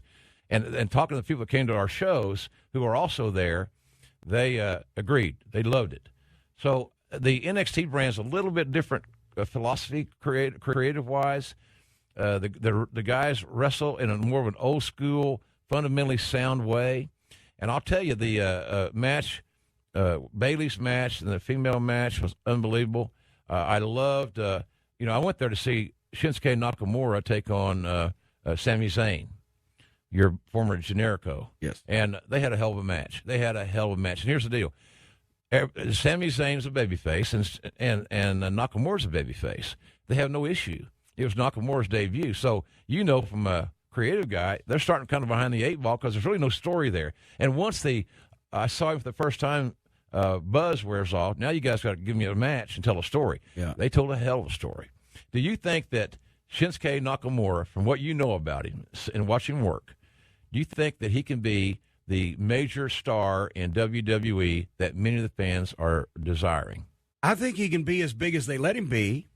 I think that his athleticism and his work is going to get over. I think his magnetic physical charisma, when people look at him, they want to look at him longer. Right. He's one of those guys. There you go. He, people turn heads, etc. They talk about turning heads in the airport. He doesn't do it because of size. He does it because he has a personal magnetism.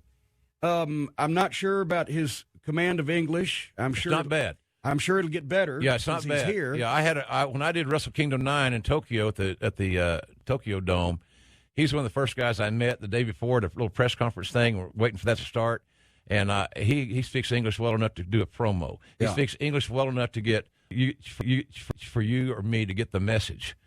And the fact that he's an MMA trained guy means he's fairly tough. He's got a unique skill set. He uses his feet and his knees like a guy would use their fists.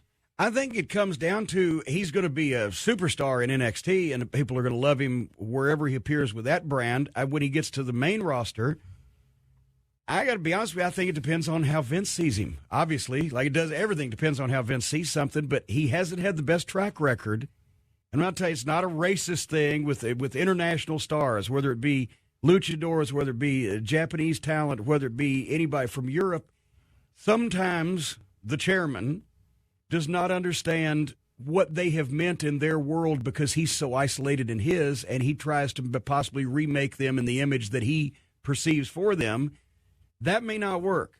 I think, a guy like Nakamura is another guy like Austin and Brock and et cetera. The more he's himself and is allowed to do his thing, the better off he'll be. I agree. And we had that one time when 20 years ago, we were working with Antonio Pena, and he was bringing the luchadors up from AAA, et cetera, and Vince, he'd never seen him, and remember, he didn't exactly get it. That one time on I think, Superstars, he was going to beat Pena's champion in like 5 minutes with the lowest guy on the roster for our program. I said, if you want to work with this guy, it's his champion. Beat somebody else. Don't, right. While he's down there, just go ahead and whiz on him. That's why guys like you and I and the others, many others were around it, because Vince is he's got such a amazing responsibility to run this huge company. And, and quite honestly, to be the head of creative, which is he is, maybe not by title, but he's the chairman of the board. Yeah.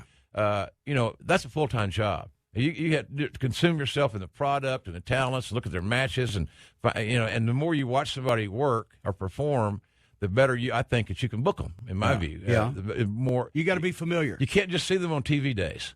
You got to do more due diligence. Yeah. And when you're the chairman of a huge company, a publicly traded company, how do you do that? How do you make the time to go watch wrestling tapes? I think the difference is when it was you or Pat Patterson or myself or Bruce Pritchard or whoever, we could talk to Vince in a way that he understood maybe more than, because I just envision, I'm reading people's minds now, that some might say about an international talent. Well, he won the Grand Prix tournament, or he did this, and he's a great work rate or whatever. And Vince don't have a command of that. But if you say, look, you want to work in this market, you want to work with a promoter in this country or whatever, I don't care if the guy's a drizzling doo-doos. Mm-hmm. Don't beat him, protect him, put him over here on this. That kind of thing Vince can understand.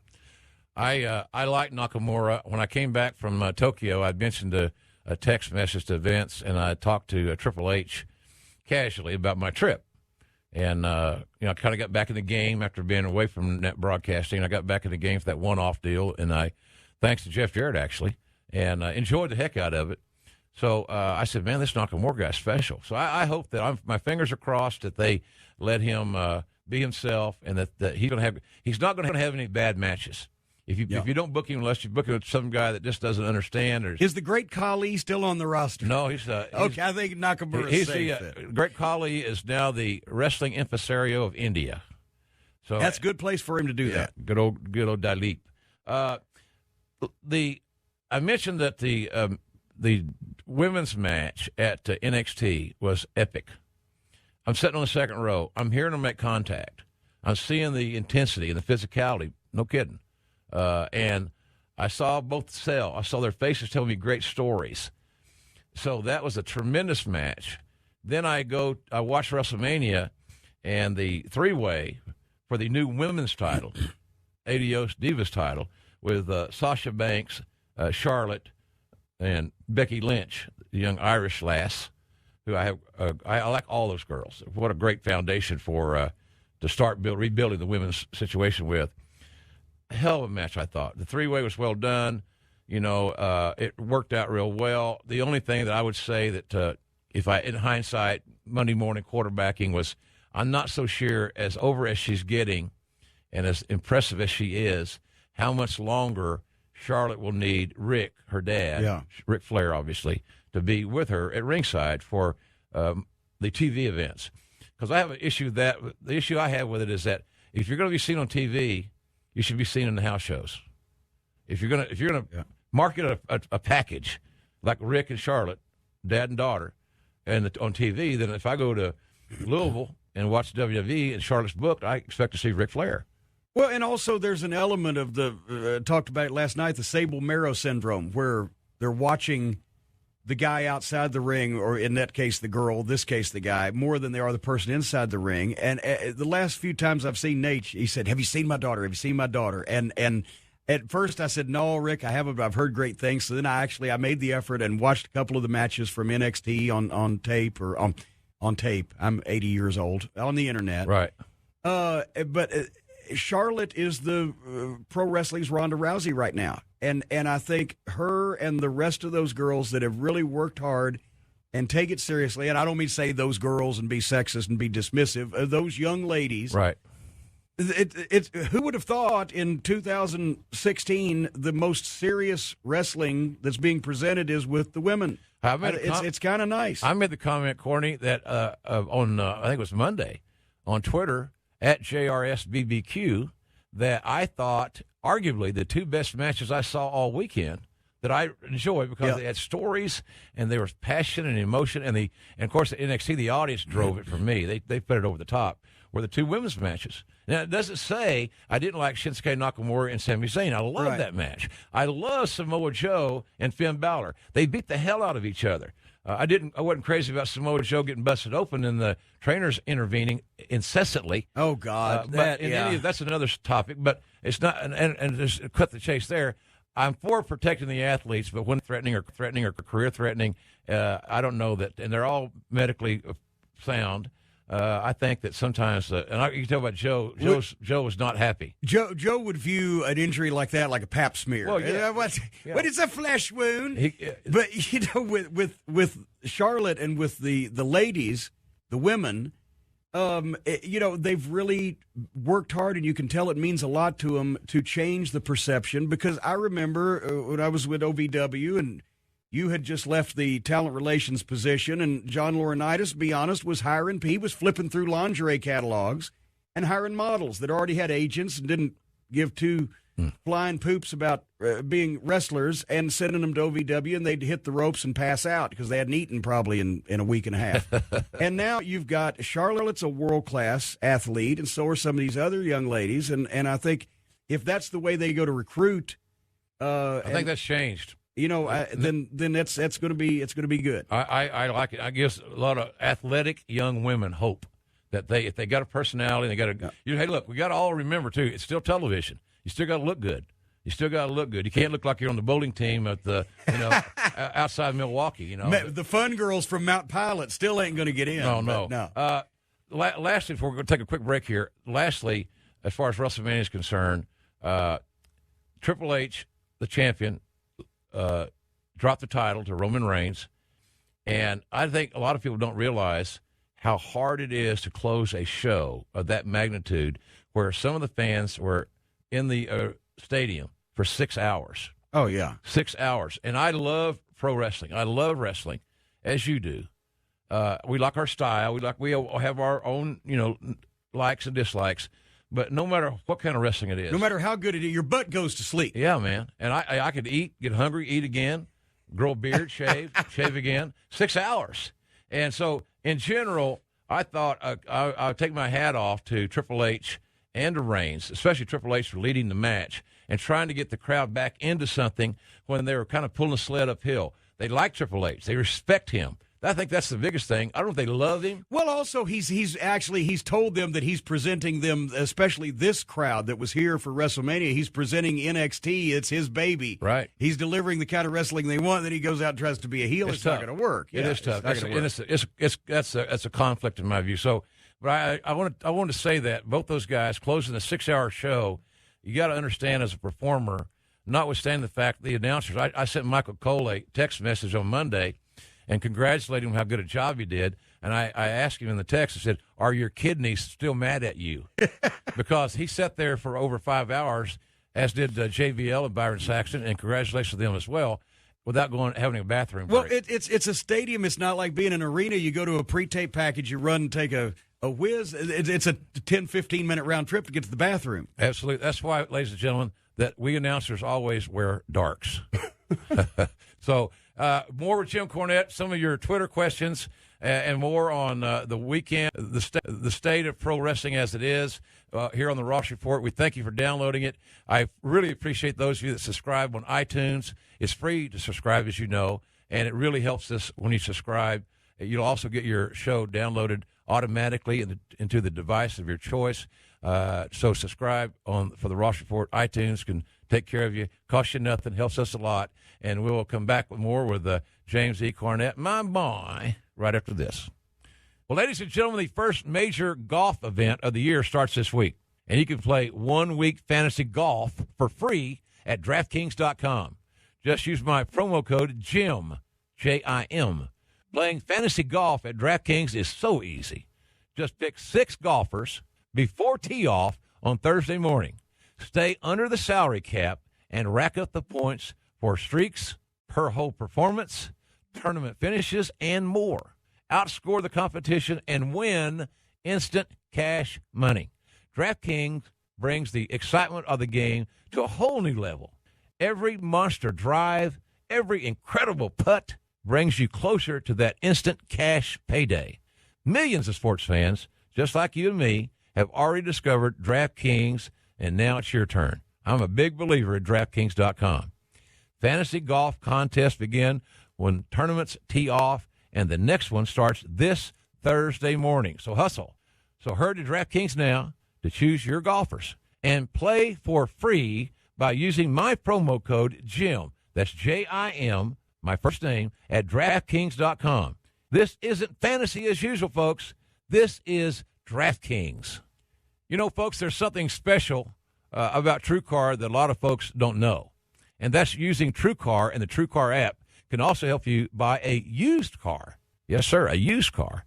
There are over 500,000 pre-owned vehicles available from TrueCar certified dealers nationwide. And there are over 11,000 in the TrueCar certified dealer network.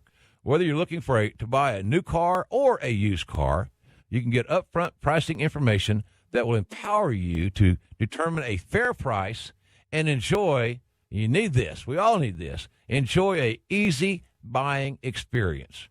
Just go to TrueCar or download the TrueCar app, determine what kind of car that you would like to buy, use the TrueCar pricing curve to see what other people in your area, in your region, your neighborhood, they paid for the same car that you want. And then get your TrueCar savings certificate to lock in your guaranteed savings. Over 2 million cars have been sold to TrueCar users through the TrueCar certified dealer network. And those buyers saved an average of over, get this now, they saved an average of over $3,000 off MSRP. So when you're ready to buy a new or a used car, visit TrueCar.com or download the TrueCar app to enjoy a better, faster car buying experience. Some features are not available in all states. Back here on the Ross Report with James E. Cornette, the other Louisville Lip. And you've been called the Louisville Lip, the Louisville Slugger. I've been called a lot of things. Most of them we can't say on Podcast One. Not. How about have you ever been called the Kentucky Brown Round? Or what is that dish they had? The Hot Brown. The Hot Brown. The Hot Brown. Just so you folks know, if you come to Louisville, Kentucky, get a Hot Brown. It was invented at the Brown Hotel. It's toast topped with white turkey breast, topped with a bechamel cheese sauce, bacon, tomato, browned under the broiler. Oh, it's so good your lips will smack your brains out. Yeah, and just remember to take your Lipitor, ladies and gentlemen. Corny, we got some. There's some. Go through some of these questions. Folks are nice enough to send us some Twitter questions. It was asked if you had the opportunity, would you have been willing or to induct the Big Boss Man to the WWE Hall of Fame? He was inducted by Slick this weekend or this past weekend. Tell us quickly your relationship with the Big Boss Man, a.k.a. Ray Traylor, a.k.a. Big Bubba Rogers, which is where you came in. Well, and to answer your question, I've talked about this on my show and in various interviews and et cetera. And as soon as they announced that Bossman was going to the Hall of Fame, immediately my Twitter blew up at the Jim Cornette, for those so inclined, and asking me, well, are you going to be the one to induct him, or are you going to be asked, or whatever? And my relationship is not the most cordial with the WWE these days. However, if I had been asked, I would have, because I know how much it meant to Angie, his wife, and his family. His 2 daughters were there. But at the same time, I was not going to be asked because Big Bubba Rogers wasn't going in the Hall of Fame. Big Boss Man was. That was a WWF creation. Slick was his manager.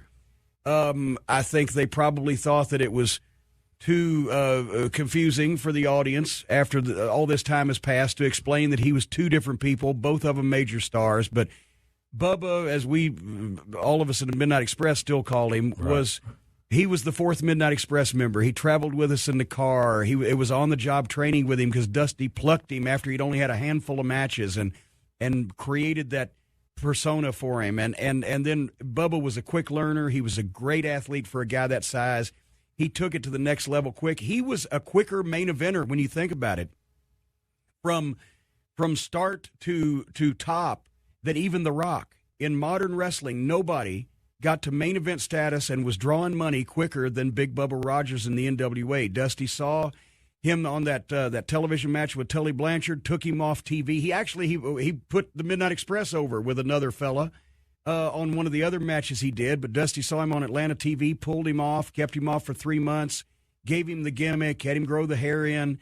And he came back, and with another 3 months, he was on top in 6-mans with Dusty and the Road Warriors against us, and Bubba. And then he still actually holds the record. Dusty and Bubba, when he wasn't even in the business a year, drew a sellout crowd at Pittsburgh Civic Arena, over 16,600, all-time gate record in Bruno Sammartino's hometown. Right. Bubba and Dusty still hold the record for most people to see a wrestling match. He was an instant main eventer, and he grew into that role, and I'm proud of him. Sometimes And what did Buddy Rogers say? To a nicer guy, it couldn't happen. Exactly, Sometimes they get those picks right. I don't know about Drew Carey or Pete Rose in the Hall of Fame, but the big boss man belongs there. And by the way, congratulations to the Freebirds.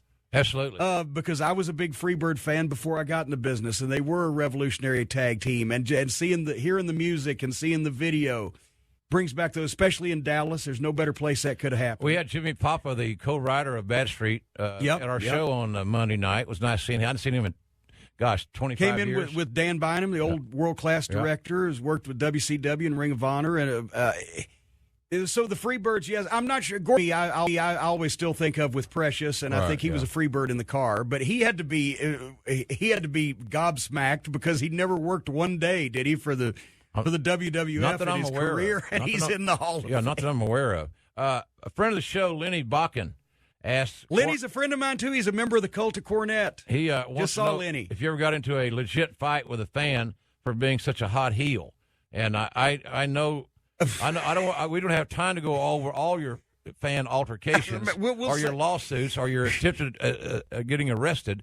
But give us one story, one good one here about you've had plenty. Yes, Lenny. Yes, the answer is yes. He's had plenty of fights and issues with fans because he was legitimately disliked. Well, we and also, Lenny, we'll save the entire list of altercations I've had for the Labor Day telethon when I've got time to enumerate them all. But in Tulsa one night, and you may remember this, in Tulsa, Oklahoma, we're coming back from the ring, and this guy dives over the cops and takes a swing and just blasts me right in the nose. And, boy, both nostrils start spurting blood and knocked me kind of goofy. And Bobby Eaton grabbed him, and I'm trying to get the racket to him, but it's tight quarters, and they're fighting. And here comes Grizzly Smith. And Grizzly Smith grabs the guy by the hair and is trying to drag him away, but he's holding on to me at the same time, and Bobby's got the racket, and he's trying to hit the guy in the head. He took all the skin off of Grizzly Smith's knuckles. Finally, we all just stumble through the entryway into the locker room area, and there's Bill Watts, and he grabbed the guy and slammed him up against the wall, and he's trying to punch the guy, and the guy's covering up, and he can't hit him. So finally, he puts the guy's arm up against the wall. He says, "Here, Grizz, hold this." And he held his arm so he couldn't move, and he drilled him a shot. He dropped him, and he stood on his head. He wasn't wearing his cowboy boots. He was wearing sneakers. He was angry that he didn't wear his boots that night. That was Bill's biggest regret was he didn't wear those giant cowboy boots, those massive feet. He had what Bill called, he was wearing his soft walkers. Well, he was standing with both feet on this guy's head, and the cops were standing by because it was Tulsa. It was Bill Watts. The cops were waiting till he was finished, and he says, "So you want to fight my wrestlers, huh?" And get him out of here. And the cops drug him off. Took him to jail. Took him to jail after he'd got his ass kicked, and I'm spurting blood everywhere, trying to spit a little on the guy as they take him off. That was just a night at work in Tulsa. I think we had 6 in a row. Remember, we got these kicked out of doing the security at the wrestling matches. They brought in the sheriff's department, but they sent the old sheriffs, and it was a night we were at the fairgrounds, which was extra rowdy. And Nikolai Volkov goes to the ring for the match before ours, and one of the fans tried to hit Nikolai over the head with a folding chair and missed him and horse-collared one of the cops. So they bring the sheriff back. His feet are dragging, and they've got him up under the arms, and he's unconscious. I said, "My God, they're beating up the police. What are they going to do to me?" Absolutely. Well, that's real heat. That was real heat. The fans believed that the suspension of disbelief was in full force, and they did not like Jim Cornette and the Midnight Express, which is a great compliment that Corny had that kind of heat. I've never understood how it was so easy to dislike me. I don't either.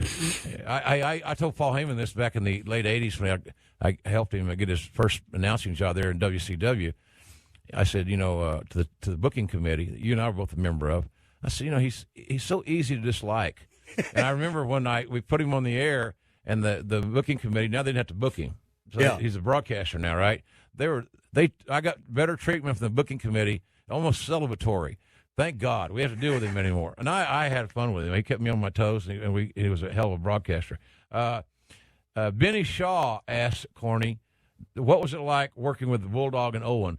A natural pairing in Benny's terms that worked so well. What made them work? They liked each other. They were family members, but also they shared some common interests, and both had a great work ethic, especially when Davey was motivated. In his early days, he was motivated quite often. In his later days, sometimes the motivation slacked off a little bit, but they could bring out the best in each other. So could Brett and Owen. So could Brett and Davey.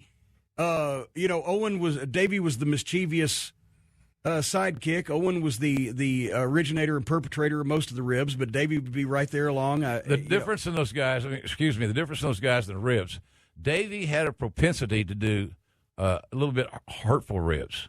And Owen's ribs were always intended for humor. They were fun for everybody involved. Davey, when Davey was partners with Dynamite Kid, I think that's where that came in. Exactly. And then once that he got away from Dynamite and got to the more the pleasing ribs of Owen Hart, he was a lot easier on everybody else. But I told a story, and it's a long one for the podcast, but I told a story when I was on the UK tour of the time. Owen actually ribbed me by not ribbing me. It was a phone call from Stu that I believed was Bruce Pritchard, and to this day, basically the punchline is, I think to this day, Stu Hart probably, if he was still alive, would still believe that Bruce Pritchard was a sexual pervert who liked to go to peep shows after I got finished talking to him on the phone, because I thought it was Bruce. Oh, wow. Owen ribbed me by giving me a phone call from Stu, and it was really Stu. That's amazing. He's classic at that, man. He was so good. Owen even ribbed Stu. Owen, they'd take Stu on the road, going to WWE trip or something, big show. Owen would call his dad's room and, cut a promo on him and tell him, I know you're a fake wrestler and, old man, and you come down the lobby and of course, Stu just loved that. Yeah. He just wanted to get his hands on you somehow. And so then all the guys would be hidden behind the plants and the plastic ferns and all this stuff, and Stu would be wandering around the lobby of the hotel at 4 a.m, looking for the guy that wants a little piece of him. So Owen's classic. I know this is a pretty good question here, and I've asked this a lot.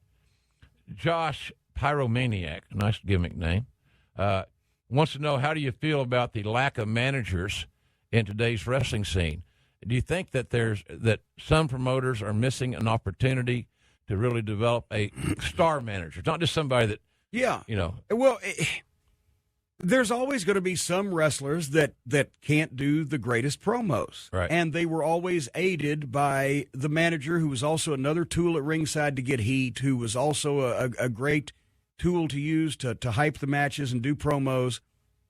The industry leader, I used to joke about this with Paul Bearer in the late 90s when we kind of went out of fashion, because unless you looked good in a bikini at ringside, you weren't really featured, and that sort of left me and Paul both out. For whatever reason, ladies and gentlemen. We're not sure why, but at least thank God it happened. I look pretty good in a one piece, but that's nevertheless. But now when the industry leader starts using managers again, and as Heyman will say, he's not a manager, he's an advocate. Right.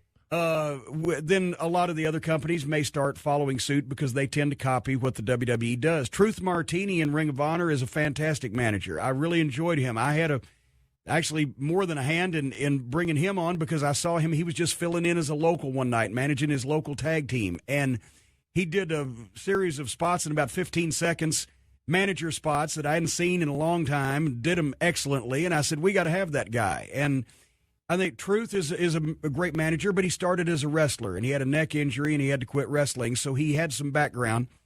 The problem is, you can't just wave your hands and say, I'm going to start using managers, because then you got to find the ones to use and the ones that know what they're doing, and nobody's getting training these days, on-the-job training and working with veterans.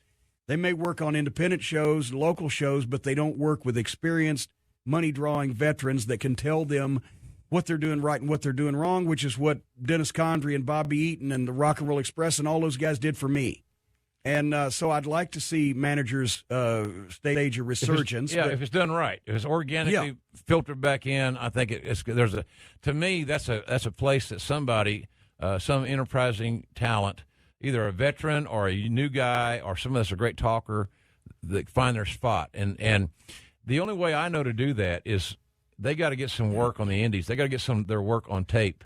Yeah. So the decision makers, like in NXT, I would say that if you want to be a manager, you got to get your stuff on tape and then get it to the decision makers at NXT so they can see what you do and see if there's a spot for you there. Because you could theoretically go to NXT and be a manager and let Vince see your work, and you might get the opportunity, because it's not as if that role is packed right now. It's not filled. You got one guy. If you were managing today, I always like to stand in the shorter line.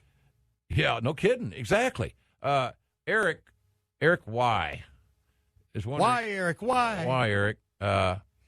if you could manage any wrestler or tag team today, who would it be? Gosh, I've said this a lot. My favorite tag team these days is the Briscoe brothers, Mark and Jay in Ring of Honor. They're genuine, they're legitimate. Right. They look good, they talk good, they work good. The people believe in them, they like them.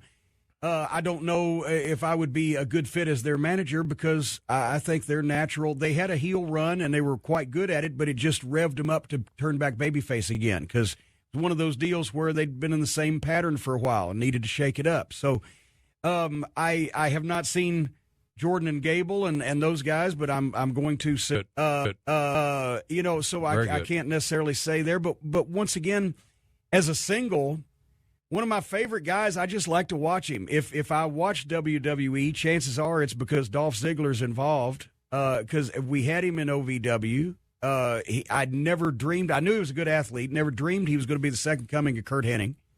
Everything he does is flawless. I think all aspiring wrestlers should watch not only his technique, but the way he throws himself into everything. Stuff is spot on. His timing is great. His stuff looks good. I can't find a flaw in his game. I'm a big Dolph Ziggler fan. They don't do jack all with him, but yeah. Well, that's the other issue. Someone said, "Well, why don't they?" Well, we don't know. There's no Jim Cornette and I or anybody else I've ever had on the show can answer why Dolph Ziggler is not getting more promotion and more emphasis, the proverbial push everybody likes to use. I'll tell you a couple of people. It comes to mind. I'm a big fan of Adam Cole's. I think Adam Cole's a superstar. Jay Lethal. He's got Truth Martini, but so maybe I couldn't get him. But then also young Matt Taven and Mike Bennett.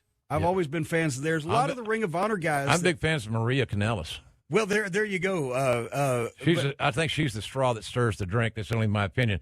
I'll go real quick one here, kind of off the topic, kind of as we wind it down. Casey Chapman asked me to ask you if Mark's Feed Store is your favorite barbecue place in Louisville. You know it is, brother. Not only for the barbecue, but also they have the best burgoo in the state of Kentucky. What the hell is that? It's not a soup. It's not a stew. It's burgoo. It's an ancient Kentucky tradition going back to the old days. They'd put a big iron pot in the center of the town, and everything that was left over at the end of the season, vegetables, meats, etc. It used to have squirrel in it back in the 1800s, but now if you go to Mark's Feed Store, I believe at 5 different locations in Louisville, Kentucky, order a cup of the burgoo. It's got all of their meat and the smoked meat and spices and vegetables, and it's insane with some Texas toast. Wow, I'm getting ready to book a trip to Louisville. That's one that no other barbecue places in the United States have burgoo except in Kentucky. I never even heard of it, and I can fancy. Well, next time you come to Louisville, by gum, we're going to get you some burgoo. No, I want to do that. I wanted to do that. At Corny, I really want to thank you for being with us. You were wonderful Monday night. You're so entertaining. I love working with you. You know, you're one of my dearest friends in the business for all these years, and if fans want to find out where you're going to be or what you're going to do, or if there's a promoter out there wondering if Jim Cornette would be interested in attending an autograph event or an indie show or a seminar or whatever it may be, to inquire about about you being there at their event, how do they reach you? All roads lead to JimCornette.com. JimCornette.com. That's JimCornette.com. You can click on banners for my podcast. It'll take you right to MLW Radio. You can click on collectibles for my store, my new books and videos. You can read my columns. I write for Fighting Spirit magazine. You can see a list of my events and appearances where I'm going to be live. Everything to do with JimCornette.com is available at JimCornette.com. There you go, folks. It's that easy. JimCornette.com. And I'm sure he'd love to hear from you. All you fans, just want to say hi, clog up. I love to shake hands and kiss babies, especially if the babies are between 18 and 35 years of age. Yeah, and female. So, nonetheless, let's clarify that. Yes. To get stories started. That's how tales get started. That's how things And you're happen. on Twitter, right? I'm on Twitter at the Jim Cornette. How often are you on? Do you kind of work that for? You don't have. I get on the Twitter machine. I don't have the smartphone because I would get frustrated and throw it out the window. You're online. But I do it on the computer. Okay. And it gives me something to do in the hotel room when I stir up some of the unsuspecting. One morning I got up because people tend to take issue with some of the things I say with a little bit. One morning I got up and tweeted, "Good morning, fiddles. ready to be played. But no, and I have the Cult of Cornette followers, over 100,000 of them now that really appreciate what I do, and I appreciate them. Absolutely. So follow me on Twitter. Go to JimCornette.com and encourage JR to come to Louisville so we can get him some burgoo. Burgoo. Corny, thank you, buddy. You know how much I respect you and appreciate you, and I appreciate you staying over here in Dallas and us recording this. And folks, this is a fresh episode, and Corny, you're the best. I appreciate you. Thank you for letting me share your stage last night at the House of Blues. It was cool. We got to do it again. I always love catching up with Jim Cornette. He was a fantastic guest for our last show on Monday night, a sold-out show at the House of Blues. We had a wonderful time, met so many great people. It was a long night because the show started a little bit later than we wanted, but we wanted to make sure that all of our ticket holders that attended Monday Night Raw could make it the 2 blocks from the American Airlines Center to the House of Blues. We didn't want to leave anybody behind. And we stayed after the show to do all the VIP meet and greets, and even though I didn't get back to my hotel until 3:30 a.m., we made sure everybody that came to our show was happy with the VIP meet and greet. And I will apologize again for starting the show late for those that were there early, that got out of Raw early or got there a little quicker than the others. But I just felt it was fair to make sure that everybody that bought a ticket had the opportunity to conveniently and safely get from the American Airlines Center to the House of Blues. So it was a great experience. We had great shows all weekend. We sold over 3,000 tickets for our 3 shows. I'm so grateful and so thankful for all the fans that came and from all over the world. And here's the cool thing. Even though we know we're going to do more shows at WrestleMania 33, without question, all that stuff's being worked on now. But what I felt really heartwarming was that folks said, JR, we love seeing you, and we hope to see you again in Orlando. So even if I had not been thinking so seriously about doing another Ringside with Jim Ross and Friends series of shows or something along those lines at WrestleMania 33 next year in Orlando, thanks to the fans, I'm really thinking about it now. So I hope that those of you that came will join us again, and we'll have all the details on that in the upcoming months. So, but it was cool, really, really good. Now, Jim Cornette had some great things. He's got great philosophy. He can be a lightning rod, no doubt about it. But he's so honest and he's so passionate. So what you hear from him is how he feels, and we all should respect each other's opinions. That's the only negative I have about Twitter sometimes is that, people could I have no issue with people disagreeing with me on Twitter. None at all. I encourage your opposing points of view, but I don't think we have to go into the gutter and be name calling. That's not necessary. That's a trait of our society in today's world that none of us need to master. Let's not do that. Next week we have another great show for you. I've got the guru of wrestling journalist Dave Meltzer, the publisher, the founder of the Wrestling Observer, WrestlingObserver.com. Dave will be with us, and we'll let WrestleMania kind of settle for a few days, see the fallout of it, and Dave will be with us here next week. We'll have a very thorough show talking about WrestleMania 32, a little bit more, what it means to WWE moving forward. Talk about New Japan Pro Wrestling some, a Ring of Honor, perhaps even Impact Wrestling, TNA Wrestling, and whatever else is on Dave's mind. He's so plugged in as far as pro wrestling and MMA. There's nobody better in their field than Dave Meltzer. So he'll be our guest here next week, and we're looking forward to that a great deal. I want to thank all you guys for listening to the Ross Report and, again, supporting our sponsors. We can't do this show, quite honestly, and keep it free without our sponsors. It's impossible.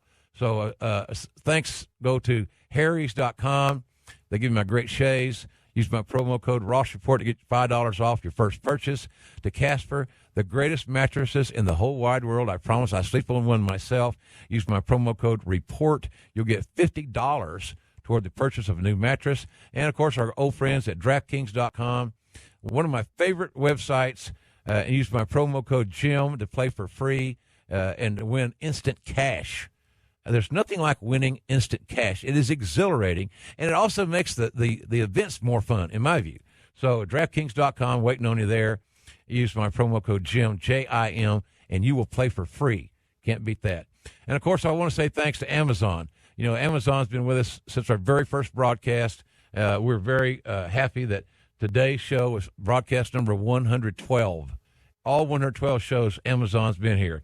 And you'll find all my sponsors, along with my Amazon links, at podcast1.com.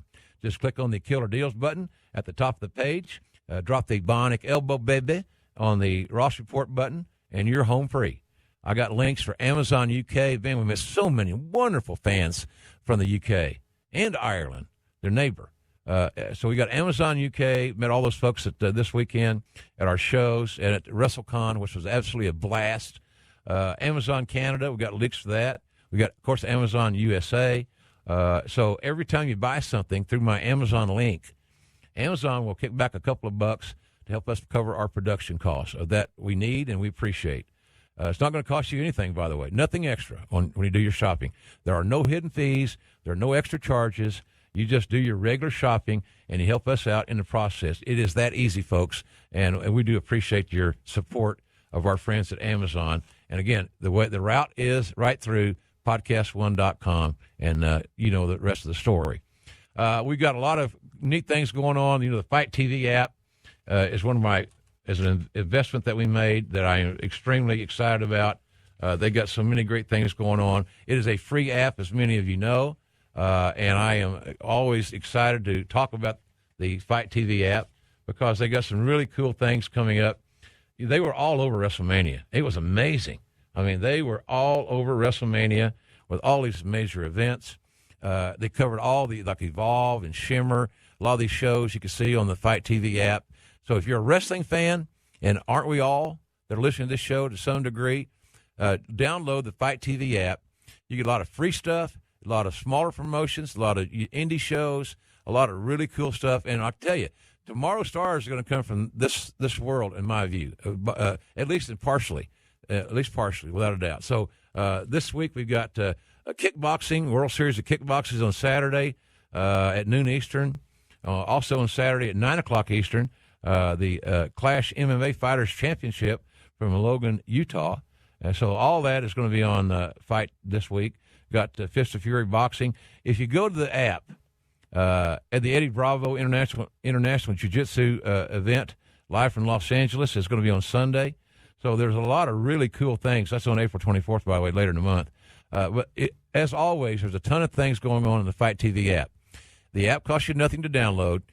Download it for free. Go on and look around and see what we're doing. And I know that you'll be happy to look at. And a lot, again, the free content. You get these great pay-per-views, but you also get a ton of free content to enjoy on the Fight, F-I-T-E, Fight like you mean it, F-I-T-E TV app, free. And check that out, and we would certainly appreciate that. We sold a lot of products at our shows, and WWE Shop sold a bunch of JR's goods at their Access store. The shelves got bare there, I'm told, and we sold a lot of product as well. And you can get it online, as you know, in the States at www.shop.com. If you're in the UK or Ireland or most of Europe, you can get it at americansoda.co.uk. And both those online services are very easy, and they offer quick home delivery, and that's very convenient. So it's really a good thing. I thank all the fans that came to our shows that were wearing JR's T-shirts. I think the one that seemed to be the hottest seller was the one that said, my God, they killed him, hearkening back to the Mick Foley getting tossed off the Hell in a Cell by The Undertaker all the way back in 1998, believe that or not. People still talk about that.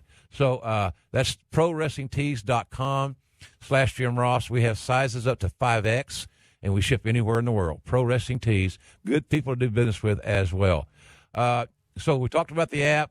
We know that you can download you can subscribe to our YouTube channel at jrsvideos.com, which is free, by the way. And thank those of you that are doing that. So remember, next week, Dave Meltzer will be here. That'll be an outstanding show. We'll be taking your Twitter questions for Dave. So stay tuned for that. Follow me at JRSBBQ.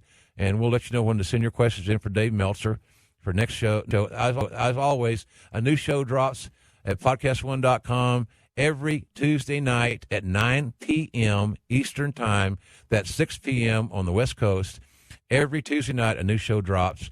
We thank you for downloading. Tell a friend about our show. We're right in the hunt of all the great other podcasts on Podcast One in our genre. We're getting a great audience thanks to you guys telling people about it and being loyal to us. I will always remain loyal to you, and it's a reciprocal thing. I really appreciate the folks listening, and it's so rewarding to meet so many fans that say, JR, I love the podcast. And, folks, I love you loving the podcast, so thank you very much. So there you have it, another big week. again, I hope you enjoyed WrestleMania and all the activities if you were there. And if you watched it on the WWE Network, hope you enjoyed it.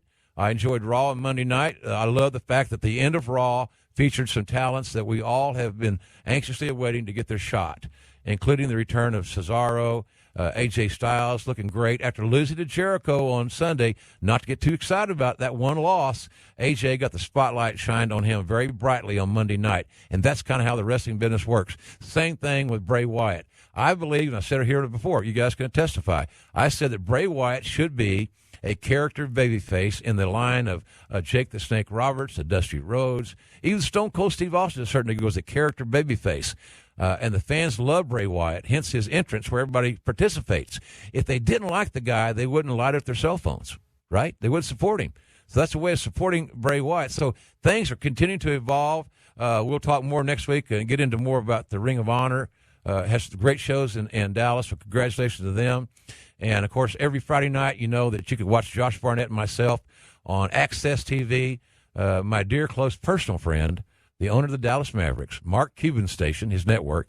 And so we'll be on there this Friday night. That's at 9 o'clock, 8 o'clock Central for New Japan Pro Wrestling on Access TV. And we are kicking some ass on the commentary. I'm not an egg-sucking dog, Ross. You're not, Terry. You're not an egg-sucking dog, but you know more about Japanese wrestling than probably anybody I know. And we'll have Terry Funk on this program in a few weeks to talk about his experiences in Japan and more things. So it's a great show, and we have fun doing it. And we call what we see, and we stay on the matches. So we don't disrespect the matches or the athletes by digressing, because we don't have an agenda. Our agenda is to call pro wrestling matches as if they were regular athletic events, and in our eyes, they are. In your eyes, by and large, they are as well. So check us out on Friday night, 9 o'clock, 8 o'clock on the Central Time Zone where I live in Oklahoma. So keep listening, folks, right here, because the 60-second AP News headlines are coming up next. But remember, it's a great day to do something nice for somebody that's not expecting it. It'll make you feel better, I promise you. But more importantly, ladies and gentlemen, remember that our tomorrows are never guaranteed. Make the most of the day. And as I like to say, maximize your minutes. I thank you for joining us for some Slobber Knocker audio. Folks, have a great week. Come back and see us again next week. And from Dallas, Texas, I'm good old JR for James E. Cornette saying so long, everybody. Thanks for being with us. My friend Jim Cornette. Corny, how are you, buddy? Oh, well, we were just talking for a second before we went on the air. I've got a family full of in-laws in from California, and we just had a great spaghetti dinner, and I clogged the kitchen sink up. So I may be the greatest manager of all time, but I'm not a plumber. I know that you're busy with all kinds of entrepreneurial things with Cornette's Collectibles. And, folks, you can follow Corny on Twitter at @TheJimCornette. But he has a great website with a lot of cool things on there. And I know because I have some of them in my office right now, some really neat videos and some other things. Give us a little thumbnail sketch as to what the folks could enjoy if they chose to shop with you for the holidays or any other day. Well, and we'll get the shameless plugs out of the way early. I've been doing land office business since November 1st. It's Christmas season. Great gifts for you or the wrestling fan in your family. And the crown jewel of my holiday merchandise season, JR, which you know you've got one, is the Straight Shooting series, the official re-release of a series of videos that I did between 2004 and 2006. It's 8 DVDs, 20 hours of conversation with me and legends like Bobby the Brain Heenan, Cowboy Bill Watts, Bruno Sammartino, J.J. Dillon, Percy Pringle. Spend the holidays with Jim Cornette and the legends for only $75 for all 8 videos. Like I said, 20 hours of conversation, and you can save $45 by getting the whole Straight Shooting set, off the individual DVD price. And also, there's a brand new T-shirt with one of my great catchphrases that I can't utter on your program because it's a family show. But if you go to JimCornette.com, you can see the newest T-shirt, and you can tell either your in-laws for Christmas or the holiday shoppers at the mall that you encounter, or even it's great for the inauguration coming up in January, the brand new T-shirt, and so much more at JimCornette.com. And we encourage you to, as they say, shop early and often and I'm sending everything out priority mail, so there's still plenty of time to get these gifts before Christmas. Outstanding. And that shirt, by chance, wouldn't have a word on it starting with an F, would it? Yes, it would. Okay. It's thank you, blank you, bye, which I told your friend of mine, and probably no one else's, John Laurinaitis, on a voicemail I left him one time after I believe that was when he shaved my top heel's head without my knowledge in Ohio Valley Wrestling, and he walked in where he looked like a rock and roll star. The week before, he walked in looking like a 40-year-old truck driver, and I was not kind to Mr. Laryngitis on his voicemail. He would never answer the phone when I called him on OVW TV Day because he knew that I was calling him out for some blatant offense that he had committed against me and my business on short notice without my knowledge. He's got himself booked again. He's on Total Bellas because he married Bree and Nikki's mom. Well, there's, as they say, there's somebody for everybody, and I don't understand it, but I've never watched that program because if I lived to be as old as Methuselah, life would still be too short. But still, for people who like that kind of thing, as I always say, that's the kind of thing those people like. Exactly. You're such a smart man, so cerebral.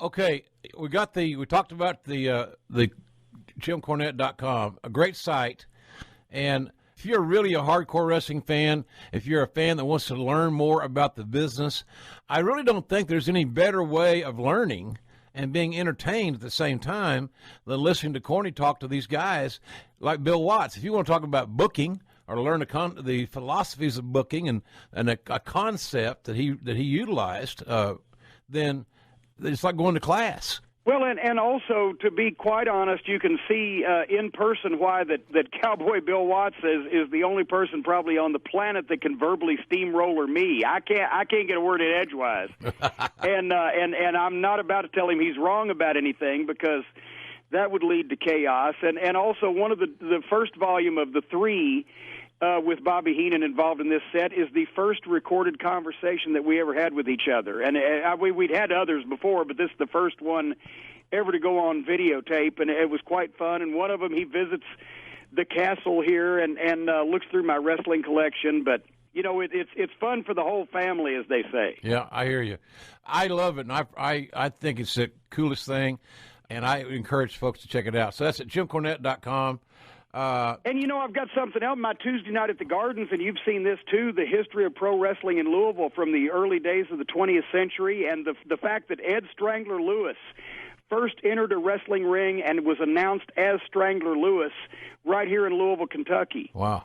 And that was in 1913, and it goes all the way up to the rise of your old broadcast partner, Jerry the King Lawler, and the statistics not only in Louisville but also of his first main event run in Memphis when in 1974, in the Mid-South Coliseum, for 50 wrestling events, they sold 400,000 tickets, which was more than half the population of Shelby County, Tennessee at that time. It's a tremendous look back at the Tennessee wrestling territory and the records that the King and so many other people set. And, of course, now you can't see the King on TV apparently anymore, so you might as well read about how great he was since they won't let you watch him anymore. Boy, he was over. Man alive. If you think about those numbers, 400,000 tickets in a city the size of Memphis at that time, that's more than a lot of minor league baseball teams draw. Well, I did the math, and I've got the OCD, JR, and I'm fact based. I love statistics, and I figured out that for New York City to do the same amount of a percentage of the population, they would have had to run 50 events and drawn 89,600 people per event to draw the same percentage of the population as Memphis, Tennessee did in 1974 with that 24-year-old kid named Jerry Lawler in his first main event run. It was remarkable. It's something that Jerry Jarrett as a booker, Jerry Lawler as a talent, and all the top stars that he worked with, will take to their graves as something that's never been equaled. And let's don't forget Lance and Davey Brown. And Lance Russell and Dave Brown. They told stories, man. they navigated those crazy storylines those guys were doing. Well, listen, I follow you on Twitter since day one, and I told everybody early at the Jim Cornette on Twitter. It's a fun follow. It never fails to make you smile. But a lot of your humor in the last several months has been politically oriented. And first of all, I don't have a horse to dog in the hunt on this deal. I can honestly say, and I try to be patriotic, but I'm apparently not very, because I didn't like either choice, so I wasn't going to waste my time. That's just me. Sorry. But where and when I didn't know you were politically oriented. I didn't know about this side of you, and I'm anxious to know when did that come about, or has it been there all along? You just didn't talk about it much. Well, actually, they talk about the wrestling bubble, and I was in it as either a matchmaker, a talent on the road, 24 hours a day, 7 days a week, and until the 2008 financial crisis, the presidential election, I wasn't really, to be honest, paying attention. And I know a lot of people don't pay attention to politics, and they think everybody's all the same, and there's no difference. Well, there's a big difference, I found out, because when all of a sudden, a lot of my money was evaporating and the world was thrown into turmoil and people were losing their retirements and people were underwater on their homes, I decided to, as you know me, I do, when I get interested in something, I study and I see what's going on. And I discovered that George W. Bush was a blithering simpleton, and the Republican philosophy and this deregulation of everything and just the whole idea of the ideology that they possess had thrown the world into turmoil and cost a lot of people a lot of money, a lot of grief. And then I saw Barack Obama, and I know something about public speaking, and I think he's the most dignified, intelligent, articulate, well-mannered, reasonable politician that I've ever seen. He could speak to people. He was like the principal. I would watch Barack Obama for the last 8 years try to talk to the Republicans like he just wanted to take a baseball bat. He just wanted to, but he was trying to be reasonable and talk to these simpletons, and they wouldn't listen because a lot of them were mad the black guy won, and some of it's ideology. Mm-hmm. And so he saved the auto industry. He saved the global economy. He got a lot of us our money back, although we can't replace those lost years. He got bin Laden in his spare time, and he was the adult in the room who was actually able to speak to people and explain to them the reasons why that things were being done. And the backlash from the low information voter and the people who, unfortunately, were left behind because those manufacturing jobs aren't coming back. It's the days of automation. And I got news for you. The coal miners are in the same, boat as the buggy whip manufacturers. But a lot of those people are mad, so they fell for the wrestling promo. A guy that's in the WWE Hall of Fame is now the President of the United States because a lot of people fell for a wrestling promo. And Hillary Clinton was not a likable person. I was a Bernie Sanders supporter. I believe he would have won if he'd have won the Democratic primary, but they'd promised it to Hillary. That's a good point. And they had to ride that horse, and unfortunately that horse, the starter's gun shot it. And a lot of people fell for the wrestling promo, and now we have an egotistical, megalomaniacal demagogue with an anger management issues and who should be banned from Twitter is the leader of the free world. So as Bill Maher said, it's like watching a toddler play with a gun. You're really nervous, and you don't know what's going to happen, but you know when it does, it's not going to be good. So hopefully he won't plunge the United States into the dark ages, and he won't plunge the entire world into another recession, but I'm not exactly holding out a lot of hope. And Linda McMahon is now in the I know Vince, and Vince has been good to me, and Vince has his good points and his bad points, but I don't want a McMahon anywhere near the White House and making public policy. But Linda is like the Marilyn Munster of the McMahon family. She's the normal one, and with the other simpletons and billionaires and crooks and shysters that he's appointing, she does look like Mother Teresa, but still it makes my BS detector located down near my sphincter pucker on a regular basis to think what's going to happen to our country when we have been plunged back into the same abyss that we just escaped from under the leadership of Barack Obama. Mm-hmm.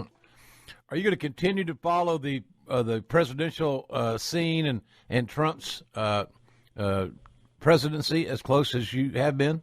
Oh, my God. I think anybody who doesn't follow exactly what's going on as closely as possible is doing a disservice not only to themselves but also to the country, because it's only a matter of time before something happens where this lunatic shows us his true colors, and it's just a question of whether people, as Vince used to say, perception is reality. And people perceive things to be true, whether they are or not, and that makes them true. What we need to do now is we need to study, and we need to figure out what's going on, and we need to know how best to protect ourselves from whatever he's going to do to our economy, to our way of life. Not only do we have to suffer through 4 years of this, Cheeto-faced twat waffle, but we also have to think about the way he's going to stack the Supreme Court with this backwards conservative ideology. If you're a member of the LGBT community, if you're a member of a minority, if anybody but basically a white billionaire, the Supreme Court is going to restrict your rights, which the Republicans say they're all in favor of these rights and privileges under the Constitution. They don't want to take away everybody's right to have an assault rifle, but they want to take away a woman's reproductive rights. They don't want to take away everyone's right to go to church, but yet they want to take away everyone's right to be a citizen of the United States unless they were born here or their parents or grandparents were born here. This is a nation of immigrants. And in being realistic, whether you like it or not, it's too late to stop it. So now we need to do something about it to get everybody legal and paying taxes instead of worrying about a deportation force, which to me is one step away from Adolf Hitler's SS force that was doing things in a very backhanded and underhanded manner in Nazi Germany 75 years ago. That's what we're going to end up with this maniac in charge. And if you're a billionaire, you're okay. And, JR, I know you got more money in the federal government. Yeah, you're probably all right. I'm okay. But the rest of us got to worry. The rest of us really have to worry. No, it's good. I'm glad. I'm impressed that you're so learned. That was good. That was a nice little political repartee. You know what I say, and I do that humble little podcast. It's not anywhere near yours. I'm like local access television and your network, but the Jim Cornette Experience every week. If you go to jimcornette.com, you can find out where to listen. I always say come for the wrestling, stay for the politics, and in between we'll have some fun about rock and roll and movies and things of that nature. Yeah, it's good too, folks. And it's on the Court Bauer's Empire. MLW Radio. MLW Radio is the new major domo of podcasting, and he's got all the greats. Me, Ric Flair, Bruce Pritchard. Wait a minute, me, Ric Flair, Bruce Pritchard. What's wrong with that picture? I call Bruce the Artful Dodger on my program. Conrad Thompson.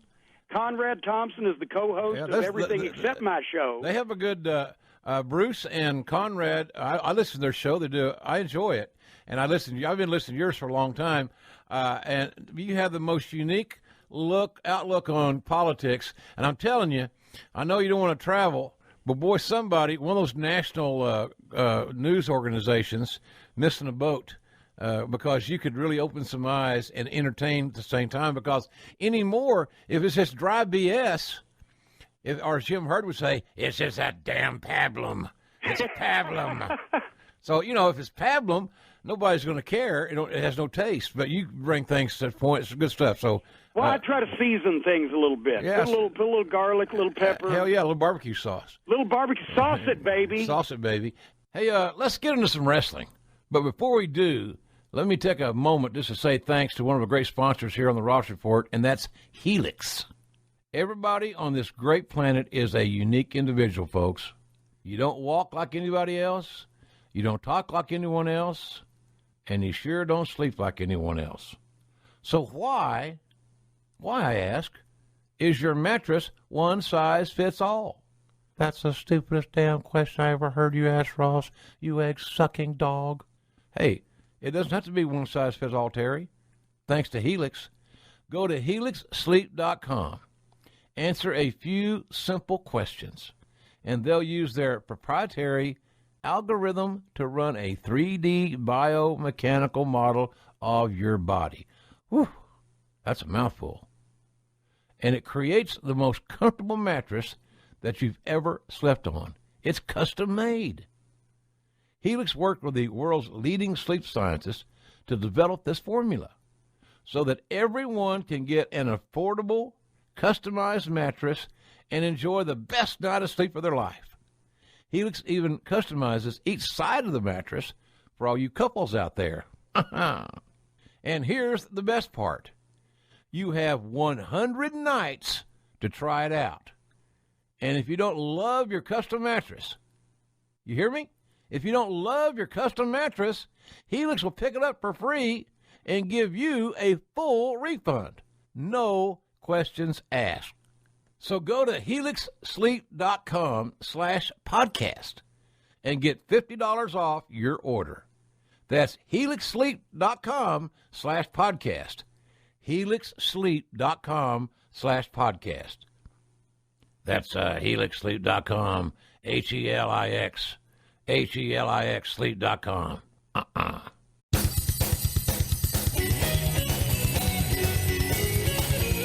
Hey, let's get into some wrestling. We can. Absolutely. Okay. I know you still love the business to a large degree. We always love it to some parts of it. I think you and I will for sure, because it's too embedded. But how do you get your wrestling fix nowadays? How do you get your little taste of what you need? I would be lying if I didn't say that 80 or 90% of the wrestling that I watch is old tapes, old videos. I shouldn't date myself. Old videos now, not tapes. Although I still have about 4,000 wrestling tapes. I've got enough. If I watched them end to end, I won't live that long. But also, people send me links to things, rarities.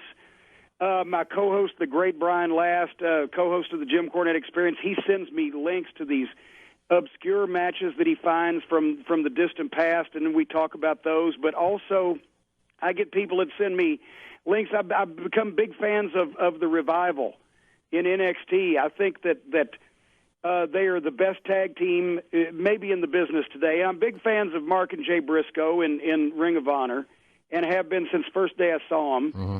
But the Revival, to me, epitomizes old style, old school tag team wrestling at its best. Everything, the little things they do, the psychology, the way they take the people on a roller coaster ride, the way they make things look like a struggle and still manage to entertain the people with fast-paced action that they expect today. And, I think if you put Tully Blanchard and Arn Anderson's face on those guys' bodies, you would be seeing a Starrcade main event tag team match. And I'm really big fans of theirs. So things like that I like to watch. There's things about, modern wrestling, to be honest, the video game matches or any of the kind of the hardcore stuff or just that falderall that just hurts my feelings, and I can't watch it. But when you find guys like that really know how to put a tag team match together and really not only get themselves over but make their opponents look good, I'm a big fan of stuff like that. Yeah, I pick my spots. I'm with you. I saw... I watch a lot, but I found myself, here's how I'm weaning. I don't say weaning. Weaning's like you're trying to quit something that's bad for you. And I don't think that wrestling's bad for us. It's just a TV show. And so sometimes it's good TV and sometimes it's not so good. But my point is, I find myself watching virtually everything on DVR. And when I got time, I will watch something on DVR and I will cheat because I will blow through segments that do not look entertaining, and I will leave things that I discover aren't entertaining and go to the next thing and try to find a few things on a show that actually I kind of liked. So that's kind of where I am, because I just believe that, I'm not going to get on a tangent because I talk about it too damn much, is the lack of selling, and that talents don't give the audience time to process what the hell they're doing. But that's omitted from a lot of the presentation. Well, I think that part of it is, and I'm probably going to talk about this week on my program, but I'll give you a preview, because I have tended to blame the talent for this. And I had an epiphany a few days ago when I was reading some of my Twitters. You told people how to follow me, and some of the emails I get. And unfortunately, I think it's a matter of folks who have become fans over the last 5, 10 years, folks who have become wrestlers over the last 5, 10 years, they unfortunately didn't have the luck that we had to grow up when the wrestling industry, at least by the people who were in it and by the people who were the most devoted fans of it, was taken seriously. Now it's a situation where, they grow up playing video games and they want their matches to be look like these video games. Or for a previous generation, they want the matches to look like scenes in kung fu movies. And there was plenty of action, but no realism whatsoever. Whereas you and I were brought up and we were taught and tutored and trained, and it was drilled into our heads that the most important thing in a main event money match that was supposed to sell the tickets was that it looked like a struggle. It looked like a fight, that the people say what you want about wrestling, but those guys are mad. You can suspend your disbelief, whether it be Terry Funk or Johnny Valentine that said, I can't make them believe wrestling is real, but I can make them believe I'm real. The most important thing was to get people to lose themselves in the personalities having a fight rather than these guys putting on a performance. And so I sometimes blister the young guys, and there's no excuse for this hardcore wrestling stuff, and there's no excuse for the men wrestling women on an equal basis. A 120-pound blonde girl's going to powerbomb a 250-pound man, or there's no excuse for just the constant exhibition of moves with no thought of how it would actually affect you if it was real. There's no excuse for all that, but it may not be these kids' fault because they have never been put in a position where it was drummed into their head that above all else, don't do anything that couldn't really happen, sell everything like it really happened to you, and above all else, you're not playing a character, you are a character.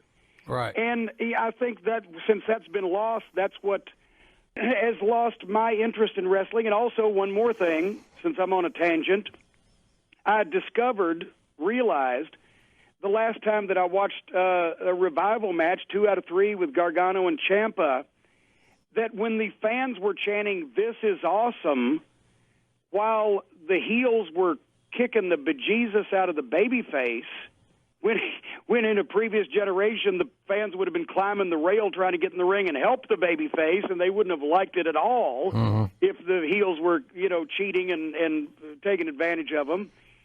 I think part of me that misses the old days of wrestling, it's not what's going on in the ring, it's what's going on in the crowd. They're liking the performance, but nobody's actually believing it. I mean, we had some very scary situations, and you were with me for a lot of them. But when I look back on it, I think all those people that pulled knives or came over the rail and attacked me in front of the police and got carried off to jail, that was a compliment because we made those people believe in what we were doing, and that's what led to the repeat business and the tens of thousands of fans coming to the arena and the record crowds. And that doesn't exist anymore. And I don't think you can put the toothpaste back in the tube, as our old friend the Dutchman would say.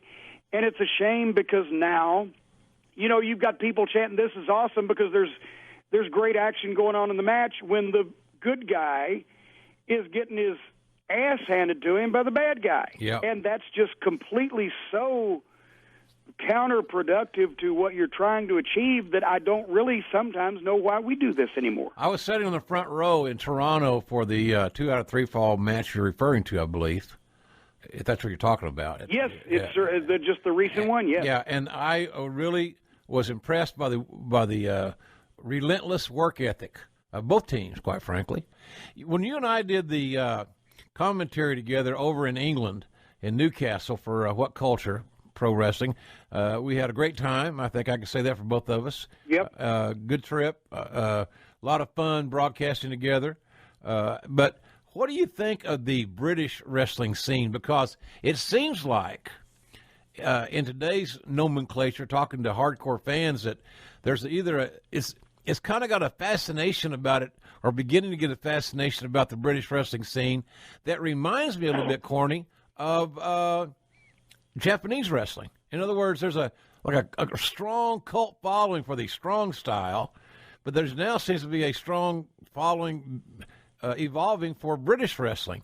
What did you make of the talents that we saw there? Well, I was the same way you were. I was blown away by the fact that What Culture Pro Wrestling is a very new promotion, but yet they were sold out with 1,000+ people a week in advance for the internet pay-per-view we did, and then I was there for that Saturday night show that you had to leave and come back over here for because you have one of your 17 other jobs you had to fulfill.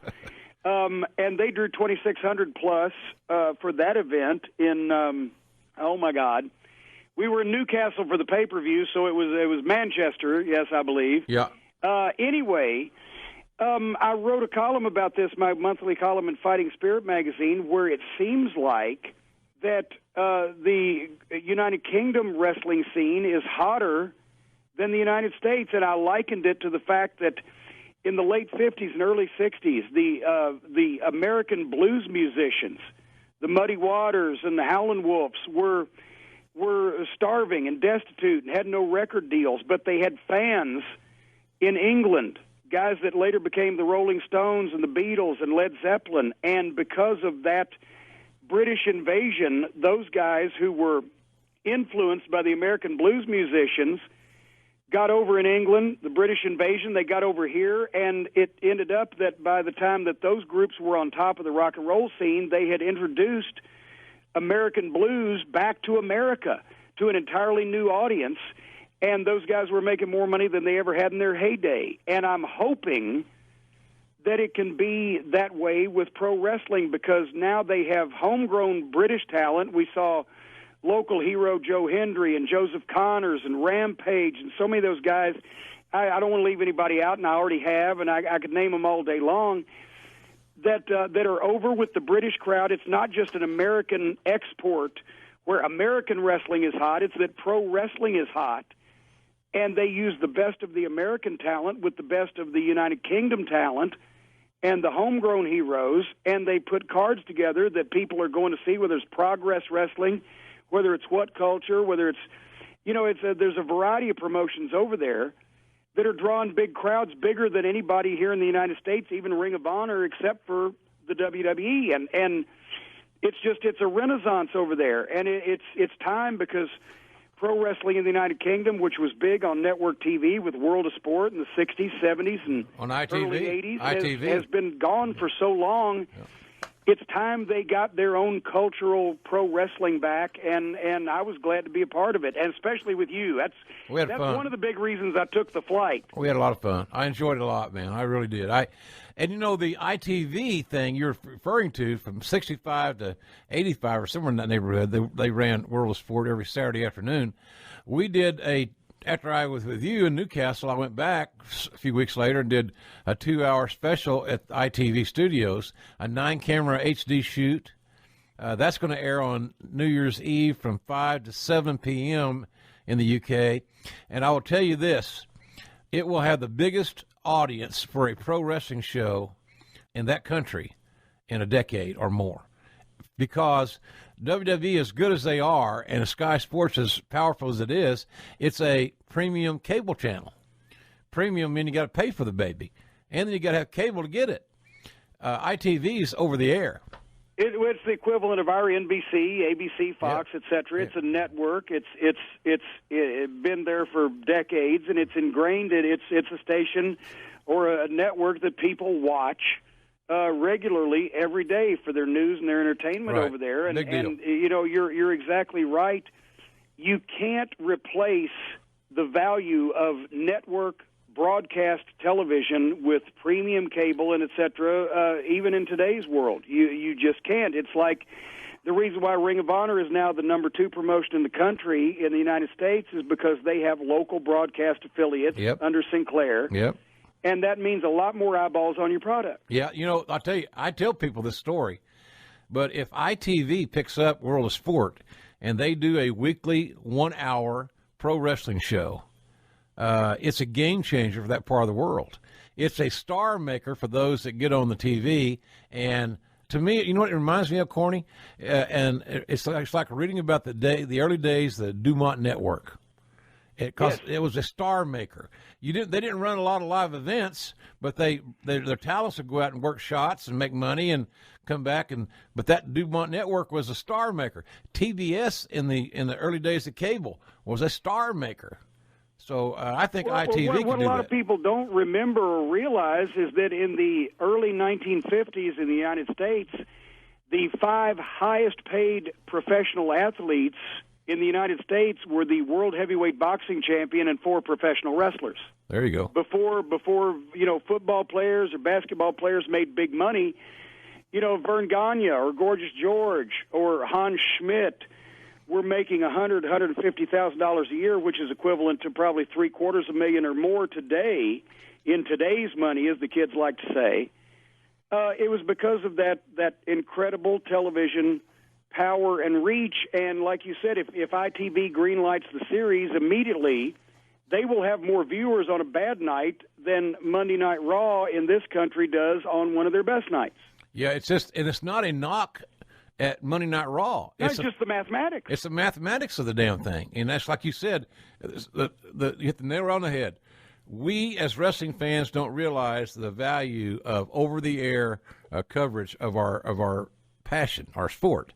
All those local TVs back in the day were massive for the grassroots promotion of pro wrestling. Think about all these towns having they're one of their best stations in town, one of the best of the 3, and they carried wrestling. Almost every town had wrestling. Well, there were every Saturday morning the live Memphis wrestling show on Channel 5 did between 250,000 300,000 people. Viewers per show, and when you figure now what's Raw doing, 3.5 million in the United States of America. In Memphis, 1/10 of that in Memphis, Tennessee, was watching Memphis wrestling because it was local, over-the-air broadcast television from a major network affiliate that everybody in town watched for their entertainment and their news and their sports. And now that things have been fragmented to 400 channels, yeah. You still find that you watch your local channels for your local news, and they'll always be the strongest stations in that particular market. Yeah, common sense. It's common sense. Do I get my kid a jacket for the bus stop? Should I go to the store, or is it going to rain Thursday? When we're going to work on the roof of the house? Well, let's look at the weather. It's always going to be that way, folks. It's always going to be that way. What do you think as far as going forward?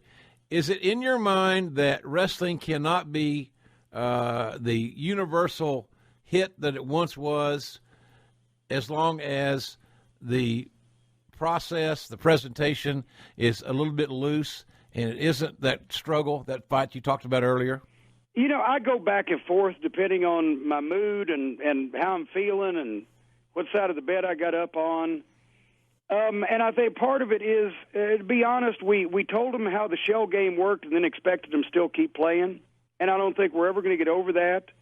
I know that David Copperfield didn't make the Statue of Liberty disappear, but I have no idea how he made it look like he did. And I think when there was the mystery, when you didn't know, or you didn't know how, or you didn't know who, or you didn't know why, or you didn't know to what extent, that was a big reason why professional wrestling grew, in addition to the personalities and the issues and the angles and the matches.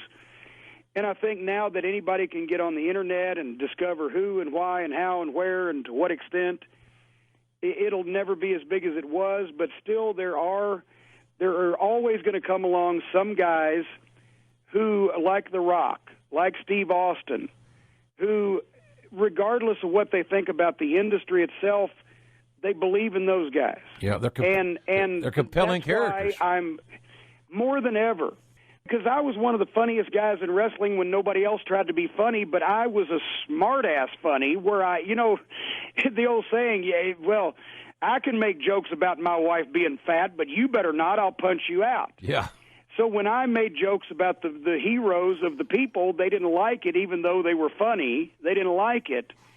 And I think that when everybody treats it all as entertainment and as a family show and something not to be taken seriously, and the guys get together and go, hey, they'd get a kick out of this if we do a magic trick in the match, or we wrestle the Invisible Man, or just some plausibly ridiculous horse malarkey, that hurts more now than ever, because you almost could get away with it when people believed most everything, but you can't get away with any of that BS now, because it's already in people's minds that this is not to be taken seriously to begin with, and you go out and show them that it's not.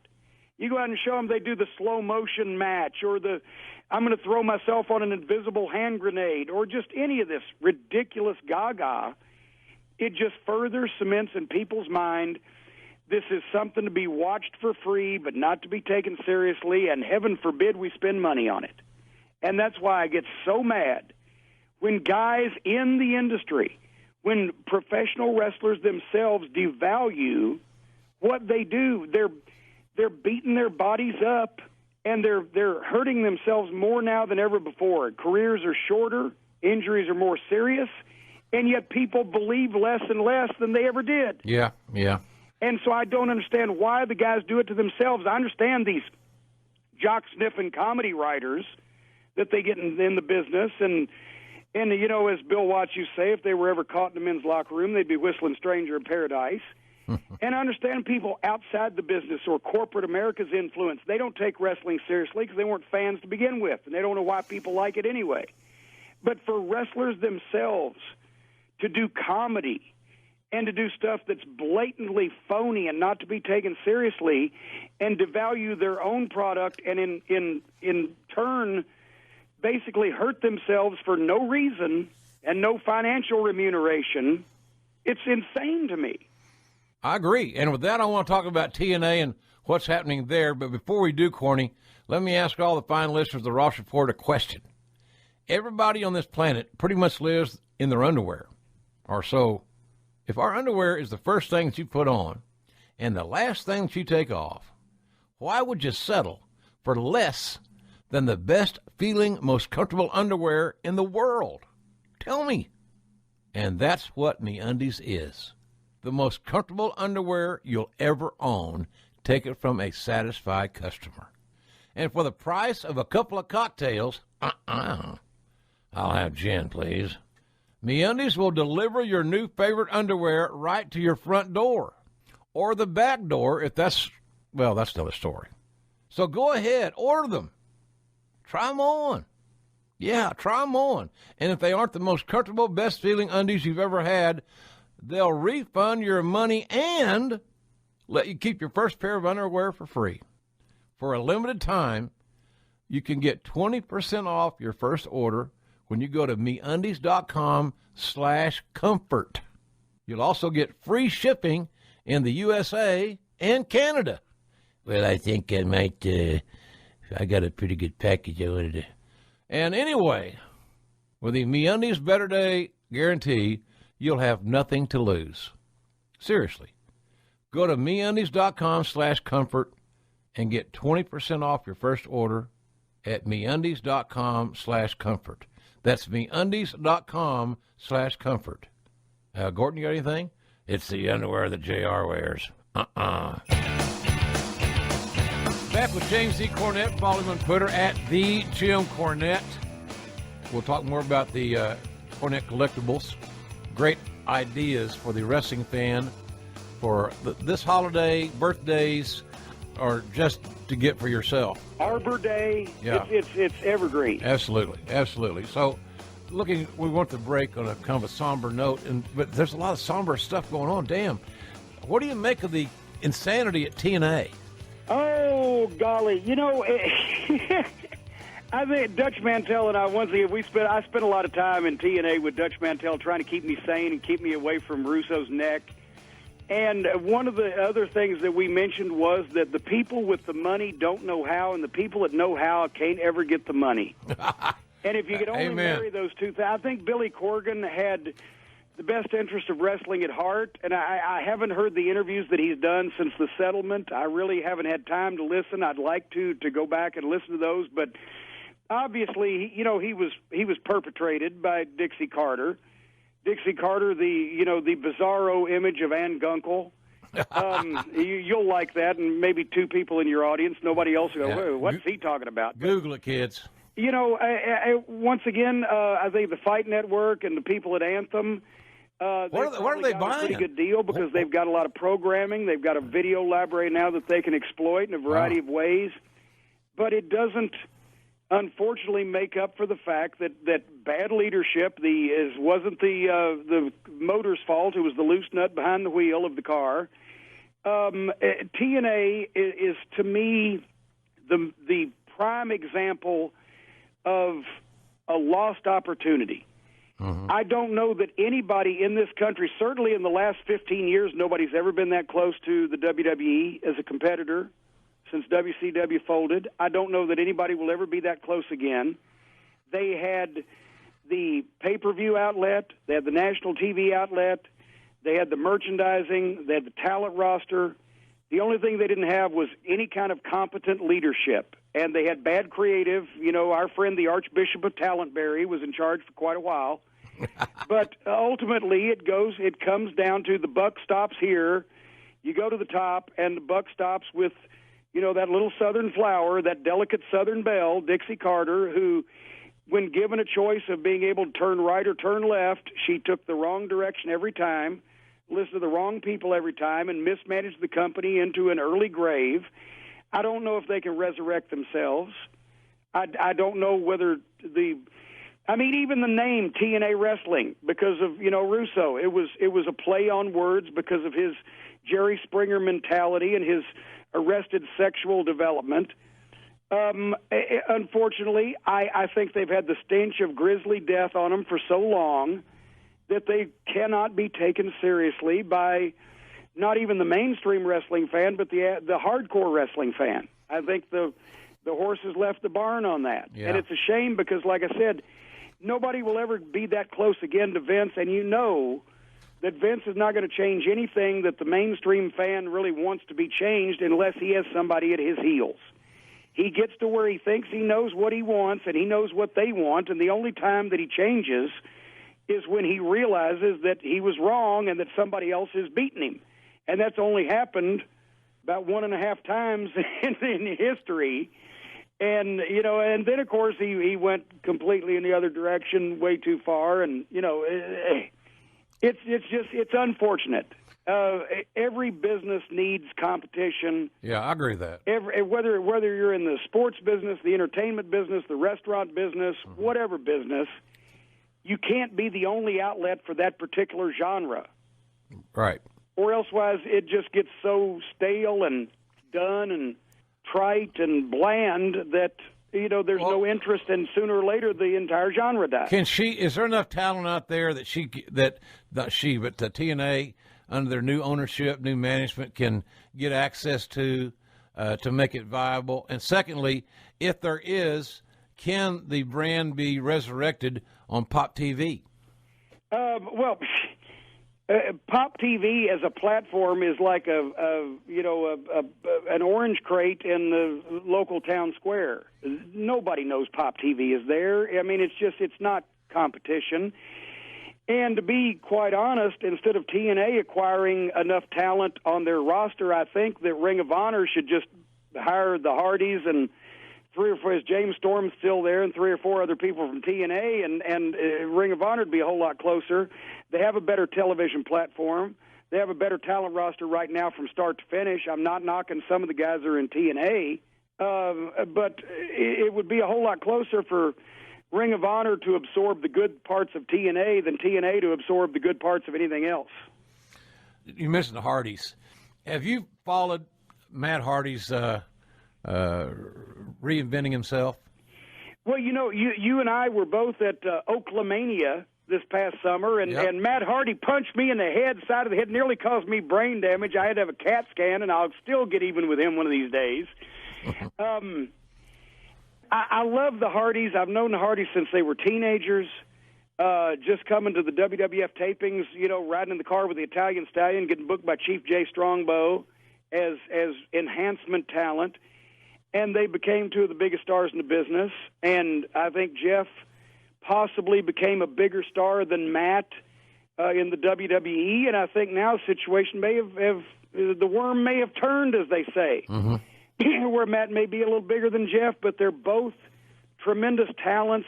And I know he's reinvented himself. I got a kick out of it. I told him that night to his face as he looked like a cross between Vincent Price and Beatrice Arthur. Yeah.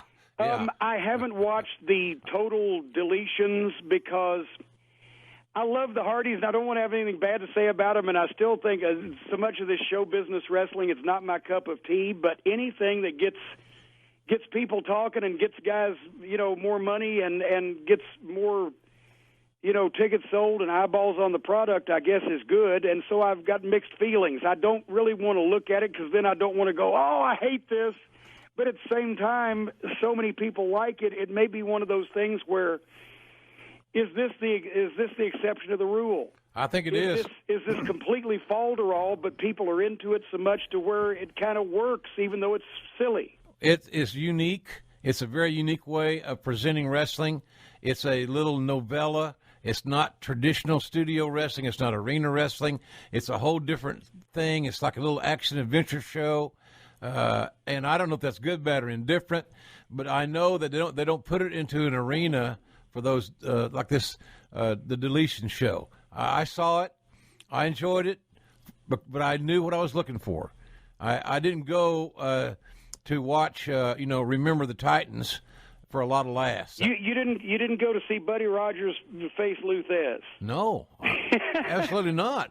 But I enjoyed it for other reasons other than working in and out of overhand wrist lock. I got it, and I'm with you. I like both of them.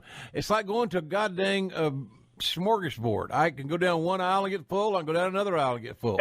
But if I got my druthers, I'm probably go down the more traditional aisle and eat fried food. But that's just me. There you go. Hey, but hey, I will say one thing: if either Broken Matt Hardy or Brother Nero tries to invade Castle Cornette, I've got a moat and I got a drawbridge, and my knights will be ready. No doubt about it.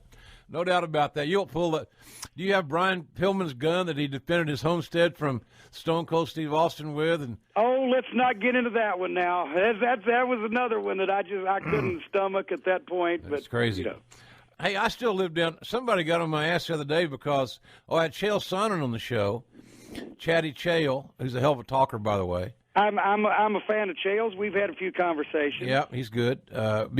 He I don't say he missed his calling because he made a lot of money in MMA, but it's not too late. He could do something in pro wrestling and be good at it. That's all I'm saying. Either as a color analyst for somebody, or a manager, or maybe a manager working into a match or something.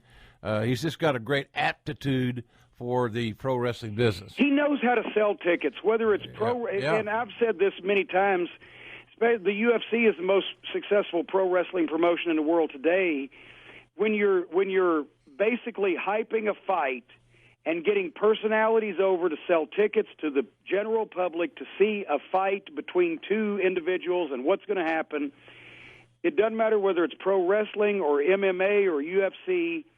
Chael Sonnen is a star at it, and it's all about a conflict. And that's where I think the sports entertainment falls short, is it's not about a conflict, it's about just entertaining people. Right, yeah. The conflict, the drama, the selling, the pride and the passion has been factored out of it. The beer. Yeah, it's been factored out of it a little bit. It's been a whole lot more sanitized. Speaking of USC, do you like Conor McGregor? Well, if he had long blonde hair and he was from Minnesota instead of where he's from, he'd be Ric Flair. And wasn't there some controversy recently on Twitter that Flair said McGregor should thank him for his gimmick? Yeah. Hopefully, Conor is a little bit more careful with his money, but nevertheless, I'm a fan of a personality like that can command a room, that can say things that light people up, even people in our industry that are allegedly smart to the business. What a rib that was! When he takes the backhand knock at wrestlers and they buy it rather than enjoying, because and actually I think there's some jealousy amongst today's professional wrestlers because Conor McGregor is able to do what the previous generation of wrestlers were allowed to do. And that's run his mouth with no restrictions. As long as he gets himself over and sells tickets, the promoter doesn't care whether he offends anybody or whether what he says or what he does. As long as he's successful, I think the wrestlers are jealous of it. But I think they could learn some lessons instead of having, these comedy writers with degrees from major universities hand them a piece of paper on what to say. Go out and learn how to say it yourself. Get yourself over. You're your product. You're in your business. You're in your own business. I'm in the Jim Cornette business. You are your business. You are your business. That's like my. And you should know how to get yourself over, and he does, and I love that. I've said it here on the show before. When I left Vince McMahon's office the last time on September the 11th, 2013, and I got in my car to go to LaGuardia, I could either do as was suggested and retire, or I could reinvent. And by the time I boarded my plane, about an hour and something later, my mind was made up to reinvent. So that's what we've been doing, trying to reinvent, stay busy, stay relevant, and not let others, determine your fate. I can't. And the most important thing about it, and this is what I'm enjoying, is do what you can now do, and I can now do, and people in our position can do what we want to do. We don't do things because we have to do them. Right. Yeah. We do them because we enjoy doing them, and we want to do them. And I don't manage anymore unless it's Fur or, again, the Rock and Roll Express, pretty much, or as a favor to another old friend of mine, or to work with somebody that I've not gotten a chance to or haven't done in a long time. And I think that's the beauty of our twilight years. But I think that's what unfortunately, a lot of today's wrestlers in 15 years are not going to be able to do, because they sit back and they wait for people to tell them what to say or what to do in their match or how to get. They're like actors instead of personalities. Mm-hmm. They perpetrate other people's information. They perpetrate other people's scripts instead of going out and writing their own, being their own personality. Yeah, they're not learning. They're not. That's like giving your kid everything that he or she wants, and they don't have to earn anything. There's no accountability. You haven't put enough skin in the game to be able to take much out. And I'm with you on that situation. Is there a territory back in the quote unquote day that you didn't work that you wish you were able to, either the different place, different time, or is there a territory or a period of time in wrestling that you were not able to visit or be a part of that you would like to have? Well, my God, I'd like to have been the Forrest Gump of wrestling and been there when, Strangler Lewis got double-crossed in Montreal or the Fabulous Fargo sold out the Madison Square Garden. But in the time that I was in wrestling, just being strict with the timeline, I would have loved to have worked Florida under Eddie Graham, just because of so much that I've heard about Eddie Graham and his genius and the fact that he mentored Bill Watts and Dusty Rhodes and Kevin Sullivan and so many other great, minds. Yeah. I think that's the one that I missed, that I would have had the opportunity because I'd just gotten in the business a few years before he passed away, and just if things had worked out, that would have been the place that I would have wanted to go. Otherwise, I was pretty lucky going from Bill Watts to a brief stop in Dallas and then straight to working for Jim Crockett and Dusty Rhodes, the biggest money territories at the time in the business. I couldn't have really scripted it better if I'd tried. So if I could have worked with Eddie Graham, that would have been cool. That's the one I missed. Any wrestler, any team, anybody that you thought if you at a different place, different time, different scenario that you could have really done some business with? Oh, my God, I've said before I'd love to have, stepped into Bobby Heenan's shoes and managed Nick Bockwinkel and Ray Stevens in the AWA, two of the best workers in the industry at their height. I would have loved to have managed Jackie and Don Fargo when they had the run in Madison Square Garden, or even better probably for me when they had the huge run in Tennessee and made such an impression that Jackie was still the biggest name in wrestling 30 years later just off that run in the late 50s. I've played mental chess with myself before and said if I could have been any place in history, I'd have liked to have been in this place when this key turning point happened or that turning point happened. Mm-hmm. But to me, Heenan was so good for so long, the best all-around performer maybe. Yeah, I agree. In the history of wrestling. I agree.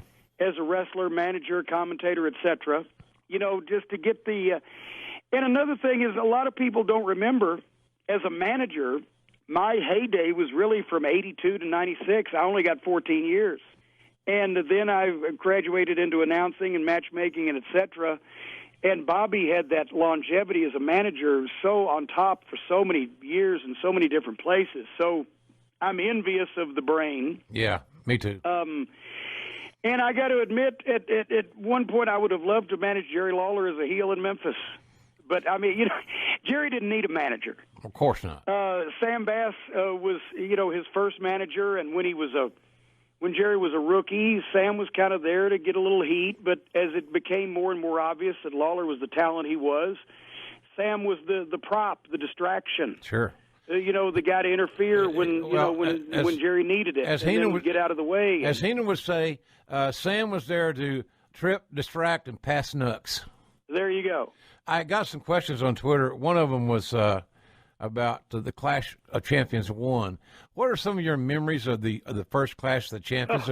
We know why we did it, in retaliation to WWE running against Starrcade on Thanksgiving night with a free show. WCW, Crockett at the time, countered it with a free show against WrestleMania 4, and then all hell broke loose. But what do you remember about the show and the kind of the lay of the land at that point in time? Because it was a pretty crucial time, and Turner pulled his guns back in and wouldn't let there would be no more head-to-heads, because the cable companies that Turner's was partners with said, that's it. We ain't doing this no more. It cost us too much money on WrestleMania. What do you remember about that time? Well, it was, we were going head-to-head with WrestleMania, and they had done us wrong the previous year with the Bunkhouse Stampede and coming up with Survivor Series as a way to counter Crockett's, initial foray into pay-per-view, and that's what led to Crockett having to sell to TBS, and the whole business sooner or later going to ruin was because Vince got in first on pay-per-view and had the leverage to keep Crockett out. So he had to go to the big boys, Turner Broadcasting, for help. But it was a big deal to be in Greensboro, right there in our backyard in North Carolina, to be in the Greensboro Coliseum and to be on live television. And it was still the Sting and Flair match. I think the peak was a 7.1 rating. It was the highest-rated wrestling television show since the days of network.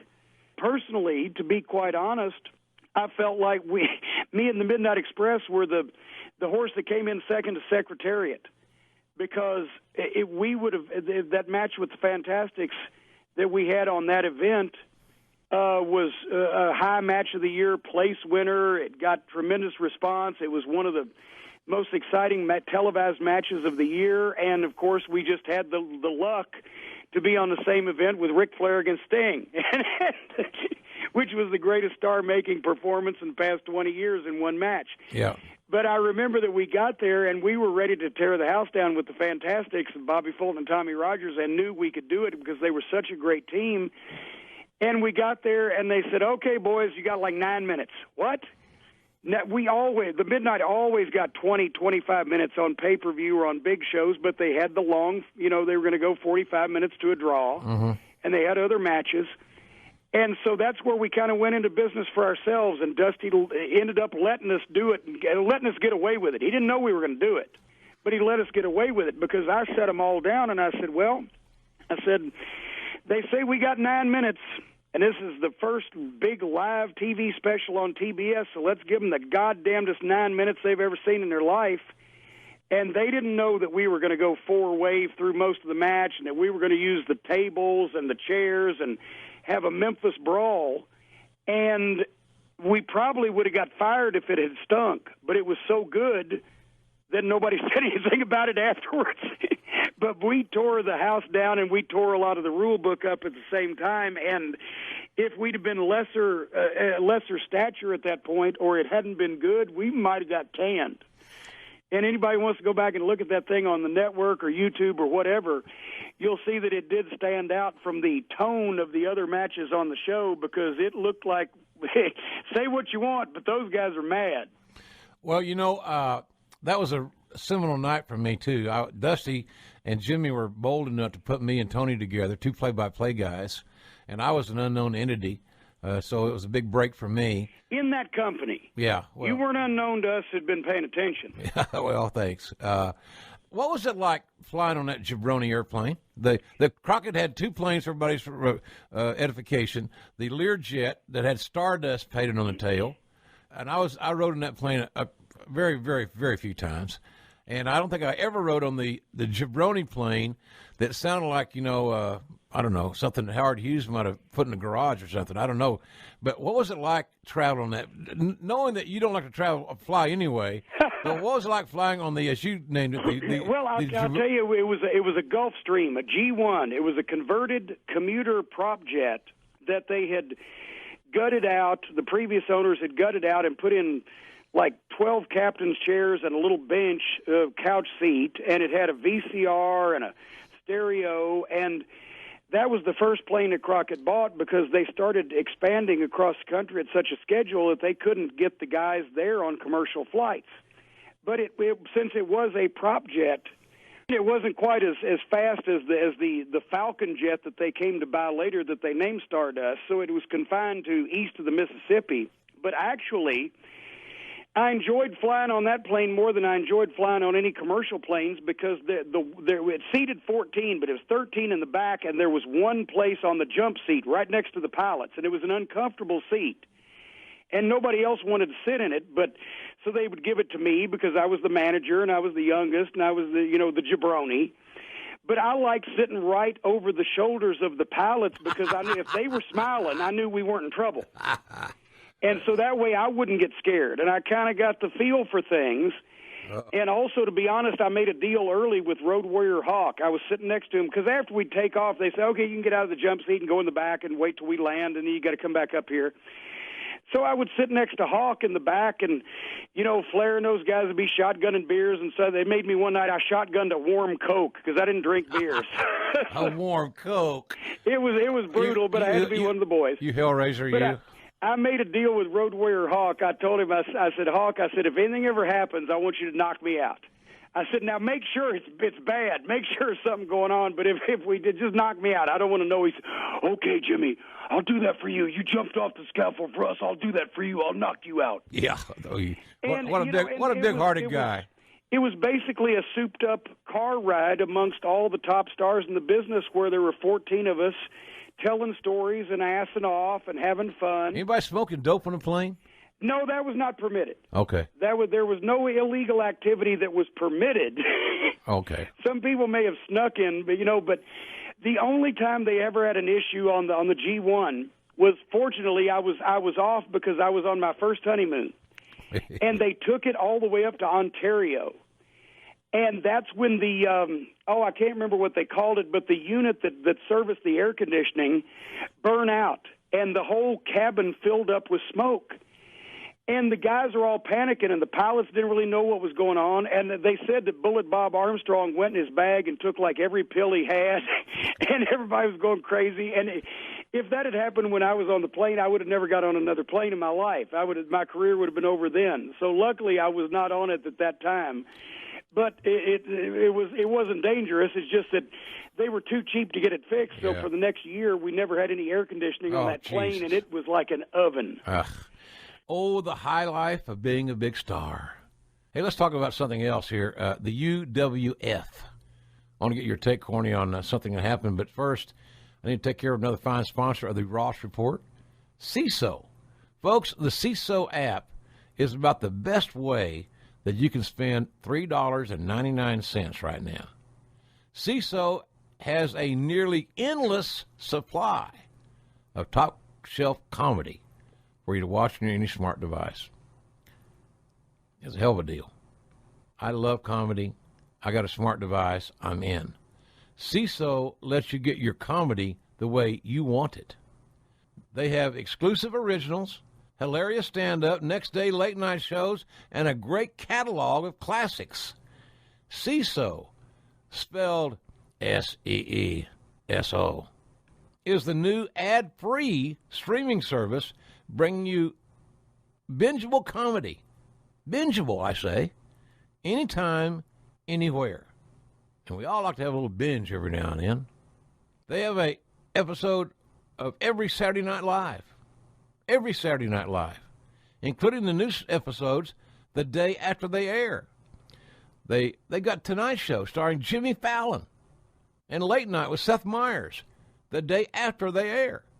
And they even have classics like 30 Rock, Parks and Recreation, and Saved by the Bell. And right now, you can try CISO free for 2 months when you use the promo code podcast1 at checkout. Great deal. Funny deal. Thank me later. So get your comedy on. Go to CISO right now for your free 2-month trial when you use the promo code podcast1 at checkout. That's SEESO. And use the promo code podcast1.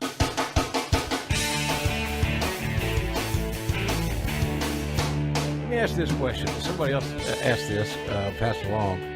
Regarding the Jim Crockett Promotions buyout of the UWF, and do you think, being a very successful booker in your own time, that if they could have kept the brands separate and could have got the UWF guys just a few quality minutes on TBS from time to time, that both those brands could have survived without the NWA cannibalizing the UWF? You know, I can see it both ways because, yes, the UWF had a lot of great talent, and I think it could have been handled better. I think, unfortunately, the reason for the sale to begin with was that the core territory, the Mid-South Wrestling territory, was down because of the oil bust and the economic crisis down there. Right.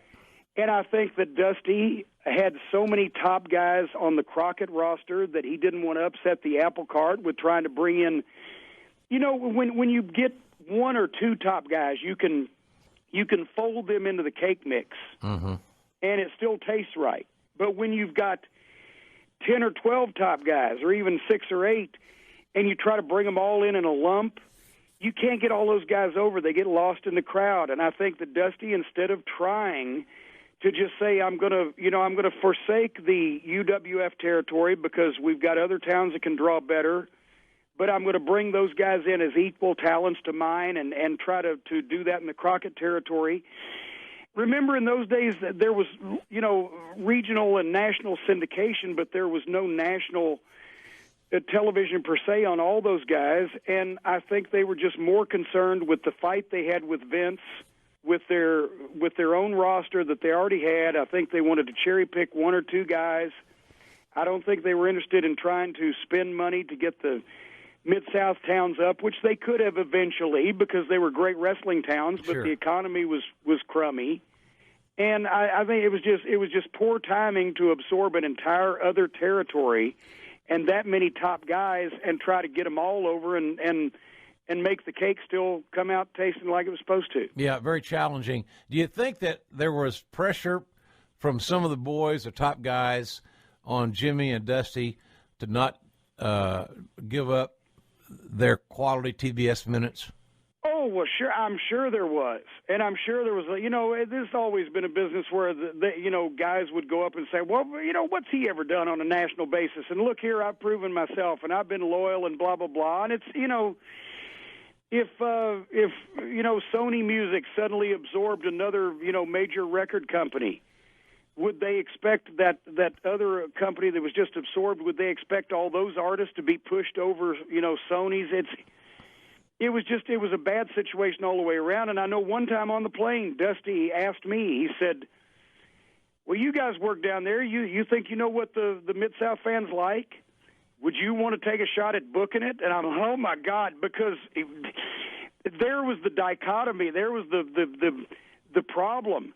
Yes, I'd always wanted to be a booker since I'd been in the industry to begin with, and since I'd gotten into wrestling. And before that, I'd always wanted to be a booker. There's only one, Jim Cornette, and we got him tonight. And I'm glad to connect with my old friend. Corny, how are you, buddy? Well, and drat about there only being one Jim Cornette, because when I'm booked, then I can't take anything else. Luckily I don't have anything to do this week. That's why I was able to answer the call when you needed a last-minute entertaining replacement. Oh, you're the best. You're a big-time guest, man, and you're worth every cent I pay you. Well, it's only because Star Maker Bolin was busy is that you got a hold of me. But I appreciate it anyway. I need the practice. Yeah, don't we both? Star Maker Bolin. Now that's a show in itself, right there. I think if they want to hit reality series, I think that's where they need to explore next. I think the unexplored concept is Star Maker Bolin, his life and career. Folks, if you're near your laptop, just Google Kenny Bolin, Bolin, so you can get this visual of this cherub-faced lad from Louisville that Corny grew up with. Well, he's the kingpin of podcasting and a WWE Hall of Fame mentionee. A mentionee. Who mentioned him? I actually mentioned him in the rock and roll speech. Yes, I mentioned a Lawler. Thank you for the introduction, King. My friend Kenny Bolin and I used to hang around the back of the arena to carry Jerry Lawler's bags in, and Bolin got him a ring. I think he's got $25 in it. It's WWE Hall of Fame mentionee ring, and he raised his rate to appear on other people's podcasts. Oh Lord! Well, how are those bookings going? They're going briskly because if people don't want to come up with the cash, there's always some type of goods or services that they can offer, apparently. Kenny may be the barter king. He might want to do a reality show just on making a living bartering stuff. I don't know that he's paid cash for anything except maybe gas in the last 15 years. Wow. Hey, there's an art to that. You know, the art of the hustle and the entrepreneurship and being a little bit of a gambler. I'm not advocating it. It wouldn't probably work for my personality, but tell me, are you still having fun podcasting? Yeah, for the most part, yeah. Every once in a while when it's like, you've got to do a show in 2 hours and you're like, oh my God, what am I going to talk about? I don't want to hear myself talk today. I'm not in the mood to talk. But other times it's made up for it when you can't wait to do the show because you got something you can't wait to talk about or go over or discuss or debate or pick apart, eviscerate, etc. Speaking of eviscerating and picking apart, do you think that some of today's fan base, maybe a younger, more defiant male demographic, may have just a little bit more information than they really need? Therefore, they believe that they can intelligently dissect a match. I don't have a problem with any fan dissecting a match just based on how they felt about it. Was it exciting? I didn't like it. Okay. But to go articulate those points like they're an expert, I find a little bit absurd. Well, I thought the way that the protagonist took the turnbuckle in the third stanza of the contest was poorly timed and led to a lack of appreciation of the art form he was trying to express. Actually, my mom used to say they know just enough to be dangerous. Yeah. Or I think I said one time and actually it was when the WWE writing team was one of the rare times they actually came and visited their proteges in Louisville. Mm-hmm. I said, I need either 5 minutes or 5 years with these guys because anything in between isn't going to do any of us any good. Yeah. And I think you're exactly right. They can't just sit down and watch the movie. They've got to daggum eviscerate the movie into parts. Just because I watch every episode of Family Guy doesn't mean I believe I can write the show. Right. Yeah. Yeah. Well, the thing that a lot of fans do, to stay on this movie parallel thing, is that they not only would knock the plot, but the clothes that the hero was wearing, and the neckline of the heroine, the color of the car. It should have been a 2-door. It was more sporty, and it was a 4-door. Made him look old. I just think things are overthought a little bit. But meanwhile, the same people who are doing that, like the goofball out for the Outlaw promotion in California that did the invisible hand grenade spot. Yeah. But that's okay because that's the way he's chosen to express his art. I'd like to have seen the way that Bill Watts would have chosen to express his art all over that guy's face after he got back to the locker room if he did that. Well, it's tough for old school guys like us sometimes.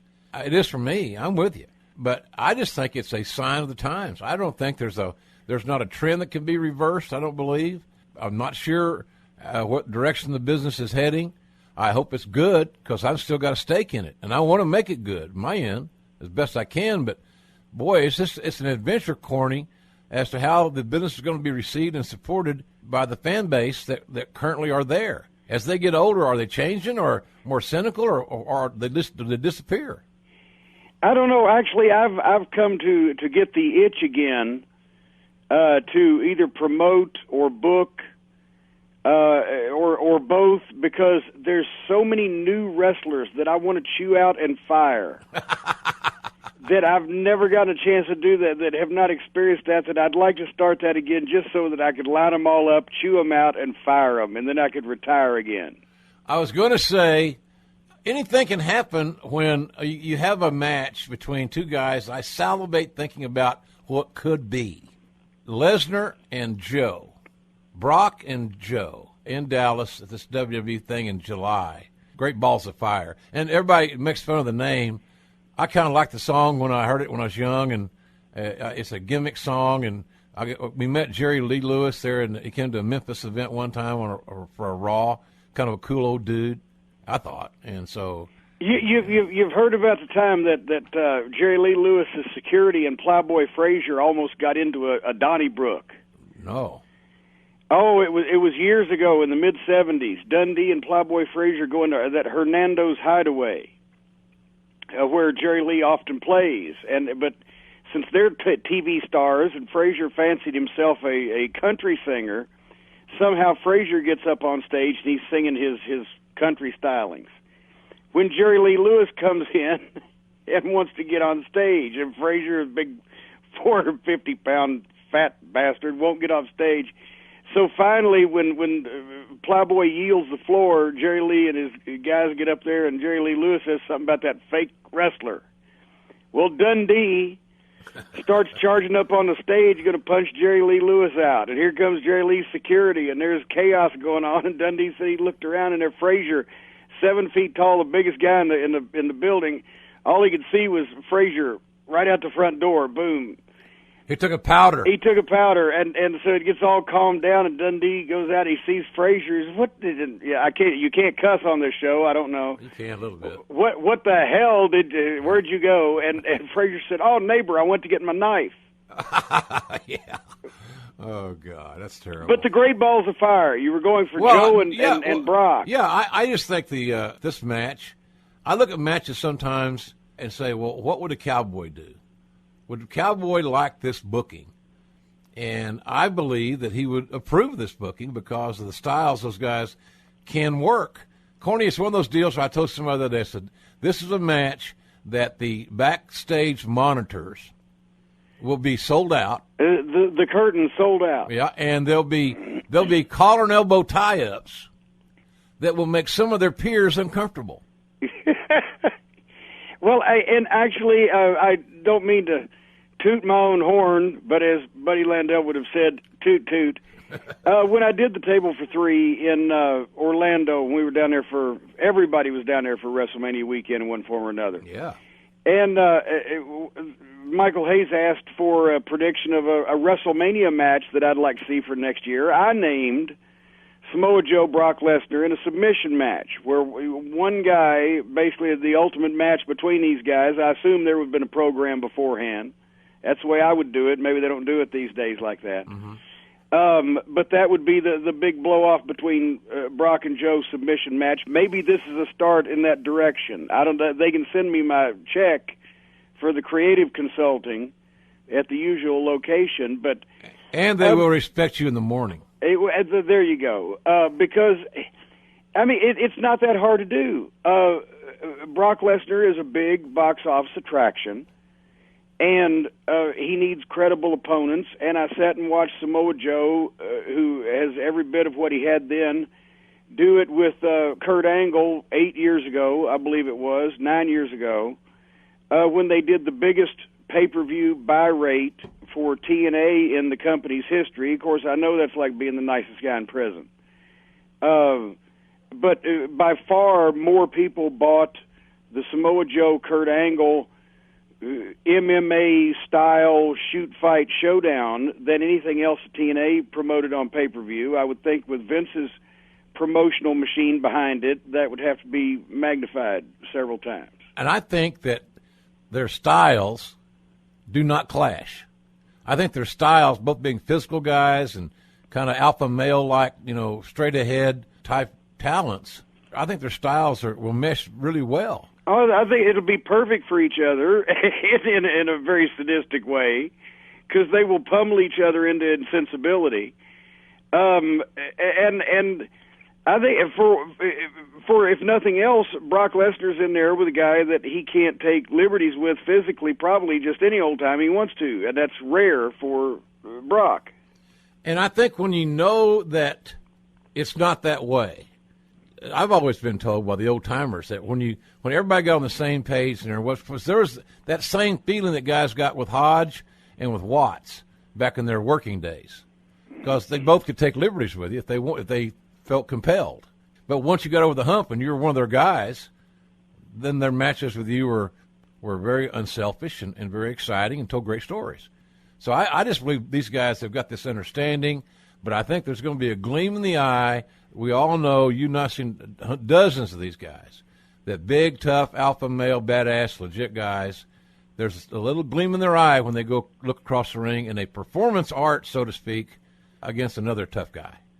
There's something they like about that, I think. Well, instead of being a Danny Hodge and Jack Briscoe, or instead of being a Hacksaw Duggan and Dr. Death, this is sort of the modern era version of one of those, or both combined. Yeah, absolutely. So I think what the fans will see, that really the fans that are really into fine-tuning of watching a match progress and evolve, if they will allow themselves to have a little bit of patience, then I think this match will have so many really unique nuances that it will be a huge hit. I made this point, Corny. The first night they had their confrontation, Samoa Joe was the first guy that I ever saw block a double leg takedown. Brock ran at him, lunged, was down low, looking to pick up both legs and take Joe down in that initial confrontation that preceded the big pull apart, and Joe sprawled, and Brock didn't finish the move. It was never mentioned. Oh, Jesus Christ! How could they avoid that? And I don't know if it was even a spot called. I don't know that it might not have been instinctive, because it was at the very, very beginning of the physicality. So it wasn't the key finishing moment or anything like that. It was just boom.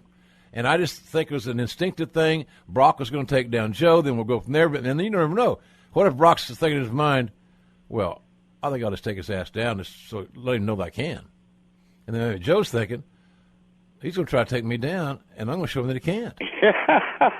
And that makes great drama that's real. I love that. I'm thinking the match is going to be good, and I hope they have a good, strong conclusion. Some fans today, isn't it funny that fans today, do you think that the audience today, Corny, is too sophisticated in their own mind that they won't buy a count out? Oh, good heavens! I know, or a disqualification if it's not just we just pitched him over the top rope. Let's get out of it that way. But if it's something good, for heaven's sake. Once again, the difference in the modern generation of fan versus 20 or 30 years ago is if you left the building and the good guy had won by disqualification, you were over the moon about it. He could have won the crummiest match you ever saw, but as long as he won, you were happy. But the heel could have won the greatest match ever, and you'd be pissed. And I think that we've lost something when we lost all that.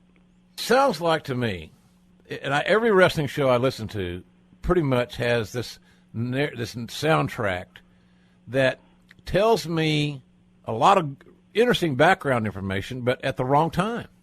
It's almost as if the announcers have become desynthesized about what they're seeing. It's not all of them. I'm not speaking in general, but a lot of them, it's a job now.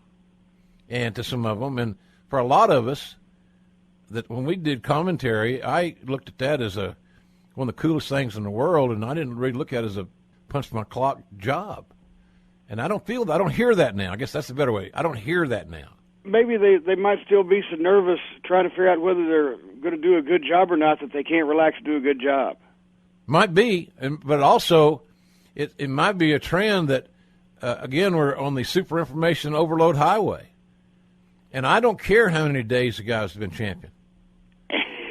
He's been the tag team champion for 413 and let me see what time it is. And 1/2 days.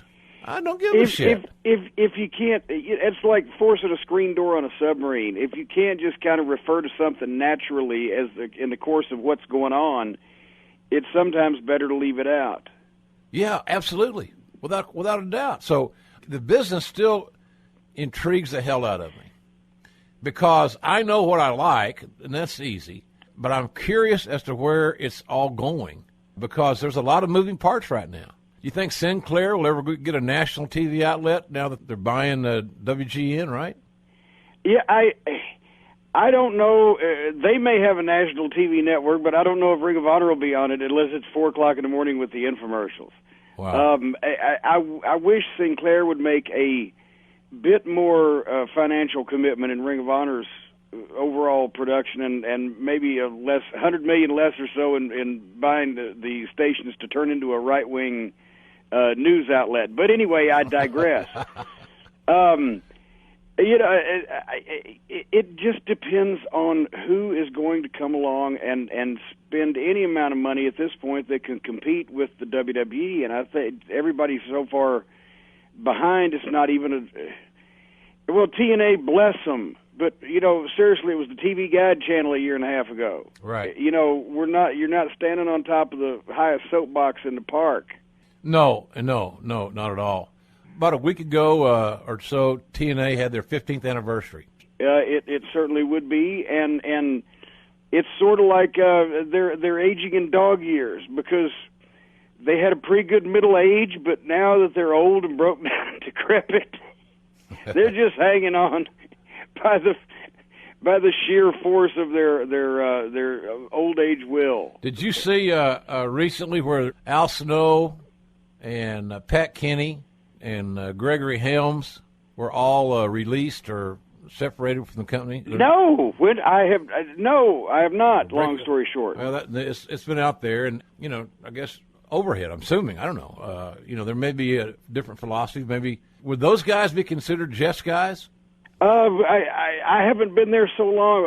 I don't know this most recent run of Jeff's who his guys are, but that was pretty much the staff of their agents / match producers. So I'm not sure who all else they would have left to do it to begin with. And Hurricane and I are Twitter friends. Oh yeah, so well, he's a fun guy. We love the Twitter, but I haven't heard about this.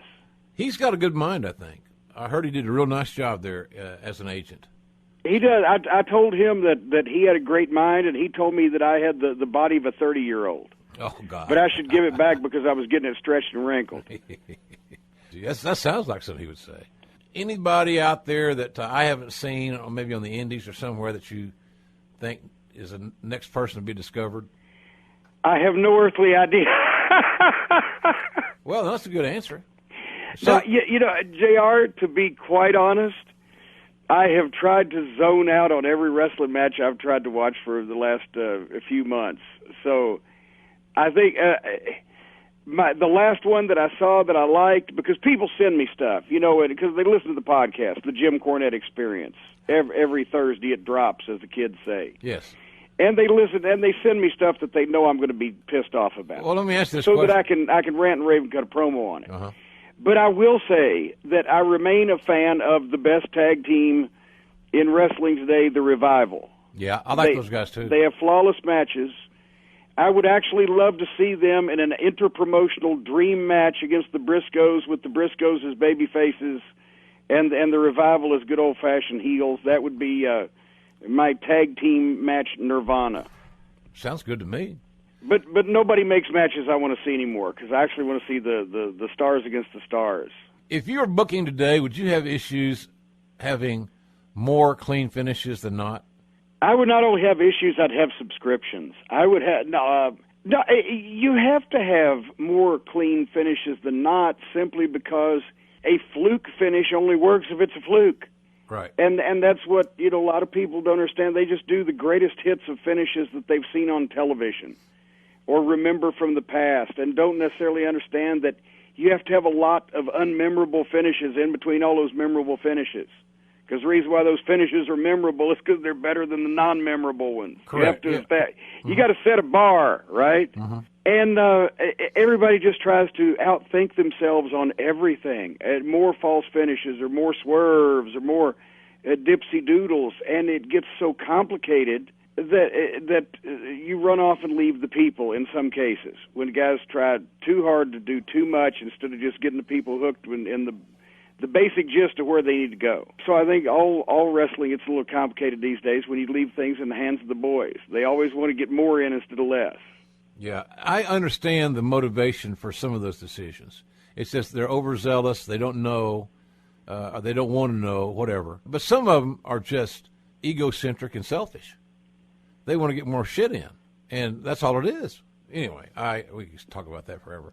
If you were drafting a territory that you were going to book, the Revival sounds to me like they'd be pretty high up on your list of draftees. Yeah, I just love the guys' style and their work ethic, and the fact that they have good old-fashioned tag team matches and do them at a high level, which you don't see anymore with timing and ring positioning from guys because they never get this experience, or they never got a chance to work with the guys that were really good at that style to learn it. But they're students. And actually, I found out that Mr. Dawson I knew under a previous assumed name early in his career. Really? And actually, I found that out when I saw him in Orlando. He said, "Well, you don't remember me. I'm so-and-so," and I won't mention the name that he wrestled under at one point in his career. When I tried to get him a job with Ring of Honor, I saw him on an independent show in North Carolina, and it was like seeing Barry Windham at a wrestling training school seminar. He just stood out. Wow. Because everything he did was perfect. Yeah. And so then, of course, he took several different roads, but finally ended up there. And so I was a fan of his before I even knew that I should be a fan of his because he was nobody. So that proves that I know what I'm talking about. I'm not just hopping on the wagon and dragging my feet. Well, hey, speaking of hopping on the wagon and dragging your feet, how's that for a segue that'll get people talking? What do you think about this podcast rivalry, Twitter confrontation involving Bruce Pritchard and his buddy Conrad Thompson and our dear friend Vince Russo? They're shooting their own angle. It's some of it's kind of entertaining. Well, I think the problem is that there's almost nobody left that at this point that has not gone public with their horrible personal experiences with the Archbishop of Talonberry. And as a result, now I think people are starting to realize, wait a minute, if it's one guy or it's two guys or maybe it's three guys, but it's everybody that's ever worked with our friend Vinny Roo has gone public with the issues that they've had when he's basically tried to stab them in the back. So, and now poor Conrad. I don't know. I don't want Conrad to get involved in this. He's such a nice man. But Connie. Oh, but it's sort of like Bill Cosby's accusers. Oh, we're all going public now with the torment that we experienced and the frustration from having to deal with the existence of Vince Russo. That goddamn Benadryl. And that Benadryl will dry you out every time. Every time. Jesus.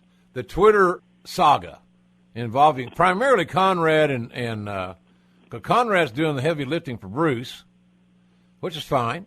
And the Conrad's interaction, verbal sparring with Russo on Twitter has been a source of.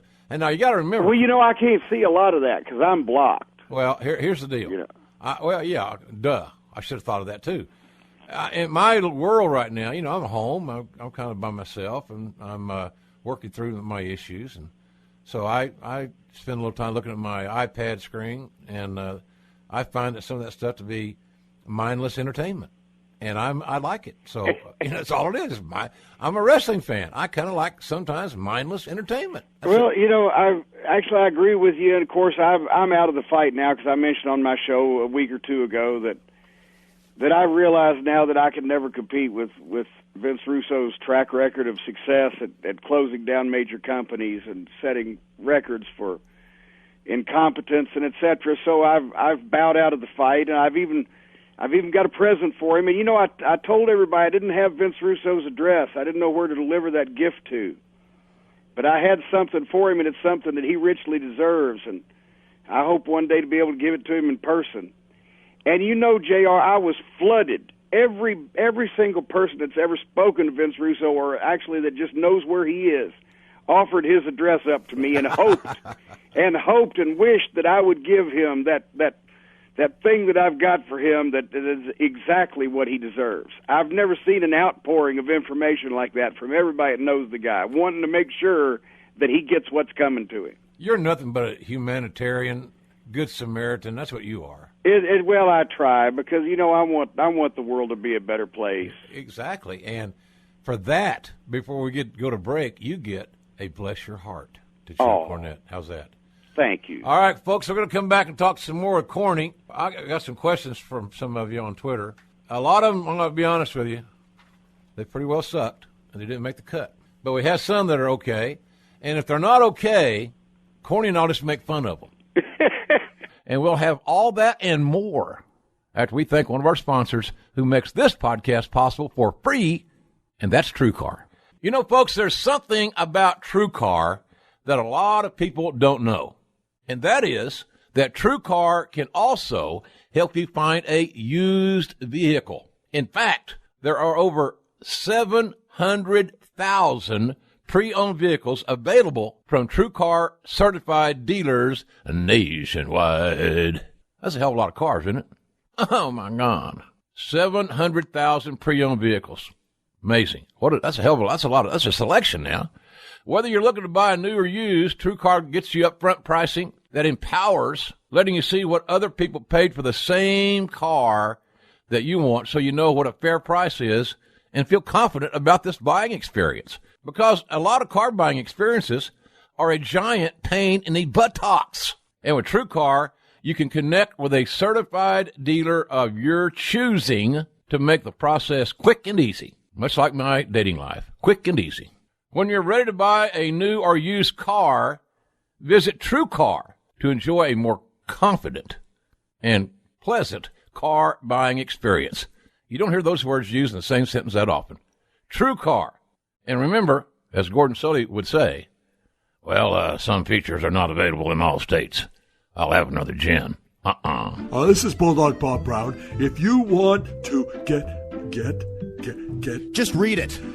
If you want to get over and stay over, you should check out the new episode of Killing the Town every Tuesday at podcast1.com, the Podcast One app, or subscribe at iTunes. Hey, Geigel, what the hell is iTunes? The Ross Report. Before we get to some of your Twitter questions for Jim Cornette, I just want to remind you folks to please hit the subscribe button at Apple Podcasts. Now, here's why.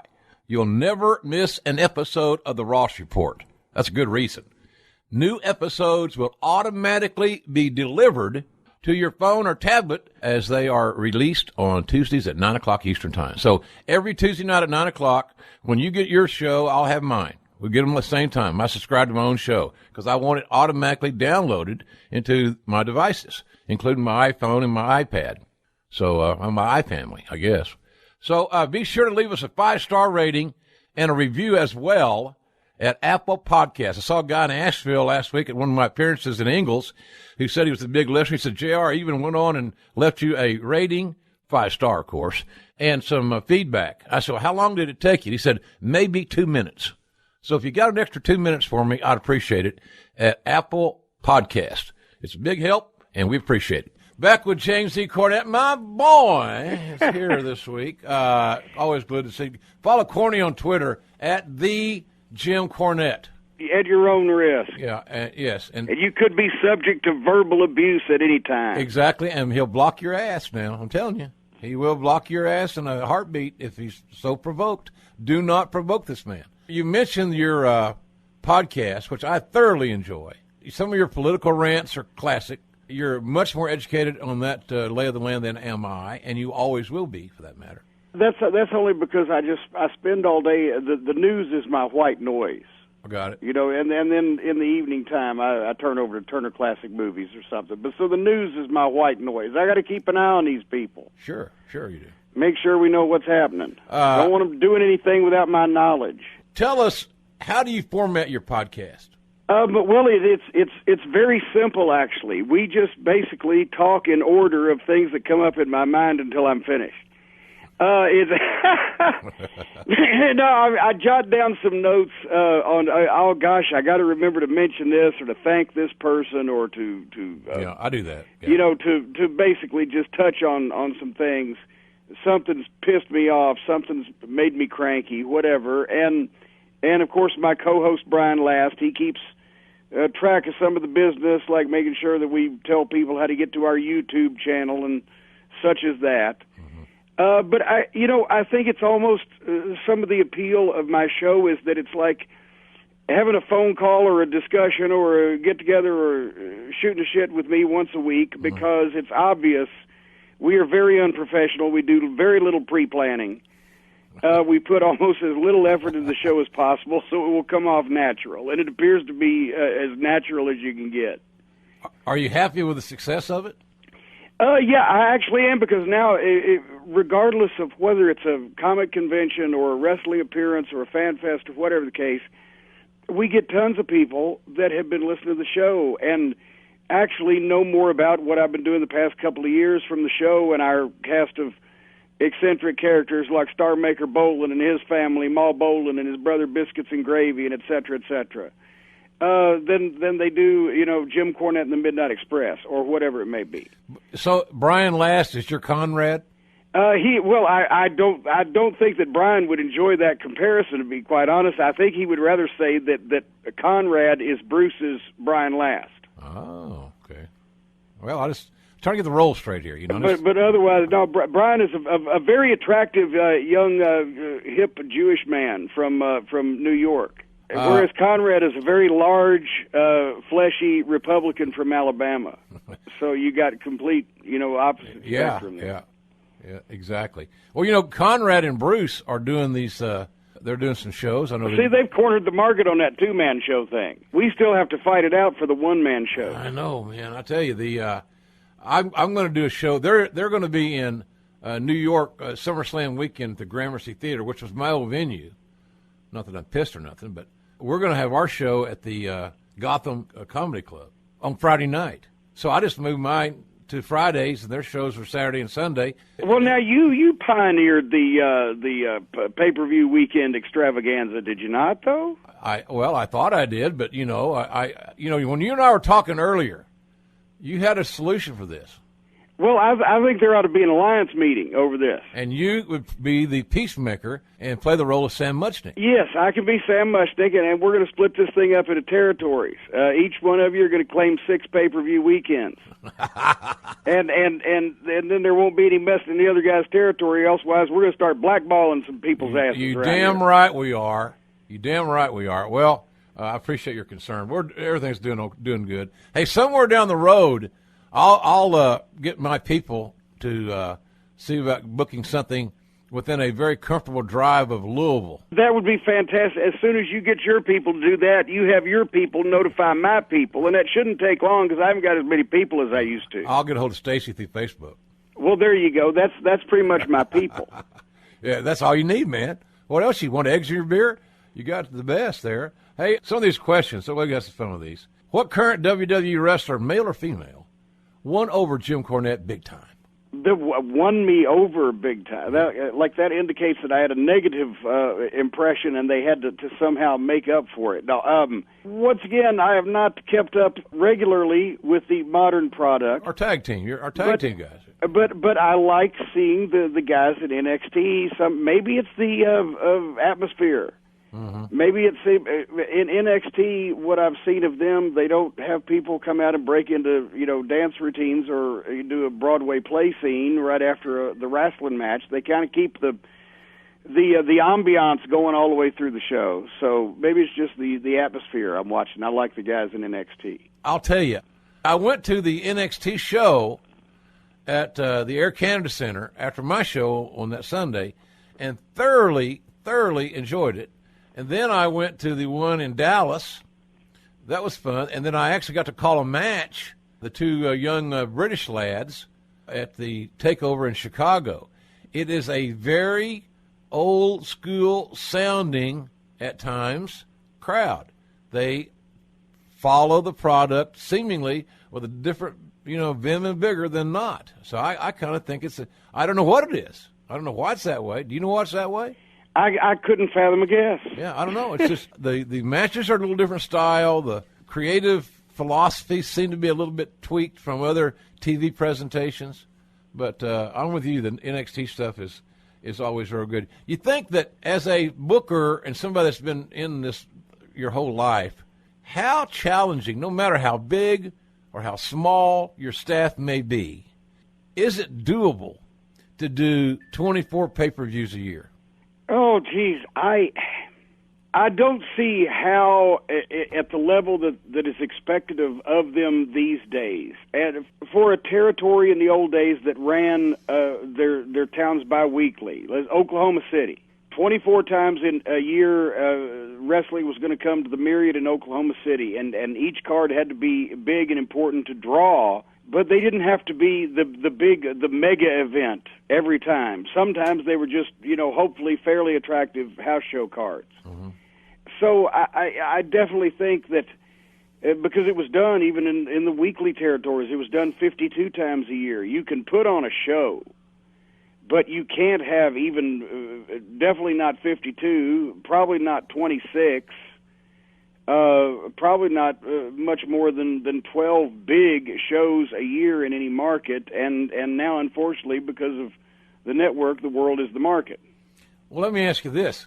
With so many pay-per-view, i.e. major events to build to, and with the frequency of them, is the business itself in a self-defeating prophecy by saying you don't have to have a long attention span because we're going to give you a payoff in 2 weeks, or we're going to give you a payoff in 4 weeks, because that's kind of how it is. Wouldn't you agree? I mean, well, yeah, and see, that's the thing is, they may have to get a payoff, but I don't think they have to get a bunch of payoffs every month. Mm-hmm. If they stagger it to where some things are continuing, some things are ending, some things are starting. Yes, I agree with that. But still. Once again, it's hard to do that and never take a break from that schedule, that arduous schedule of we got to have a big event and now if they've got 13 of them, every average of every 4 weeks. Yeah, I just find it challenging. I don't think you can expand a writing team to whatever number you want to take out of the air, but to be able to come up with good creative on that level of frequency is challenging. I don't see how it could be anything but challenging because, as you said, it's crucial that you have a blow-off, you have something new, you have a debut, you got a finale, you got a continuation. And these things are all got to be stair-stepped with the right talent so that you can maintain some marketability. But so, I think it would almost help them if they hired fewer writers. It might, because if there were fewer writers, they would get more mileage out of less things happening, and that would probably be better in the long run. Because if people get used to a few less things happening, then it'll be really exciting, and they'll really get into it when some things start happening again. Another question we got on Twitter was about John Cena. Now, I'm under the impression that you were very immersed in John Cena's early development. We were fans of John's from the first day we saw him. So tell us about young John Cena in the OVW. Well, first of all, he got over with Danny Davis because when he showed up his first day of practice, Danny said, "John, we've got people that can take and show you around town, help you find an apartment, blah, blah, blah." He said, "Oh, don't worry, I already came in last week, took care of everything." He'd rented an apartment, got furniture, the whole 9 yards.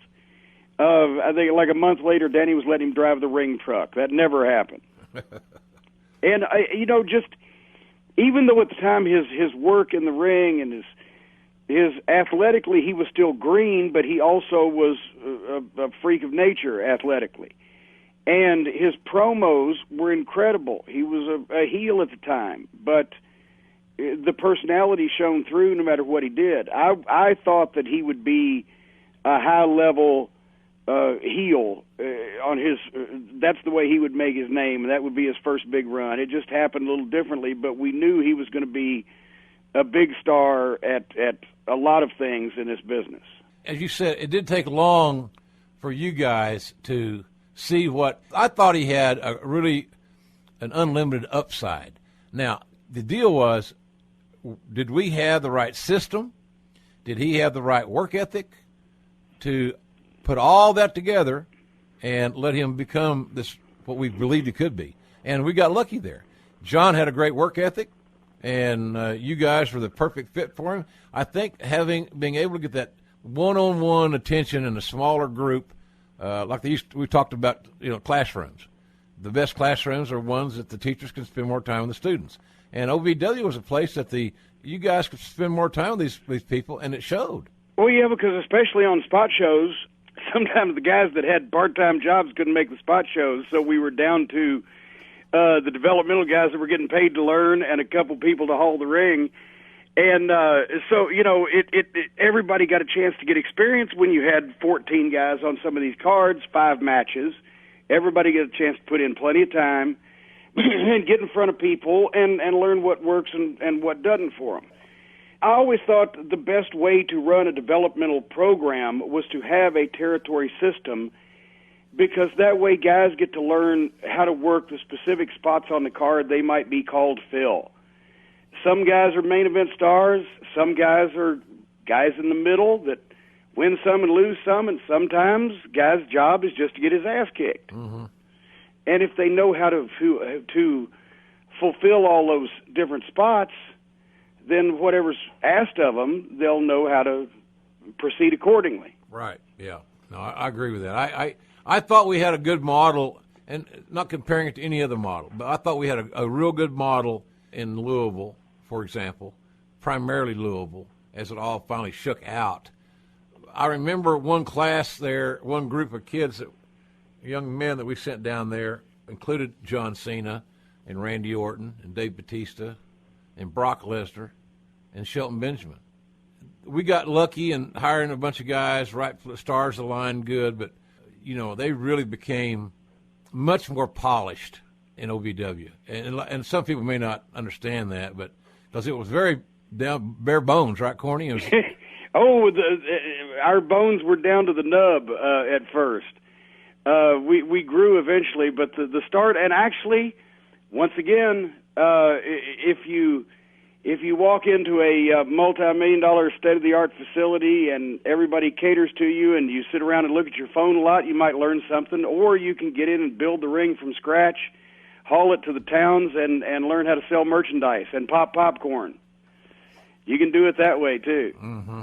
Yeah. Well, it was a good crew there, and you guys did a great job, and I certainly am always be indebted. And the company should be, and I think they are indebted as well. Somebody asked on Twitter, how did you enjoy returning to the WWE cocoon, so to speak, WrestleMania weekend? Specifically, I guess they're asking about the Hall of Fame ceremony, which I thought you did terrific. I was emotionally invested in you, and certainly emotionally invested also in Ricky and Robert for going into the Hall of Fame. That's a cool deal for them. They're out there still getting booked. Yeah, well, and as Ricky said in his speech, their independent price just went way up. But no, I had fun because everybody was, once again, so nice to me. And I've likened it to sometimes when you're just going to visit, you're like a guest in their home, and they treat you with all the respect in the world. And sometimes when you live there, it's like you're the unemployed drunk brother-in-law standing in the spare room, and they just talk to you any old way. So I prefer to go in and visit every 10 or 12 years or so. Yeah. Well, it had to be kind of cool to reconnect with some people because, my God, everybody that's ever been in the wrestling business, I think, pretty much was in Orlando at some point that week of WrestleMania. Oh, yeah. Well, and also when I got to the hotel where we were doing some of the pre-tapes, ran into Randy Orton coming back from the pool, and there was Jericho. We caught up on Fozzie business, and made arrangements to have lunch when he came to Louisville with the group. And I don't want to start naming people and then leaving people out, but so many guys from OVW that I hadn't seen in so long. Some of the crew is still there from our old studio days. Mm-hmm. Very few. They're actually, I think, preserved pickled in some kind of formaldehyde because of the age issue, but, we still remember a few of them. So it was good to see a lot of people again. That whole event is amazing. And I can't even try to lie and tell you, oh, yeah, I saw that coming. I never, ever fathomed the scope of WrestleMania as it relates to, obviously, WWE and all their fans and business partners and so forth, but every promotion of any ilk, of any worth a damn, has a show. Oh, it's like the WrestlePalooza festival now, where you go into a town and everybody in the game is there in some form or fashion. And I was amazed at the scope of the WWE production, which was big when we were there regularly and doing things, is 4 times as big now. There's 4 times many crew members. They have a different setup and takedown for each day in the building. Catering is a 4-star restaurant now. I remember we used to go into catering and stick the fork in the bowl of pasta and come up with the whole thing because it was all stuck together. Now there's more condiments than a convenience store. And wait a minute. So you went to catering at WrestleMania? Oh, well, I went to catering at the Hall of Fame. Oh, okay. Now it was good. The salmon was excellent. But yeah, like you said, it's become a festival where wrestling fans from around the world. Unlike the old days where you drew most of your people from the market or 100 miles around, it's probably a minority now. Everybody comes from around the country, around the world. They get to see every wrestling promotion known to man if they can, go without sleep and do the whole schedule. And it really is WrestleMania. It's not just the WWE's anymore. Of course, they're probably going to try to enforce their copyright. I look forward to WrestleMania in New Orleans. Because New Orleans, for guys like you and me that are Mid-South alumni, New Orleans is a special town for us because we all know, Corning, that if you go to New Orleans, you got to have this philosophy, and that philosophy is this: I'd rather fight a man than make love to a woman. You greasy devil. Honey. You greasy devil. You big cat. Yeah, big dummy. Bundy, you big dummy. And also the food in New Orleans for WrestleMania. We went last time and went to the Mid-South Wrestling Legends reunion, and it was an excuse to hang out and eat on Bourbon Street for 4 days. A lot of fried food, huh? A lot of fried food, and a lot of the broiled oysters. A lot of those broiled oysters going down. Are you a condiment guy? I like condiments. I like tartar sauce, a good remoulade, various dips, quesos. Lipitor, I like the stewed Lipitor with a little Fer Blanc sauce. I just boil some of those in my cheese sauce. Well, I'm partial to the Lipitor enema, Jimmy. I love the enema. The Lipitor enema is my thing, my boy. So here we go. Jimsy, if you were unblocked like that when you were on the booking committee, we would have won the war. Yeah, no kidding. Can you imagine the characters we've worked with in our life, including you and me, being characters of that list, not looking down at anybody? Hey, this weekend, I'm kind of excited about this weekend. And I'll indulge me with my excitement because I can hear it in your voice. I am excited to go on this journey with Josh Barnett, and I have never done a live show. I've never done a live show with Access TV. I've never done a live show with Access TV producing a New Japan live event for a television show. There's a lot of unique things going on, a lot of balls in the air here. It's going to be a fun weekend. Access is going to block out 4 hours this spectacular. Where you live in Louisville, Eastern Coast time, 8 o'clock. And from Long Beach, sold out in 20 minutes, 2 shows. So I think it's going to be fun. And you know what the great thing about this is it goes back to like the old days of the Clash of Champions or the Battle of the Belts. Exact Clash of Champions. I've been comparing it to the Clash of Champions. Now, the only difference is going to be this. Can you remember when we did the Clash of Champions 1, didn't we have somewhat limited commercial interruptions? The first time, yes. And then they wouldn't go for that anymore, so we had commercials placed at awkward times. Well, I'm told that Access TV is not going to interrupt any matches to play a commercial. Well, that's like it should be, because the only time they go to commercial in a mixed martial arts fight is in between rounds. Exactly. And Access is treating it more like a sports broadcast, as they should, than okay, it's Saturday night's main event replacing Saturday Night Live this week. And that's the thing, is you've gotten specials from the big companies recently, over the past few years, whatever, but it's been a long time since there's been another alternate promotion, have a live special, same time slot, cross the country, like New Japan, like Access is doing for that show. So, maybe this is going to be the start of something. Everyone should tune in. Go to the appliance store, go in the window and tune all the TVs to Access. It'll increase the rating. Yeah, stand outside, look through the window. Yes. Peer through the window. Put your face against the window and try to touch the televisions, brothers and sisters, because the big Kennedy lads come to town. I'm just excited about the fact that we did a press conference a few days ago, a phone conference, which is good because I had to leave my house. I didn't have to put my pants on. I love that part. Somebody asked me, how big a match is being in the main event of this nationally televised program, broadcast, against the top guy from New Japan, Kazuchika Okada, their champion.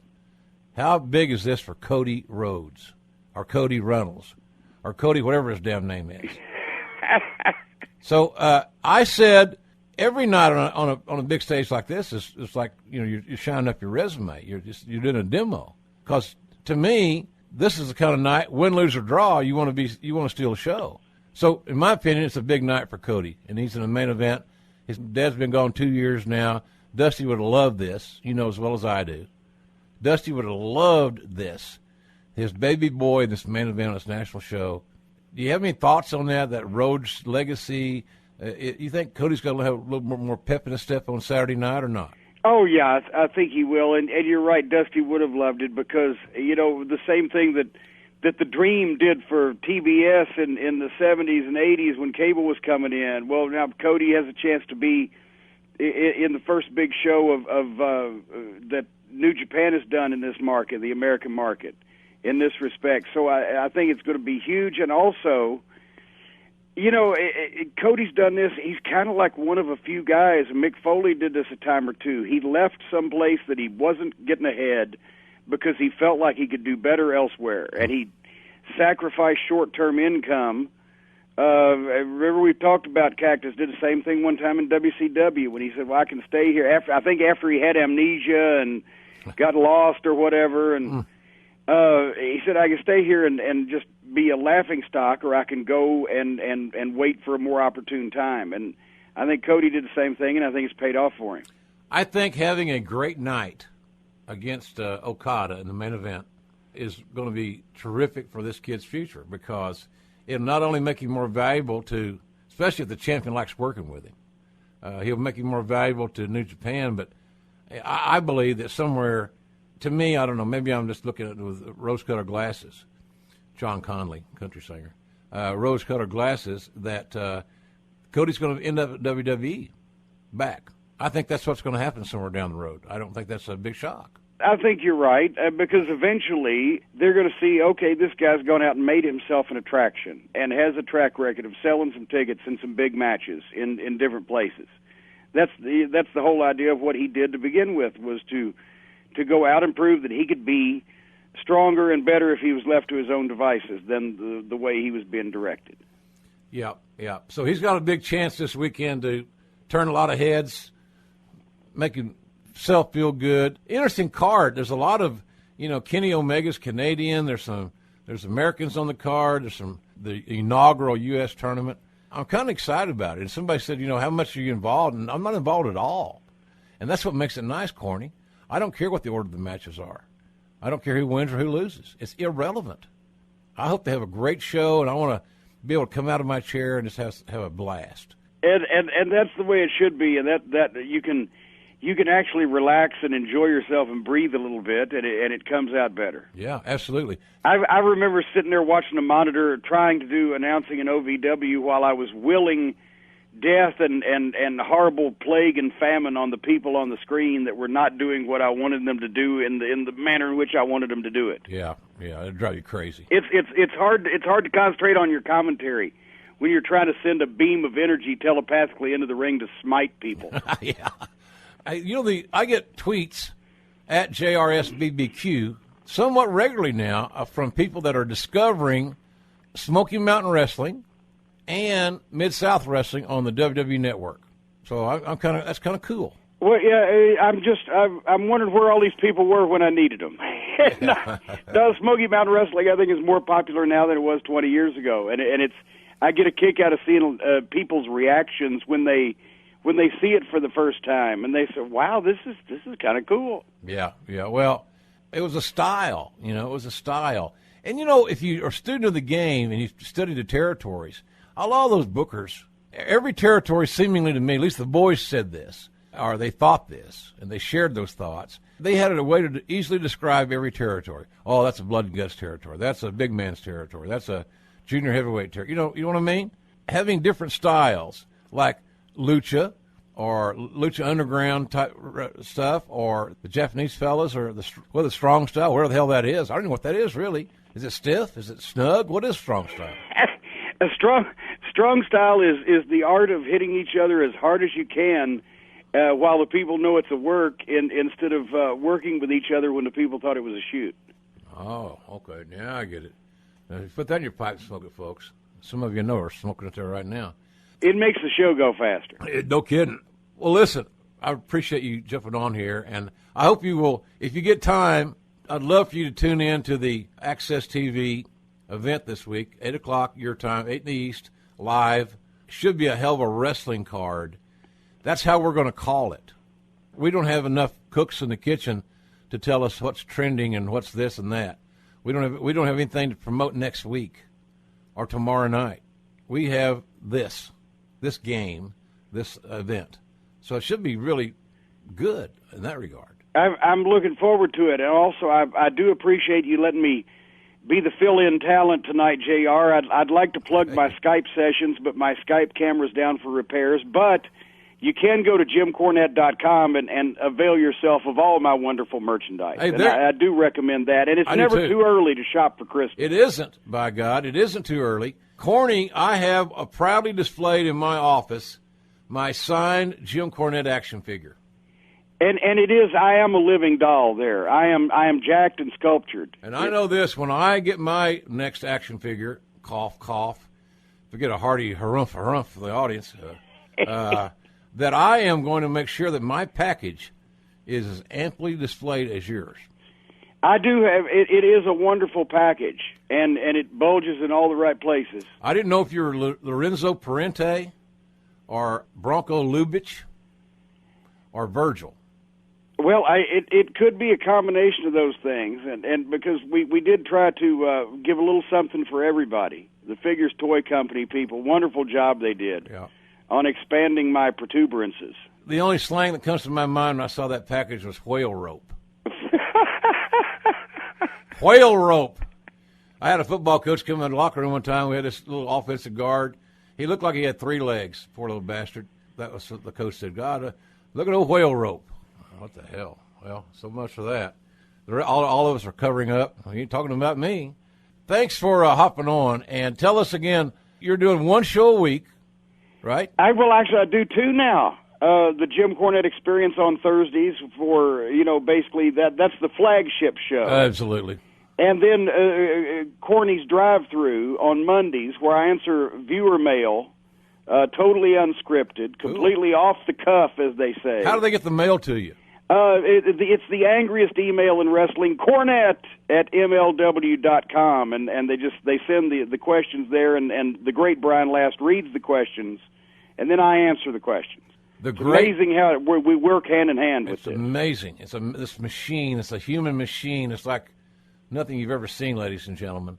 the great Brian Last, you're doing a great job. I think your shows are funnier than hell, and I love your opinions, and they're not ever boring. So I think it's good stuff. Now, look, I can't put you or either one on Conrad and Bruce's level, but we're trying. Well, no, we try, and there's got to be somebody, right in the middle there doing the nuts and bolts work. Somebody's got to be in the middle of the card, Corny. You know that as well as I do. If that's going to be me and you, not a problem. I'll accept my role because I knew the consequences when I got in the business. So it's the way it goes. And now, of course, you're making Master Court Bauer even more money. I think that's wonderful. Oh, my God. He just gives this stuff away. He just gives it away. He does. And, he's the Chadsworth Osborne Jr. of Wrestling Podcast Gurus. Chadsworth Osborne Jr. Google it, kids. You'll figure it out sooner than later. Hey, Corny, thanks, buddy. I love you and I appreciate you, and I look forward to my next opportunity to venture on to the Jim Cornette experience and ensconce myself in velvet, only for the great Brian Last and my friend Jim Cornette. So, well, we can ensconce you, sir, and thank you very much. I enjoyed it, and the Ross Report once again. The highlight of my broadcasting career. I can now die happy. You can, but don't die before you get your next order of JR's Main Event Mustard. Oh, I thought you were going to say don't die before the big Access TV special. No. Friday night, 8 o'clock. No, don't do that either. And you're going to get a healthy supply of JR's seasoning. Thank you very much, and thank you for playing, ladies and gentlemen. And also 2 free tickets to Mother Fletcher's what was it? old Mother Fletcher's video arcade. Exactly, and where she has a house of ill repute, and she runs it by hand, ladies and gentlemen. Old Mother Fletcher. She's a nice lady. Corny, thanks. It's bedtime. I'll see you down the road, buddy. Good night, Gracie. Well, this man can be described in many ways. My old friend Jim Cornette is joining us. He's the lip of Louisville. The Louisville lip. Corny, how are you, buddy? Can you use that language on this program of how I can be described in those many ways? I'm not sure you can use those words on Westwood One. They may be banned in several countries around the world as well. Well, I know people there. I know Tim Savian. That's all that matters. I'll tell you more later. How are you? Are you preparing well for the holidays? I am, well, as a matter of fact, it, of course, is the tail end. We'll just get this right out of the way early. It's the tail end of the incredibly, wildly popular merchandise sale at JimCornette.com. Cornette's Collectibles, another record year. And, of course, you may not get it by Christmas if you've waited till now, but I don't know why you would have, because people have been literally just knocking my socks off for 3 months at JimCornette.com. A variety of collectibles, action figures, books, DVDs, photos. And as a matter of fact, I do have to plug this, and there is some holiday tie-in, and it's not just purely business. I just had the Midnight Express 35th anniversary reunion, the first one of the tour we're undergoing next year, but with Bobby Eaton and Dennis Condrey at the Nashville Comic Con. And it's the first time that either one of us had seen Dennis since his recent epic victory over throat cancer. Yeah. And he's in great shape, and he's 230-something pounds, and had a ball, and has passed all his tests completely cancer-free. But we did sign some extra pictures, and those are available under 8x10s at JimCornette.com. Click on Collectibles, and $5 from every photo goes to the American Cancer Society in honor of Dennis's victory. So I got to put that out there, and it was great to see him again. And he asked about you also. Oh, good. He heard you had broken your face. Yeah, like Becky Lynch from that potato from Nia Jack. But I did. Mine was a cause. I think I may have been overserved. Well, let's just don't start that rumor. But that could have been involved in this equation, where I missed somebody said, "Did you miss a step?" No, I missed every step, all 7 of them. Well, once you miss the first one, then the rest of them go by so quickly. Oh God, it was horrible. So anyway, well, cool. I love those guys, and you guys are just look. I say this all the time on the show. If you're looking for, if you want to give me a tag team that I have one tag team, in my territory, if I put my pretend territory, I would pick the Midnight Express because I get you part of the deal, and you get two guys that can absolutely work with anybody and make it passable. And with the good teams, they can make it spectacular. So I love those guys. Now, you guys are – I was just reading earlier today about the records we set in 83 and 84 for Cowboy, and I just thought it was funny. It reminds me of that story you and I kid about where he drove his Rolls Royce into the back of the arena in Tulsa. In Tulsa. Yeah. And then everybody was fighting outside the ring, and I was about to drizzle in my pants because Cowboys' Rolls Royce was in danger. The car was in jeopardy, folks. I was running directly toward it, and bottles, rocks, brick sticks, pots, pans, and tin cans were flying through the air just shortly behind me. And I felt your first loyalty, and I understand because I was not signing Jim Ross's paycheck at that point. The owner of the Rolls Royce in question was. So I understand your first loyalty may have been to the hood of the car, but it was like, get away from the car! Get away from the car!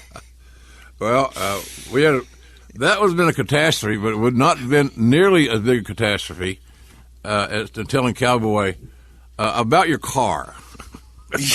Yeah, Tulsa was a great place.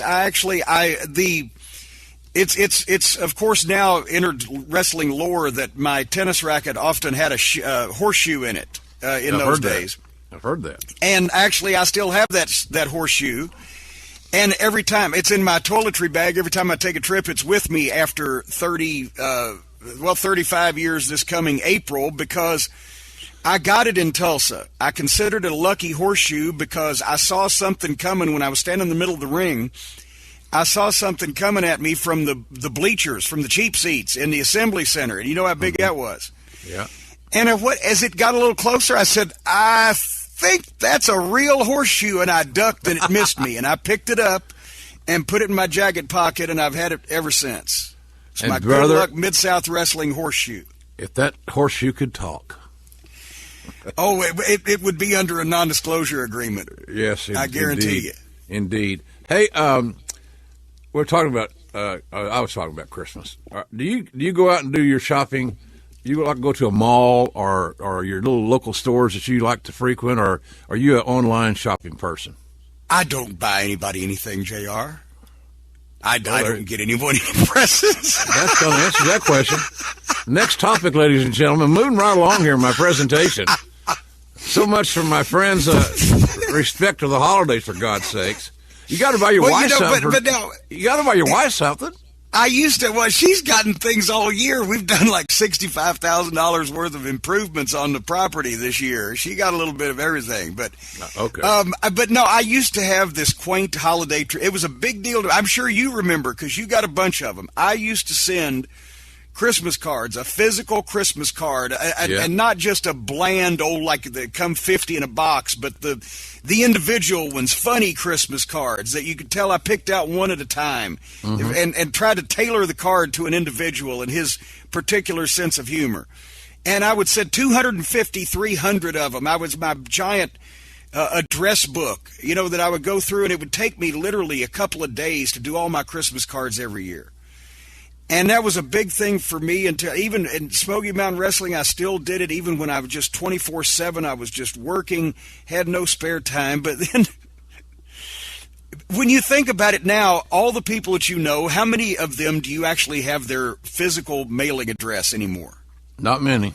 Everybody in my address book is dead that I have their physical address. And sometimes they don't even have phones. They just have the email thing, And it's gotten so impersonal, the fun, and then you can't find, and the cards are $6 a piece. Yeah. The greeting card industry in America is raping us akin to any other big pharmaceutical company now, because it's $5, $6 to send somebody a card, and you might as well give them the $5. They'd be happier. Yeah, I agree. Yeah, I bought those. I went down that aisle last week for my children and my granddaughters and so forth. And I don't think I ever paid that much total for cards than I did that day. You're right. There's $5, $6 a pop, and they all say they're all ambiguous. They're all uncreative. the blue skies, speak your eyes, and I just took a shit, something, I don't know.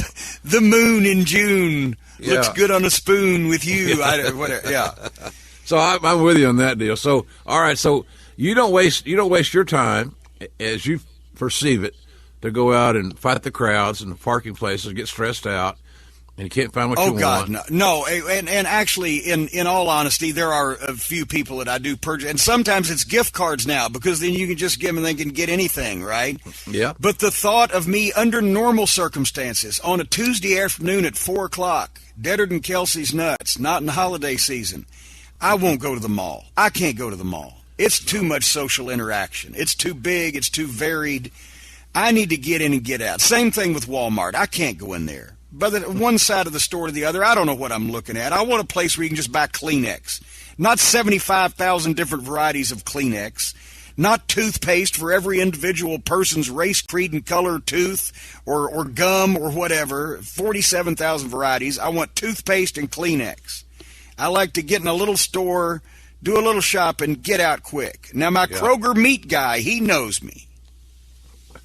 He's very attentive to my needs, and he knows what I like. So thus but I far like to get in and get out. So thus far we know that the malls are out, and Corny is no vegan. He's a red that's yes. Not that there's anything wrong with that, but actually, really, I don't understand how life could be worth living. But nevertheless, get back to this. I wanted to get back to something that you mentioned a minute ago regarding the Midnight Express 2019 soiree across America or wherever it may be. What is the game plan? What are you guys going to do? Actually, it just started coming together because Dennis did not let a lot of people know that he had been sick, and this has been about a 4-year procedure from start to finish, from till the time that he's nipped up, and at the same time, the guy who runs the Nashville Comic Con had said, "Hey, I'm having my 20th anniversary comic convention. Would you and the Midnight Express like to come down?" And so I did not tell him what was going on with Dennis's health, but I asked Dennis about it, and he said, basically it was time for him to get back out and see people, and he was ready to come out and enjoy himself again. So when we booked that first one, then people heard, wait a minute, well, they're back, because nobody had seen Dennis in a few years, and only a few of us knew what was going on. So people started calling, and then we realized it's the 35th anniversary. It was actually in November of this year that Bobby and Dennis and I first came down and started teaming up in Mid-South Wrestling. Next year is the 35th anniversary of 1984, which was our big year there in Mid-South. And Stan is retired from everything now. He, after retiring from wrestling, he got into the boat racing announcing and television production, and got out of that too. He's retired from about 3 different careers. So he has a little more spare time. So basically in a limited way, we're going to some of our old haunts. We're going to be in West Virginia, at Madison, West Virginia, for All-Star Wrestling on April 13th. That's right outside of Charleston. We're going to be in Richmond, Virginia in May for the TMPT 3Con, which is going to be centered around our reunion. Knoxville, Tennessee, the Fanboy Expo in July, and then the big gathering FanFest reunion in Charlotte in August, and visit all of our old haunts. Great. That's a great idea. And, T-shirt, I guess the T-shirts will be flowing, and pictures, and everybody will feel good about being there. And for Dennis and Bobby and you two to a lesser degree, because you're still an aggressive entrepreneur, it's great for their self-esteem. They're going to find out how much they are loved by these fans, who I guarantee will tune. Or if it's publicized and the promoter's not trying to sell goods out of an empty wagon, this damn thing could be very successful. Well, it's great also because, especially with Dennis, I mean, Stan knows how to use things and doesn't really care. Bobby is still around a number of people in the wrestling industry. Dennis, especially as he's been undergoing his treatments, he doesn't Twitter. He doesn't tweet at all. I mean, as a matter of fact, if people think I'm anti-technology and harsh on Twitter, his head would explode if he saw Twitter. And his wife, Teresa, does his emailing for him because he does, So at any rate, he has been genuinely shocked to find out that the resurgence. He knew that, the fans, we've been to the Charlotte reunions and the old Mid-Atlantic fans and everything, but the resurgence of popularity in not only the Midnight Express, but in 80s wrestling in general because of the network and YouTube and the different ways of the DVDs people can see this now. He's been astonished at the breadth of the younger fans and just the amount of people that came out and that have been talking about him since this first event that we did just a couple weeks ago, and just the fact that some of these people weren't even born when he was on national television. So it really has been great. Yeah, good. I'm very happy you guys are doing that. I think it's going to be good. And I'm sure the fans, as they should now, have it bookmarked. The Jim Cornette, it's JimCornette.com. It certainly is. JimCornette.com. And now, on that, not only can you get these great gift ideas for any occasion, not just Christmas, for any occasion, but I'm sure there's going to be the dates, a schedule where you can see these guys. Oh, absolutely. So check all that out, folks. So this is going to be a pretty cool deal, I think. And I'd love to. I hope that I'm somewhere. I might be booked on some of those deals. Who books you on those, Corny? Who did you say that? My agent. You haven't met my agent, Swifty Flanagan. Okay. I met him. I was up there one time in New York several years ago in the garment district, and there was this taxi strike, and I was walking down the street, and he was working out of a phone booth on the corner. And we struck up a conversation, and he's got me a bunch of good deals. And as a matter of fact, when I was doing that, the live Jim Cornette experience, which I still do on occasion, but he got me a tour of the Northeast. We did Guido's Black and Blue Room, Nunzio's Knuckle Room, yeah, and I believe and also it was the Broken Lamb Bar and Grill. Yes, exactly. All very notable places, to say the least. I think this is going to be a cool deal. I really do. I think it's going to be a good deal for everybody. Hey, I saw two or three topical things. Just want to get your take on. And it's not Donald Trump, because I know your take on him. The only thing if you follow the Jim Cornette on Twitter, which is I find to be very entertaining, whether I agree or I don't agree. The thing about Twitter, folks, it's not the new Bible. It's not the new Declaration of Independence. It's a social media thing that lets one express their opinions. And if you're interested in that person's opinion or take, then you follow them. If you're not, you don't follow them. It's that simple. But I found this in my studies of our head honcho. His hair is getting completely out of control. Something's going on. Way far out of control. Way out of control. There's something amiss with the Donald's hair. I'm not quite sure what it is, but I want to say get to the bottom of it, but I might not want to know what's at the bottom of it. But bottom line, folks, keep your eye on this man's hair. There's something afoot. Well, I think here's the thing is he has to grow it long and comb it over to cover up the 666 that is on his scalp. Because if the wind caught it and we were able to see that would be another warning, of the many warning signs. That would be another one.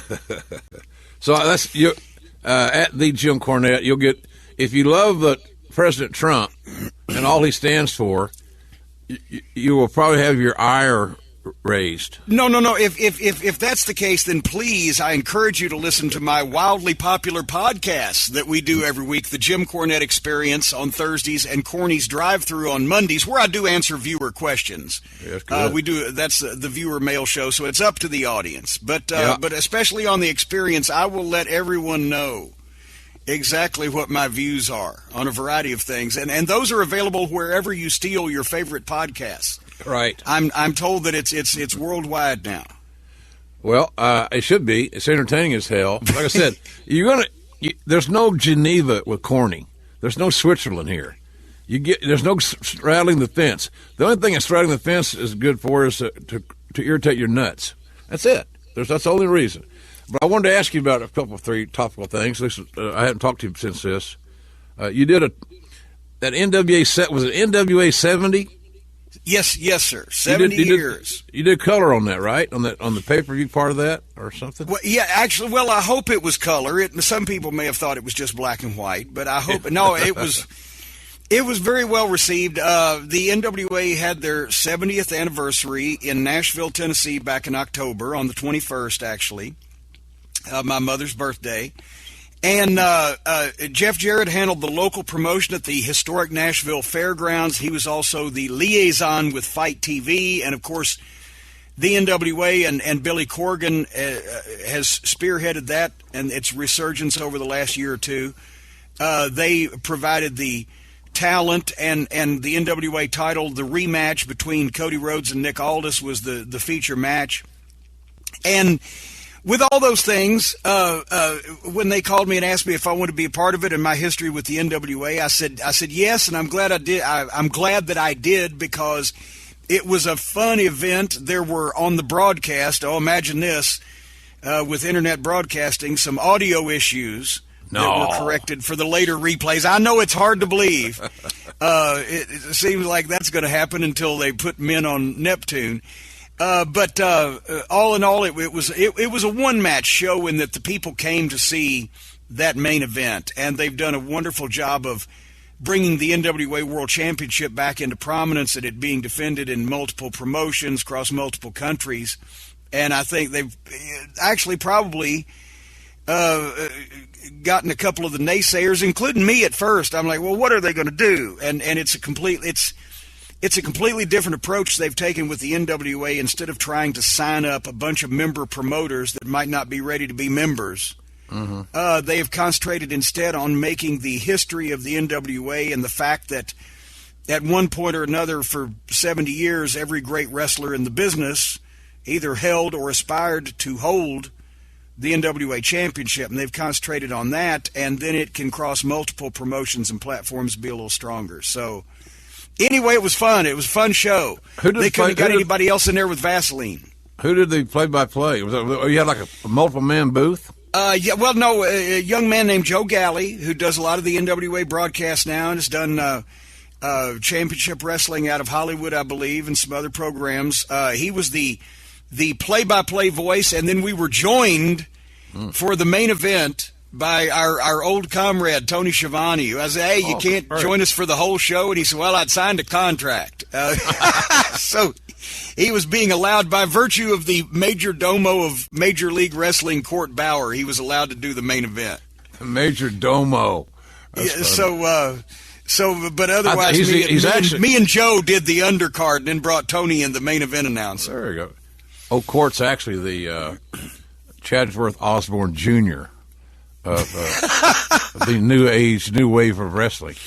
Hey, I'll talk about that deal. You know, the MLW is they're producing a show, and I give them credit for trying to create opportunities for themselves and the talent and the fans, and that's pretty essentially what any promotion should try to do. Just create those great opportunities for viewing or for going to a live event, for enjoying the product, whatever it may be. I don't think I get B in sports on my cable. But I'm happy that these guys got work. You remember Dan Bynum? Good old Dan. Absolutely, yes. Dan goes all the way back to WCW days, but we worked together in the Ring of Honor. So Danny Bob is in the truck, and so that gives Danny Bob a job. So that's just an illustration, but that's kind of where I'm coming from with all these companies. I'm not going to piss on any of their opportunities. I hope they all do well. Me and you got to live our dream in our era, and we're still getting to touch on that era because the era was so strong and the business is so strong in many ways that older people like me, I'll exclude you because you're much younger than I, is the fact that there's still opportunities for our ass. And I don't wrestle. I don't take no bumps. I don't want to get in the ring to do nothing. Well, you have to worry about taking bumps at dinner and barbecues. Yeah, after gorging myself with alcohol, which may or may not be true, folks. By the way, give or take a line or two. Yeah, I'm happy for those guys, and it's funny. Tony and I kept up pretty good and with each other because we were friends, and we had a common. He's a big college football fan, as am I, and then ironically, last January in the Rose Bowl, his Georgia Bulldogs beat my Oklahoma Sooners in overtime to eliminate the Sooners from the national championship. So we keep in contact, but he never expressed or never showed me any desire, Corny, that he wanted to talk about wrestling back in those days. Now he's back in the water. He's being baptized. He's getting rebaptized. He's being immersed, and now he's hooked up with Conrad Thompson, and I think that's been good for him because he's staying busy. He's doing all kinds of little gigs. He's got that thing. He's had 16 jobs anyway to begin with. When I saw him at the Charlotte reunion first time in forever a couple of years ago, he's like, well, I do this and I do that, and I'm down at the football thing. And I'm like, I said, when do you sleep? Well, it gives him a chance to get out of the house, All right. Well, he's next time you see him, you ask him if getting out of the house has anything to do with Blue Chew. Blue Chew is the new product that I advertise here on my show, and other guys do as well. It's since all the trademarks expired on Viagra and Cialis. Oh, I was not aware of this development. Yes, sir. Tell me more. I'll send you some. It's Blue Chew, and it will put lead in your pencil. You just got to make sure you got somebody to write to, but it really works. It really works, and so the only reason I say that about Tony is that every now and then he'll just have some random tweet about Blue Chew, and how he's excited about taking his Blue Chew later or something like that. So he's a great spokesman for that. Maybe brand. that what he was talking while we were in Nashville. He was talking about the Chattanooga Blue Chew. So possibly that I don't know. That could be. I said, like "Pardon me, Tony. Is that the Chattanooga Blue Chew?" Oh God, right on time. Track 49 probably. So. Can I give you a shine? I'll polish your knob. Now, see where the show's going. We can't. All right, we've just gone, yeah, all right. We can't have that. Producer Ted, he's a very religious young man and a millennial, but, well, never mind. He can't. That's oxymoronic. You can't be a very religious young man and be a millennial because they got no, well, they got no character. Ted has a lot of character. That's why he's on my team. Corny, you're just great as always, man. At the Jim You just Cornette, say that because it's I know. I got the copy earlier today. I memorized it. At the Jim Cornette on Twitter, JimCornette.com. It's a great website. You guys check it out. It's a free site, and you can get some great gift ideas. You can see some of the memorabilia that Corny's got. There's nobody got a better collection in the pro wrestling world than Corny. I'm sure there's some crazy, basement nerdy marks out there somewhere, like I was when I was a kid. But I didn't have a basement. Actually, there's a member of Bolivian royalty that has a larger collection. But and also at my site, you can read my Fighting Spirit magazine columns, which is a ton of wrestling history and some commentary on everything that's wrong with the world today. You're ubiquitous. We encourage you to visit all those things, and I'm glad that I've had the opportunity to visit your program again. Thank you, buddy. I appreciate you being here. Your wisdom is very sound, as always has been. I've always been impressed with it. You're like me sometimes in the sense that sometimes our presentation skills can be a little rocky. But for those that I speak your language, I know what you mean and what you're saying. But you just have a very unique way of positioning things. That's why folks should listen to the Jim Cornette Experience on Thursdays. It's a great podcast. And then the drive-thrus on Mondays, right? That is correct. And that way you only have to go 3.5 days without more of Cornette for the Cult of Cornette members that get the Joneses. There you go. The heebie-jeebies. Yeah, you're also humanitarian, folks, as you can tell. He's taking care of you out there. So, as a matter of fact, I'm doing a little charity work this afternoon. Also, as soon as we get finished recording this, I'm going to go out and start a halfway house for girls that won't go all the way. So, okay. Well, let me know how that works out. Maybe you'll franchise it. So that's good. All right, buddy. Listen, have I don't know what the hell we're going here. We shot our load. We're done. We got the finish. I had a line, but it might get kicked you off of Westwood 1, so I'll just bow out. Let you do the close. Instead of going out when we had the audience right in the palm of our hand, as high as we could get the son of a bitches, we thought we had to add 2 or 3 more spots. 2 or 3 more spots. And we just shit in. And we just shit the bed. That's what we did. Well, listen, best of the missus. I'm sure we'll be talking somewhere during the holidays. It won't be early in the morning and it won't be late at night, but somewhere during the holidays, I might not knock on your door. I might give you a call, see how things are going. Okay, well, if you do knock on my door, I'm going to be surprised because we live 800 miles apart. But I love you, JR, and Merry Christmas to the Ross Report faithful out there. What the hell is this? Man, he's busier than a fruit merchant these days. I never thought I'd see him back on weekly television, but Jim Cornette is back on weekly television with MLW as I welcome James E. Cornette to the program. Corny, how are you, buddy? Busier than that one-legged waitress I used to know that worked at IHOP. Yeah, I remember her. I think it was in Sepulpa. JR, I'm a failure. I have to admit it publicly on your program. I'm a failure. I can't do retirement. Yeah, me neither, buddy. I understand that. But you got so much energy. You have the body of a 45-year-old. Yes. And he wants you to give it back because you're getting it all wrinkled. Yeah. But you have that stamina, and I'm convinced. I still baffle science. Do you know I weigh less now than I did when I was 25 years old? Do you really? That's amazing. I am a 204-pound weakling as we speak right now. My blood pressure is okay. My blood sugar is okay. My cholesterol is okay. I continue to baffle science. I don't know why, but every time something happens, I think it's the big one. If I get a zit, I run to get a biopsy. If I get out of breath, I'm searching for somebody with a defibrillator. I'm worried it's always the big one. Stone Cold said that to me one time. He said he's always calling his doctor. He does. Said, Doc, it's the big one.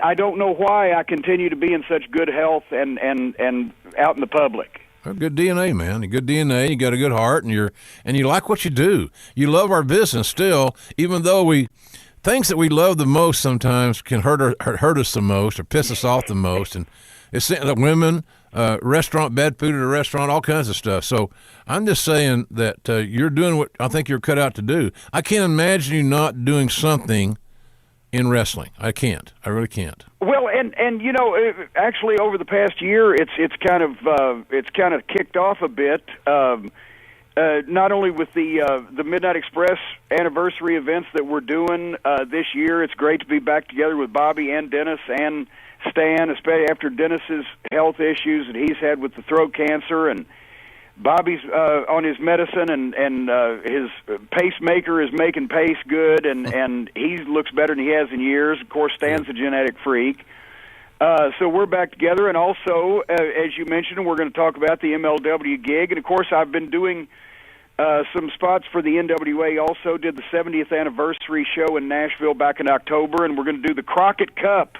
You got to come down and present the cup to the winner on April 27th in Concord, North Carolina. Well, if I'm in the neighborhood.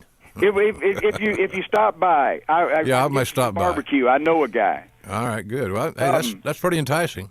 But I've been doing that, and, of course, my wildly popular podcast. I'm getting all this out of the way at the top of the hour here. Have at it. The Jim Cornette Experience and Corny's Drive-Thru, wherever you steal your favorite audio, and with all the other things I'm doing, now suddenly I've been thrown into the jaws of the lion again with Major League Wrestling, MLW, as a rotating color man, not full-time as has been reported. They are running some events that are outside my travel range. But on BN Sports on Saturday nights, you can hear old Cornette again calling it as I see it on MLW Fusion with Rich Bikini. We just did the taping in Chicago, which was a trial by fire for me. I haven't called Lucha in a few years, but I'm boning up on my Lucha history so that I can be as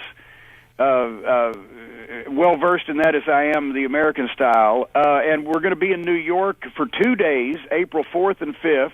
Right. It's either Queens or Long Island City. I think it's actually the same thing, but it's right there next to the heart of the action. Melrose Ballroom. They're going to bring me in one of those black SUVs with security details. And Vince is going to get out. Yeah. Melrose Ballroom, Corny, started going to be performing on Thursday, April 4th, and Friday, April 5th with MLW. Then I see they're also on the road on Saturday, June 1st at the Waukesha County Expo Center, which, according to my sheet from the illustrious Raphael Morphy, is in the Milwaukee area. Well, actually, it's I hate to, but they don't have those words down in Oklahoma. I hate to correct you, but I believe it's Waukesha. I think you're right. If I was on that game show, you're right, Waukesha. Hey, I never said I was a smart guy. That's a gimmick. Here's what I was wondering. How long did it take, how many phone calls, or what was the dialogue like between you and Courtney Bauer on getting you on the team? Well, as it begins, I talked to Jeff Jarrett last year, and I told him, I said, every time you call me and the first words out of your mouth is, I got something I want to run by you, I get into trouble.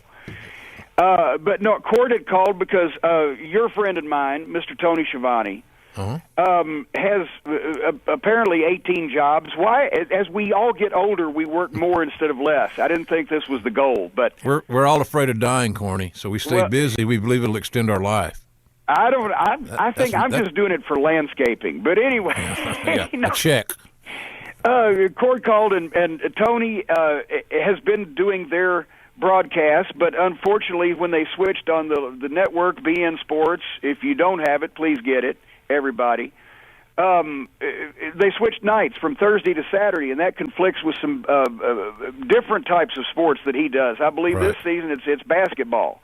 Right. He's into everything, Tony. Georgia Bulldogs. He's a big. There you go. He produces Georgia Bulldog football and basketball, which is really a hell of a gig, especially if you're a diehard mainstream sports fan like Tony is and has been all his life. If Tony had his druthers, he would have never. I don't think he'd ever broadcast wrestling, Corny. I think he would have been a baseball guy. Well, I was about to say the baseball world would already have snatched him up. He'd have been Vin Scully. Been great, yeah, and he was really good. Instead, he got in wrestling and became sullied. But anyway, so Tony is unavailable, unfortunately, on weekends, whereas my schedule is often clear since I like it that way. Mm-hmm. And Court asked me if I would do New York, their big weekend there, because the eyes of the world are on the Big Apple that weekend. Right. And then when I agreed to that, well, then he called me back and he said, well, we've got Chicago like next week. And so I had a crash course and boned up on some of the talent. But long story short, he got me for those 2 dates. And the first one, everybody seemed to enjoy. I enjoyed. And so we've talked about doing some more in the summer when they're in the Midwest.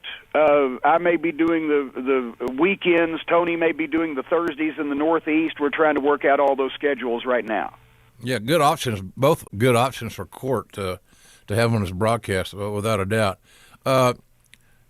Do you get concerned, or that's probably not the best words, it's the best one I can come up with right now, that you may not know all the current names for a basic maneuver that you and I have called for 30 years, headlock is not something else, or I'm being facetious in that analogy. But seriously, everything's got a name now, and the same moves by different talents have different names.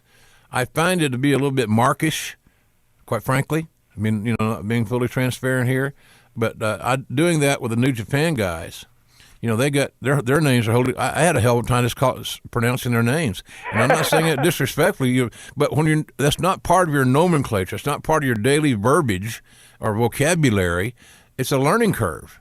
And well, I look at it like this, and about the second or third match that I called the other night at the MLW event was a high-level lucha match with the Lucha Brothers and Laredo Kid and Taurus with the Bull outfit. It gave me Mantar flashbacks for a second, but no, these guys really know what they're doing. And see, a lot of people, I'll answer your question in a second, but a lot of people were like, well, Corny hates that flippy stuff, right? Well, I hate the flippy stuff that I see in some independents these days, and even a lot of high-level promotions, where it's a bunch of guys doing a gymnastics floor routine where it's so smooth and choreographed, no one's sweating while they're doing it. It's just an effortless ballet thing. These guys are smashing each other in the face, and they're doing some high-level stuff, but they're grown men.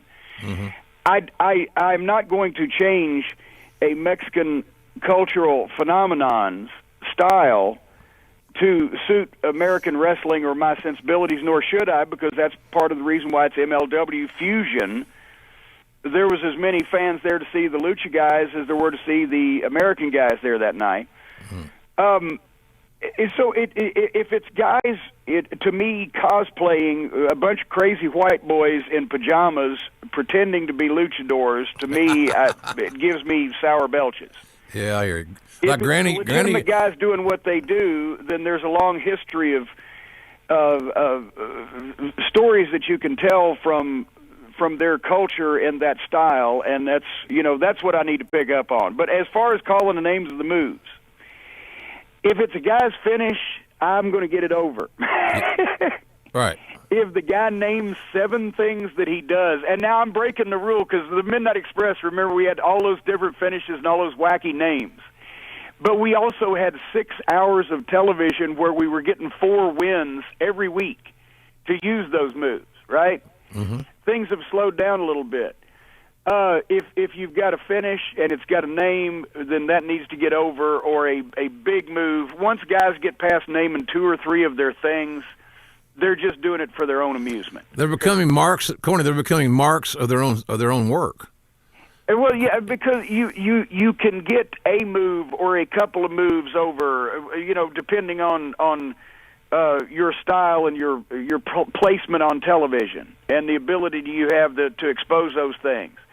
But once you start just naming everything because it has to have a name, past the standard, as you said, headlock and hip toss. Yep. It gets. That's one thing that modern wrestling has become, is a little bit hard for new people to join the club because of all the nomenclature and the verbiage and the terminologies and they just assume, as Bill Watts sent out that memo one time, gentlemen, I know you are all superstars, but you assume that all the fans know everything. When you cut your promos, do not assume this. Explain to them the stipulations, the reasons, the threats, the promises, the goal, whatever the point of the promo is. Right. And I don't think that I think it's too hard for simple people who don't live their life on the internet to follow wrestling these days in a lot of cases. That's why I like the MLW program. It was some smash mouth stuff with some guys that are green, some guys that are veterans, and everybody working hard, and it's easy to watch and easy to explain. You let the wrestling speak for itself. Right. What do you think of what do you think the long-term future can be for an organization the size, with the infrastructure? And I know it's building, and Court's a very ambitious entrepreneur, does a good job, no doubt about that.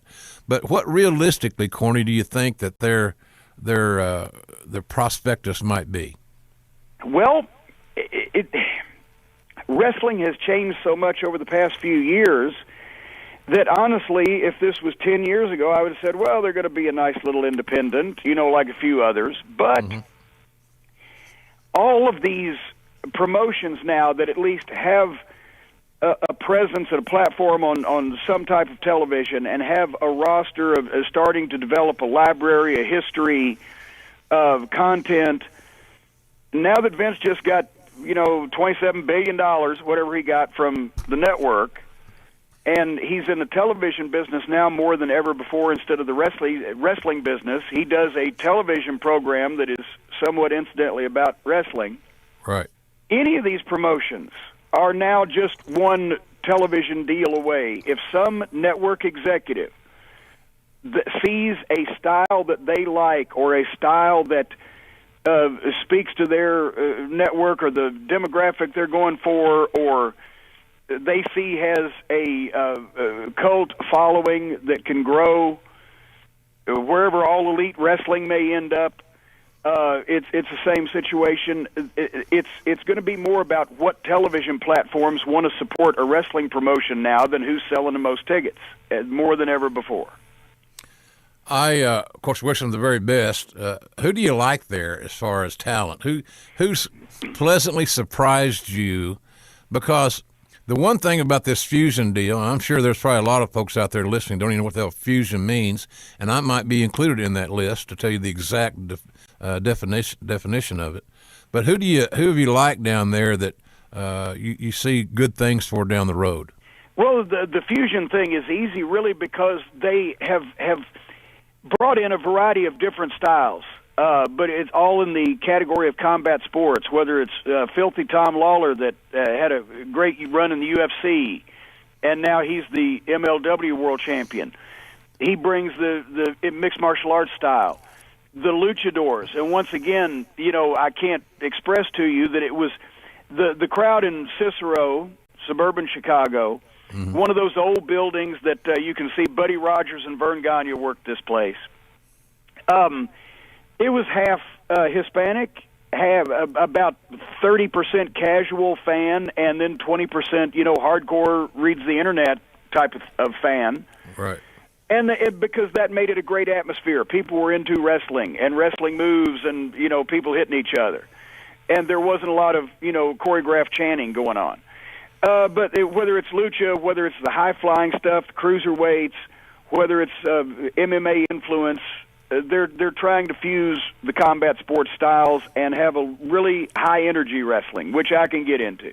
Yeah, me too. Having said that, as far as talent, a bunch of sons of old friends of ours are the New Heart Foundation. Right. Brian Pillman Jr., Davey Boy Smith Jr., we know him as Harry, and Teddy Hart, of course, Owen and Brett's nephew. And Teddy surprised me because everybody knows that Teddy has had issues. It's part of his presentation on television now. Teddy's in jail again, But Teddy is a tremendous athlete, and I have seen him now with his head on and focusing, and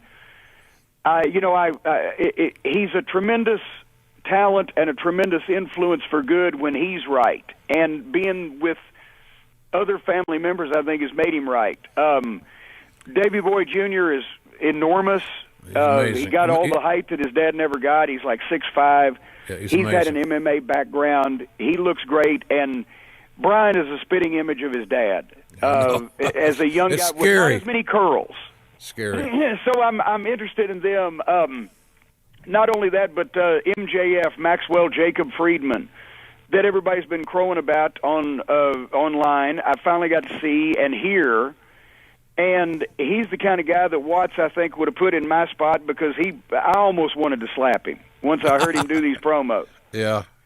He's a little abrasive, which is exactly what you want from a heel. Paul Heyman looked at me one time, and his eyes got big as saucers, and I said, God damn it, man, you're easy to hate.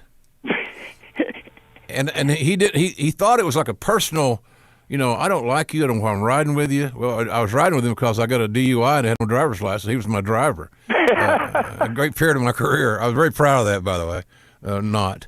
But that's a great compliment to a villain, is that it'd be like saying, well, back in the day, Bela Lugosi could just scare the shit out of me. Yeah. And then, of course, today somebody say, now, who is this? What territory did he work for? No, he's an actor. He's a horror actor. Bela Lugosi. How about vampires? Shit like that. How about that? But, this kid's got the heat factor, and the only thing and the great thing about it is a guy like you can tell him or instruct him, give him the feedback of, okay, you understand now there's different kinds of heat. And some of it, and all heat doesn't mean you draw money with it. Yeah. Sometimes it's go away, get the hell out. Oh, you're terrible. What are you trying to do? You're insulting my intelligence. Heat, and that don't help anybody. Well, and I'll tell you some heat that I saw. There's a new group called Contra, and Simon Gotch, who has been around a couple different promotions. I'm sure you've seen him. Yeah. and a guy named Joseph Samael. I still can't pronounce all these foreign names. It's an international flavor to MLW. But the third guy that probably gave me the wow moment all weekend is Jacob Fatou, who's he's a member of the family. He's the son of the Tonga Kid, and he's the guy that came out and did the splash off the 20-foot cage. And once again, this wasn't botchamania, with a guy falling off a cage like a klutz in front of 14 people at the rec center. This was a big building, a big cage, and a big guy. He's got to go 275. He's a Samoan, right? He's one of the family. Mm-hmm. And he flew off that thing in snooker-esque form and landed it, and I'm sure his victim felt it. He's an athlete in the ring. You can tell the way he moves. He can wrestle. Once again, he's natural. He's Samoan. It's just they're genetically predisposed to be amazing athletes who can wrestle, apparently. But he just, for a guy that you haven't seen on television, you and I know what I'm talking about when I say he just has it. He moves around well, and you can tell he knows what he's doing. Mm-hmm. And that was one of the amazing things that he did that night. They had the people ready to climb over the rail in a couple cases, and they were drenched in Coke bottles and various refuse. There's a kid named Alexander Hammerstone that's involved with MJF and Richard Holiday. That's a guy that the Cowboy would have loved in Mid-South. He's big. He's got good size. He's got camera presence. When he speaks his voice, he means it. He's not timid in any way, shape, or form. And once again, just a lot of these guys have not done television. And so it just takes a little bit of prompting for them to bring out what they've already got. This is not an environment where they have writers. I did do the questionnaire with Court when he called me about this. I said, now there's going to be the Invisible Man's not on the card, right? I said, we don't have any, finger gun standoffs or anything. No, we promote professional wrestling. And these guys are a mixture, as I said, of some veterans, low keys there, and doing some pretty good work and business. So there's another one. MLW sometimes is the land of the misfit toys. The guys that don't work well in a corporate environment seem to be succeeding there. Maybe that's a good thing for me.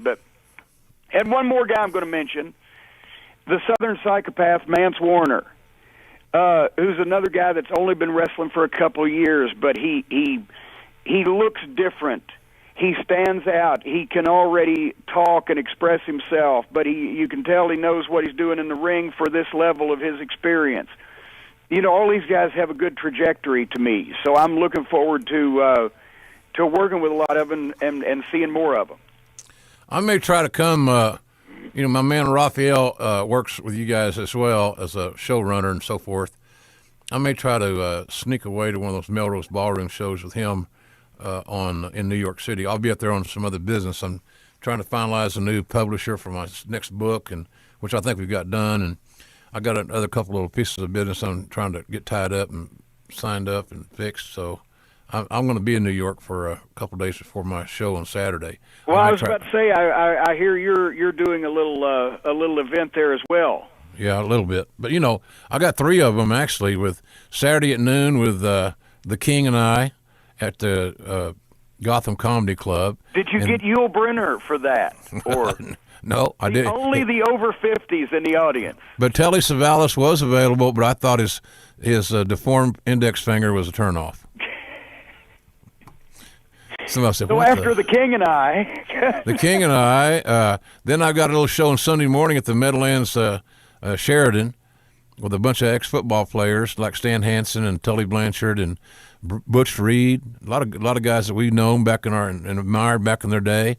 I'll be there WrestleMania Sunday morning. And then on Monday night after Raw, you remember that Raw that show we did in Dallas? You and I did. The late night after Raw, so the people could come over there and get the bad taste out of their mouth with some entertainment. Yeah, right. Well, hey, that was so much. The atmosphere was so much fun, and I got to believe that after everything they see all week and the weekend, and then finally Raw, and this is like there's a few minute walk from the Barclays Center, that we should have a rowdy crowd, all thanks to alcohol. So what the hell? I believe, and they'll be ready to let go and let loose and let fly. Yeah, that's what me and Bruce and Conrad Thompson, three of us, are going to do a little Q&A and have some fun with that. They'll impersonate me. Somebody said Conrad on his podcast today impersonated me for 10 straight minutes. I said, well, you got to give him credit, man, because the last idea he had died of loneliness, so let's hope this one will work out for him. I can see it's going to be one of those events, ladies and gentlemen. Exactly. How do you like working? You worked with a lot of broadcasters, and I've always said that, I was so lucky that I wasn't nearly as good as some people think I was, because I had great partners, and they made me look good. It all fit. But you work with a lot of guys. How is your new partner there, Rich, there at MLW? I know he loves doing it, but I've never heard enough of his work to say, well, he's got something, or he doesn't have something, or he's a good placeholder. But how do you describe Rich? No, I enjoyed working with Rich. He's got a lot of energy and a lot of enthusiasm, and I think that I once again they say I have somewhat of a strong personality. I like to think I let Rich talk enough. Yeah. No, I enjoyed it because Rich obviously has been there and knew what the issues were and people's relationships to each other. And whereas this was my first, and I had a week's notice, so I was, playing catch up. So I did rely on Rich for a lot of the information on previous events in MLW. And I think that Rich, I've seen him work with different people, and it's almost like if you're enthusiastic, you bring the enthusiasm out in Rich, and he was jumping up and down because you know how I get. I'm highly strung. Yep. So I think that together we kind of hopefully brought out the best in each other. And as same thing with Joe Galley, who I worked with on the NWA 70th, and I'm not familiar Nashville. with him. I'm not familiar with him, Corny. How's he do? Joe does a lot of work with the NWA programs, and he's good and a young, enthusiastic fellow. I think he's even younger than Rich. Rich looks to be like, 27 or what. No, he's been around a little while, but yeah. They need. I think sometimes that if they have a color man that has a name value or name identity or whatever, sometimes they want to sit back and just let them do their thing out of respect. But if you bring them into the thing, then they not only add a lot, but they help bail your butt out in certain instances. Mm-hmm. And I just like the fact that the young guys have enthusiasm. And if I'm going to be sitting there and calling it, especially when guys are really whacking each other and getting the people into it and the match is going well, I still get somewhat excited. Sure, as would I if given the opportunity. I'm glad that you're back in the game and fun to listen to, and hopefully some of the arrogant other announcers in this business will listen, because you can help all those color guys. Because it seems like everybody nowadays just wants to be glib and cute, Sports Center anchor, and I was watching this week, watching WWE, and I'm not knocking the announcers' efforts, and anytime I say anything about WWE announcing, oh, JR's old, he's bitter, and he's angry. I'm not old. I am old. Yeah, no shit. But I'm not bitter. To be bitter about what? And I'm not angry about anything. But when you got talents feeding a comeback, or you got heels that are building huge heat and delivering big bumps and hard hits, and you're talking backstory, well, yeah, you remember last year, it was in June. I don't give a shit about last year. Why don't you tell me? Actually, I watched a couple of episodes of Raw recently to review for my podcast, which did very well. And also, you go to official Jim Cornette on YouTube and hear those very episodes. But I digress. I actually didn't even listen to them because I just did. The tone of their voice was not telling me that there was a lot of important stuff going on at that particular time, and I was trying to watch everything else that I had an issue with or was trying to critique or actually liked in a few cases. They just didn't connect that they were telling me something on the sperm of the moment. They were reading notes. Well, and I've always said that for the announcers, sincerity is the key. When you can fake that, you got it made. No, the announcers in any sport, to me, have to come off as somewhat more knowledgeable about what they're talking about than the average person watching television. But they also have to come off as if they care about it and it's happening in front of them rather than just something that they're trying to sell. Mm-hmm. Well, I think it's an expose because the announcers largely know how long the match is going to go. Lawler and I did our best work by not knowing the finishes. And because sometimes you bounced around, you bounced till you understood. But all the machinations of a finish, and to go like Cowboy would do, it'd take him 30 minutes to get through the heat, then the comeback, and then, he had everything measured out. Everything was calculated. Well, I can't work that way well on my job description. I need to be spontaneous and surprised, et cetera, et cetera. But my point I was going to make is it's not up to us announcers to determine what's good stuff in the ring or what isn't. Our obligation is to put the best lyric we can to that music, no matter if it's good music or not. It's our obligation to make it to get the talent over. That's always going to be the goal. And when the guys are bouncing around and they're selling, it goes to say this. I said this on Twitter the other day. A lot of wrestlers perceive selling as a sign of weakness. It's not. It's an art form.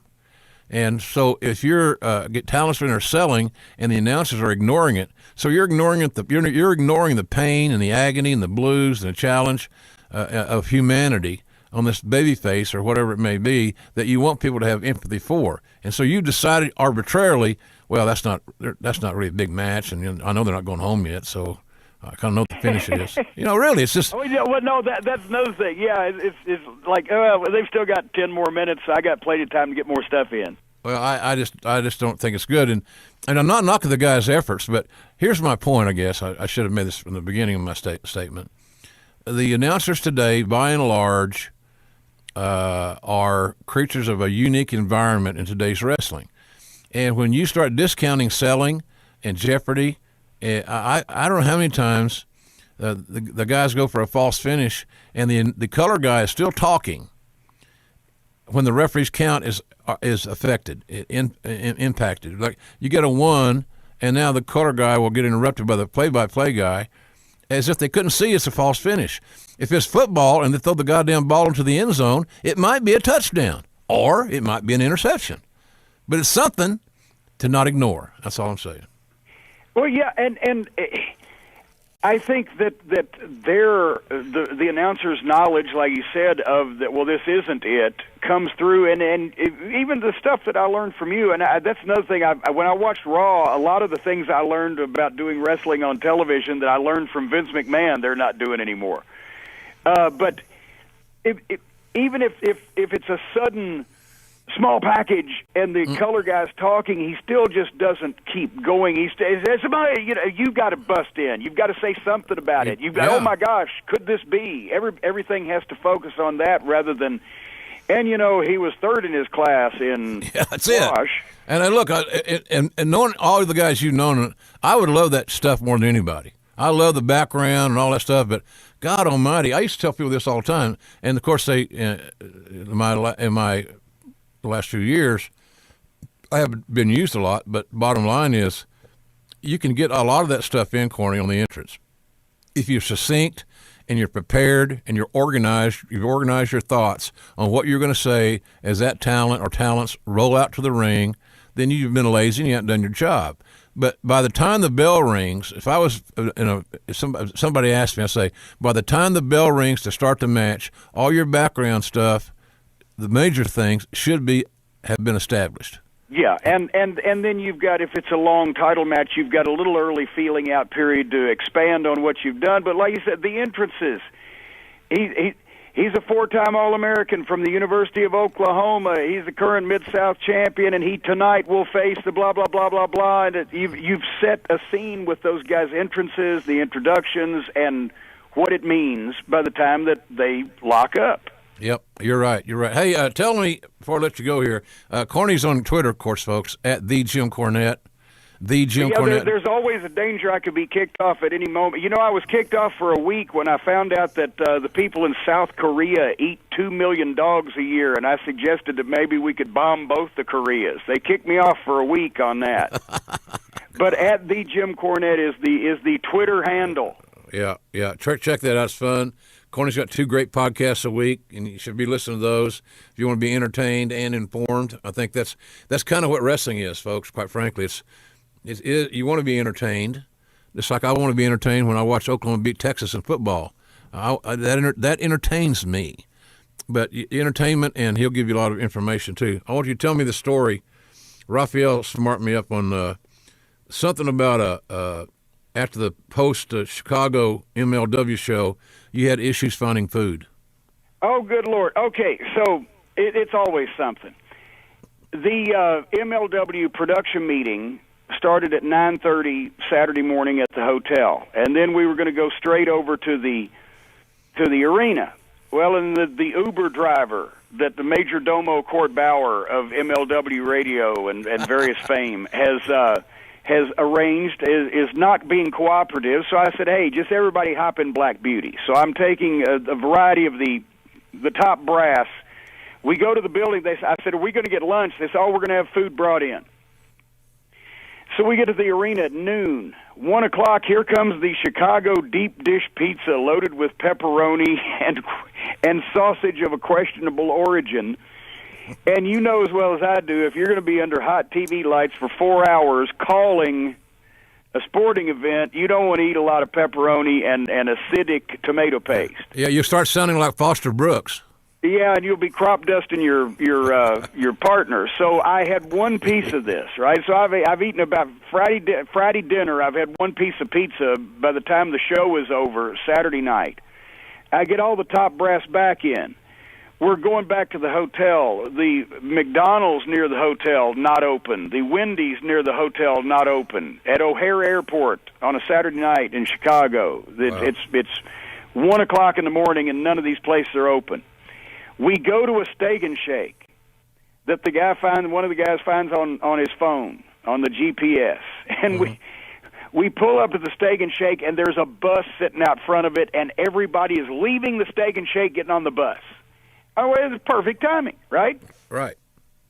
We walk in, and the first thing the woman behind the counter says is, carry out only, we're not seating anybody. I said, are you people not open 24 hours? Every Steak and Shake, I don't even know why they have a lock on the door. It's open 24 hours, right? Yeah. They said, no, we're not. So then I said, actually, I can't say what I said, but it loosely translated, would you kind people be able to inform us as to whether or not we can find some food in this lovely part of town? Yes. Yeah, I'm sure it was something like that. And they pointed it out the window and said, there's an IHOP 2 blocks over that way.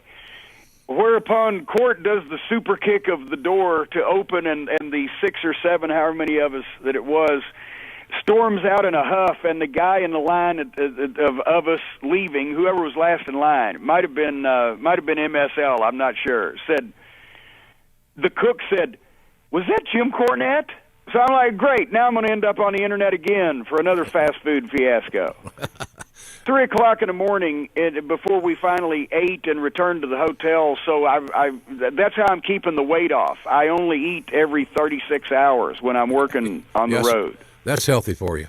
Yeah, and then I binge eat. That's Yeah, for days. It was good that Stacy, your wife we were talking before we came on. She's actually was in Oklahoma last weekend, over somewhere in eastern Oklahoma. I saw that on Facebook, so I know is she right outside of Shady Point, where her father lives, way outside of town. Yeah, I heard that. So I hope she had a good trip. Hey, Corny, thank you, buddy, for jumping on. I just want to get your thoughts on, you getting back in the game. The game is better when you're in it. I really believe that. And folks, check out BN Sports.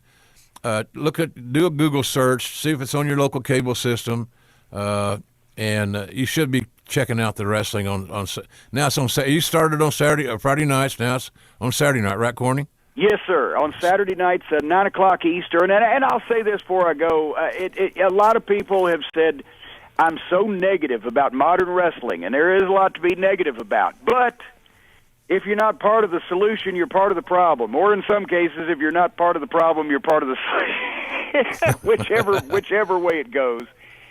I see some young guys there that can just benefit from experience and are working hard. And if I can do something to contribute to that program, then I'm happy to do so. On the limited amounts of time they can get me out of my house to starve to death and freeze in places like Chicago. It was very cold and very windy. But I'm going back to Chicago, by the way, next week, C2E2, the Chicago Comic and Entertainment Expo. I'm going to be there the 22nd through the 24th. I would invite you and everyone else to have a beef with Jim Cornette on Saturday night, the VIP session, but it's sold out. Cool. Good for you. Congratulations. But you can still see me at my Cornette's Collectibles booth all 3 days of the convention. And then, and JR, you got to come by the Melrose on the 4th or the 5th of April sometime.